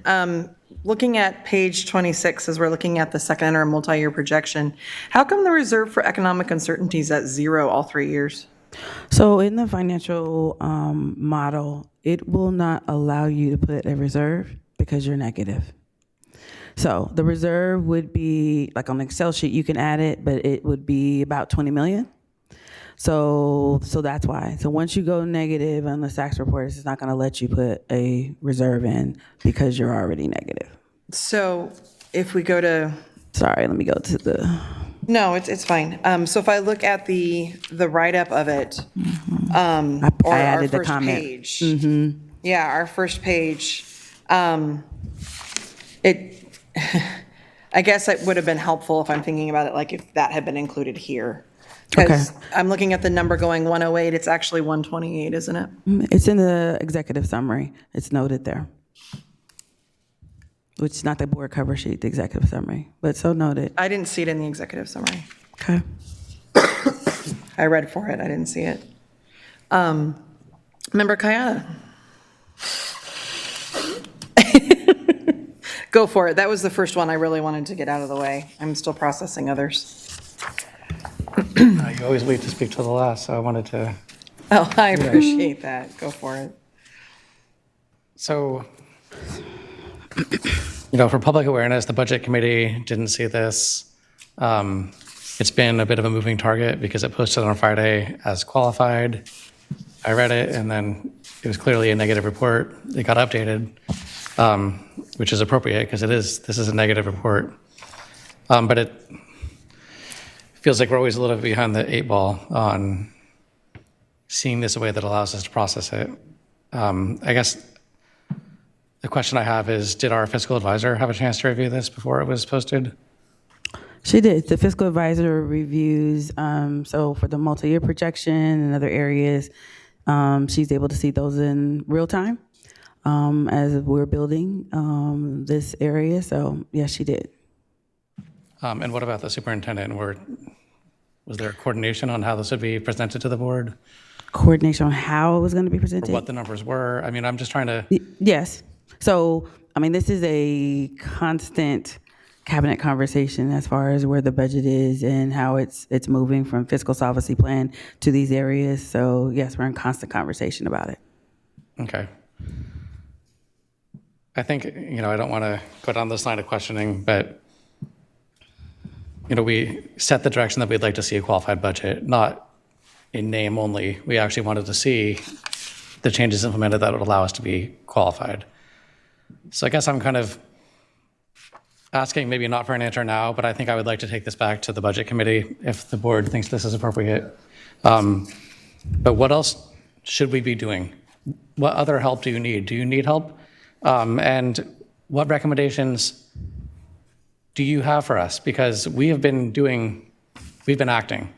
And it seems like if we're taking steps to move this way and we're still not getting to qualified, what can we do to make sure we'll be there by the third interim? Because I don't want to keep pushing the goalpost back, but I guess I'm just saying, would you be amenable to taking that to the budget subcommittee? Is that a productive conversation that could happen? Absolutely, and how your budget committee was formed was, again, me asking that question when I met you in January about, do you have, right, this type of committee? I think the committee also, as I spoke to the superintendent and cabinet, getting a rhythm on schedule. I do know that you've been in a good rhythm with other committees. I think it's that part too, like what dates and times, can we meet to intersect? That would be also helpful if that's the direction we're going to go in. So when we say that we set direction to implement the reductions that we had, and then even when we updated on the 5th, weren't then going to be enough to cover to get to a qualified budget if you meant that the 108 million was now zero. And that's that work that needs to happen in order to make all of those reductions. So the challenge is this.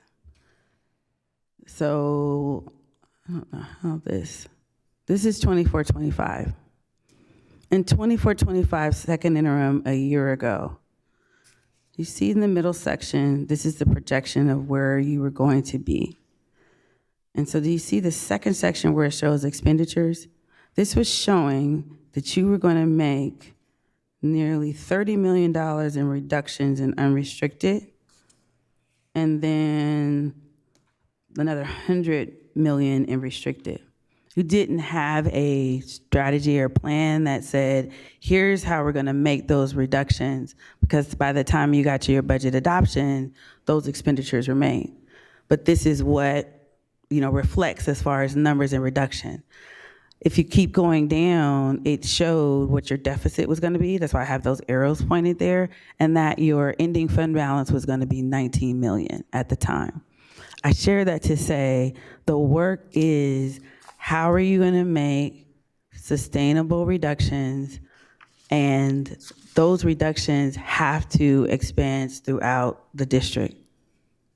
That's the restructuring work that has to happen. In your 24-25 year, you didn't have that plan to implement for 25-26. That's why we don't have those reductions available. We increased positions in 25-26 in addition to cost in 25-26. But we knew in 24-25 we were going to need to make significant reductions to get there. One of the reasons why I also shared 23-24 was it was sharing the same piece. Now that's not to say that we don't need to do the work, but it's the part that it was reflecting that we needed to make major significant reductions, because each multi-year, a year ago, second interim, in the previous years reflected that. So what we need and what the recommendation is for the district, as I shared early on, you have to have a restructure plan in order to meet this fiscal solvency, because the amount is so large. You had a community member that talked about, for instance, some investments that the district made regarding the waiver, in addition to additional staffing. That additional staffing hit in 25-26. And it didn't have a sustainable ongoing resource to support it, in addition to other investments. So what we need is, we've talked about prioritization. I'm not here to share with you what the word or the verb is, but that is what is needed in order to get there, because this deficit has been chasing you every year, and it's been projecting that it's going to show up every year. And so what we need is something that is very deep and robust in order to address $100 million. You can't address $100 million in this building, and as we shared, unrestricted is 42. That's in 26-27. We didn't make certain reductions, if you will, in 25-26. So for the rest of the year, right, by the time you got here, you only would have, if you could have made those reductions, you wouldn't have been able to make those reductions for the year. Does that make sense? Yeah. Okay. Okay, so I think people keep quoting this, but we don't have time, so we just need to get there. And I think part of that work is going to be, we have to take it to the committee. I have just a couple of things. I'm going to try to keep it quick because I know we're running out on time. But I just want to, and these are not questions, so you're welcome to sit down. I'm not going to be that long, though. Okay. But I think I want to explain a little bit about why I've been frustrated, why we've been frustrated, and what our history is and our truth of what this is, because I think maybe hearing it comprehensively will help people understand. First thing that happened is we had unexpected spending to the tune of $80 million. That put us in the immediate problem. That was unknown to the board. We didn't plan for that because we didn't know it. Looking back a little bit further, we've approved a series of collective bargaining agreements in this year and in the previous year that we knew were going to make our budget be tight, but we had a plan to fund it. We identified eliminating positions that were COVID funded as the solution years ago. And those positions were not cut with fidelity in a timely manner. So the board directed, but action didn't happen. We actually did have a plan. I've heard people come here a lot saying, you guys signed this agreement first, but then you didn't have a cut. It's like, no, we directed a cut. It just didn't happen. When we did the most recent contract with SCTA, we told staff very clearly, we understand that this is making us probably as tight of a budget as we'll ever have, but we need to find positions now to cover it. And it was the same direction we've been giving, which is they need to be away from the classroom, management type positions. And we gave the district staff time to get it done. Staff came back with 3 positions. That wasn't board direction. The board did not vote for those contracts without a plan. We asked for a plan, but it wasn't implemented. Additionally, in working with our previous CBO, again, we understood that it was a tight budget, but in no way did we ever vote to do something that would not be something that a CBO could sign off on. We were never, ever told that our CBO would not sign the AB 1200 report. When I saw it in the packet, I didn't even bat an eye, because we have contracts in here all the time that aren't signed yet until the board votes. That's betrayal to me. That people were planning, I would say, undermine the board. We need to know if we're asking you to do something that you won't put your name behind. And I'm not saying you, I'm saying staff in general. We can only vote and based on what we know and what staff's telling us. Finally, with respect to the COVID positions, I will say, you will see that we cut a lot of the site level positions a long time ago. That happened. The impacts were felt at our sites, in healthcare services, in social emotional support. But the other COVID funded positions that were based out of the district office were not cut. And I don't know why. It's apparently, to me, it appears to be easy for some staff to cut at sites, but not here. And that's what we've been trying to interrupt. It's not about saying certain people have value. We took the action that was comprehensive, and only part of it was implemented. And finally, I would say this is part of the $80 million issue, is that we've been asking for years, and Carl can attest to this as well. He's been asking even longer than me. We need to address what's going on with special ed so that we don't just have uncontrolled spending. We've been trying to fix that, but the can kept getting kicked down the road. I believe we kind of are starting to have a plan now, and we circulated that with the CAC just this week. But it's too late. I will say just some general feelings is I feel a lot of resistance to board direction, and I think that it is more than a fear of change. It feels intentional. I feel like there is a desire to undermine this board, and in some ways, I think people want us to fail. Some employees have actually said that we'd be better off under receivership than with this board. That's someone asking to fail. That is, how can we do our jobs if the people who work for us won't do what we ask them to do and don't believe in what we're doing in reflection of community voice? We have felt consistent, and I'm going to say I have felt consistently gaslit. I ask for something, the board sets direction, and then we get peppered with a bunch of questions like, well, what did you really mean? It's like, we meant what we meant. I would say that extends to SCOE. It extends to some advisors who are helping us right now. I'm not sure if they have our best interests in mind. I almost feel like we were being set up as an example of a district that had a board that heavily supports unions, and not just the teachers union. We've given raises to all of our unions, by the way, including UPE. They got big raises. And I think there is a desire within this state, perhaps, to say, hey, that doesn't work. If you listen to a board like that, you're going to go into receivership. And frankly, whether that's true or I'm just feeling it, I have no patience for that, because I'm here fighting for this community, for our students. And if people are rooting for us to fail, they really need to go get a job somewhere else. That was not to you, so. Sure, I understand. Member Ibarra.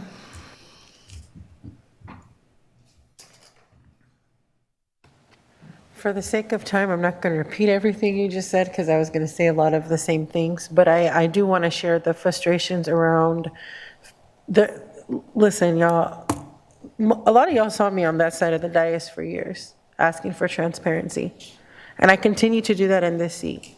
But I also continue to have the same feeling of being gaslit, not from anybody specifically, but from the process, exactly. The process, and also to the sentiment of speaking to our advisors. It does feel right now, in full transparency, it does feel right now like no matter what we do, no matter what we ask, no matter what we request, it's almost like we are strategically being cornered to not do or to not go the direction that we are given as a board. But I also want to say that we are limited to the transparency that I would love to give everyone. Because the reality is we are dealing with thousands of employees, and we cannot compromise their confidentiality. So because of that, I am limited to what I am allowed to say up here. But what I'm not limited to is speaking my truth, and that is my truth. I think that in order for us to actually be able to have a real solid idea as a board of whether we are failing or not in our decision making, we can't gauge that until we have the authenticity of,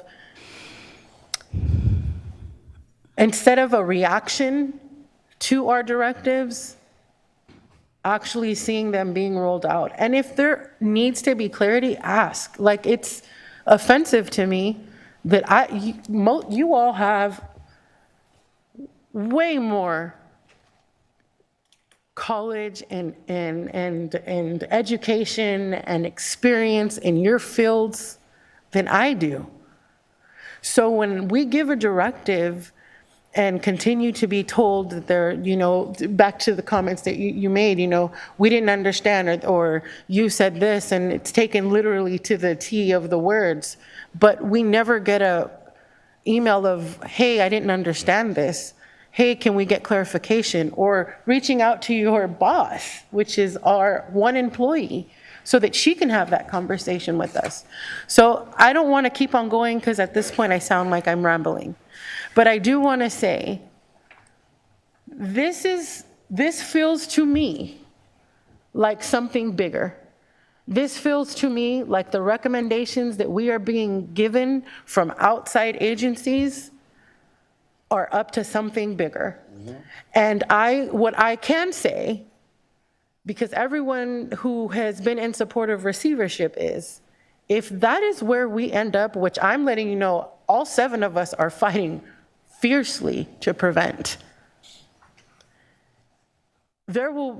I will speak my truth. I will speak my truth, and I will not hold back. I'm being respectful to people's confidentiality. But my integrity is consistently being questioned while I am tirelessly fighting for us to get out of this. And this isn't a message to you specifically, obviously. This is to the larger community. With that said, I'm going to stop talking. But I hope that after our discussion today, we can really get to a place where we can bring in the supports that we need. Because I'm sorry, but I can't sit in another board meeting and get another inconsistent interim report, because it's not fair to us, but most importantly, it's not fair to the students and families that we serve. All right, so one of the thoughts I had was if the board was interested in doing like a budget workshop where we dove into the second interim more in depth. I don't know if all 7 of us would want to participate. I'm noticing a lot of the heads nodding are on the budget committee, so we could start with the budget committee. We'll probably do something like that for sure, and we can discuss with the board at a later date and time, since we are so late, on if we want to do a full board meeting with that approach or not. It's always hard to say, okay, so your job is to bring us numbers, and we can be very upset about the numbers. But I hope it's clear that for us, it's not just the numbers, it's the process. It's the experiences. It's a month ago, I made a request that we would be able to look at a potentially qualified budget. And the budget we have in front of us is definitely obviously negative. And I get that you're still uncovering things and that numbers keep changing and that you are reporting that to us. That's not what I'm upset about. I think it's more really explains, Interim Superintendent McCarn, why you have a, hey, what if we pivot this direction approach? What are some of the other resources, other ways that we can bring supports and helps? I'm excited to see that we'll have I think a right hand and a left hand for you and additional CBO supports so that we can uncover things faster, so that we can get to decisions faster, because the team needs the info it needs to be able to work collectively on the fiscal solvency plan that's going to get us not only qualified, but back to positive. And as some excellent community members reminded us, that we can reimagine education along the way. That this process isn't about cutting to our detriment, it's about reimagining to our students' benefit. And how do we make that happen? I look forward to continued conversations because we're nowhere near done on this. I will entertain a motion to approve the second interim.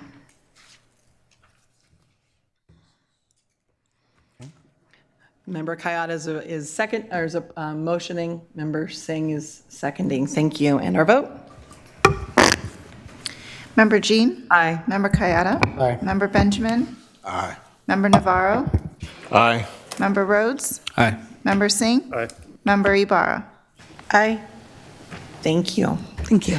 Moving on to 12.1, we are receiving information about our SCUSD Charter Schools 2025-26 P1 enrollment report. 13.0, future board meeting dates and locations. We have a month until our next meeting because of spring break. I hope everybody takes care of themselves in that break. So our next meeting is April 16th, 2026, 4:45 here closed, 6:15 open, and then on April 30th, 2 weeks after that.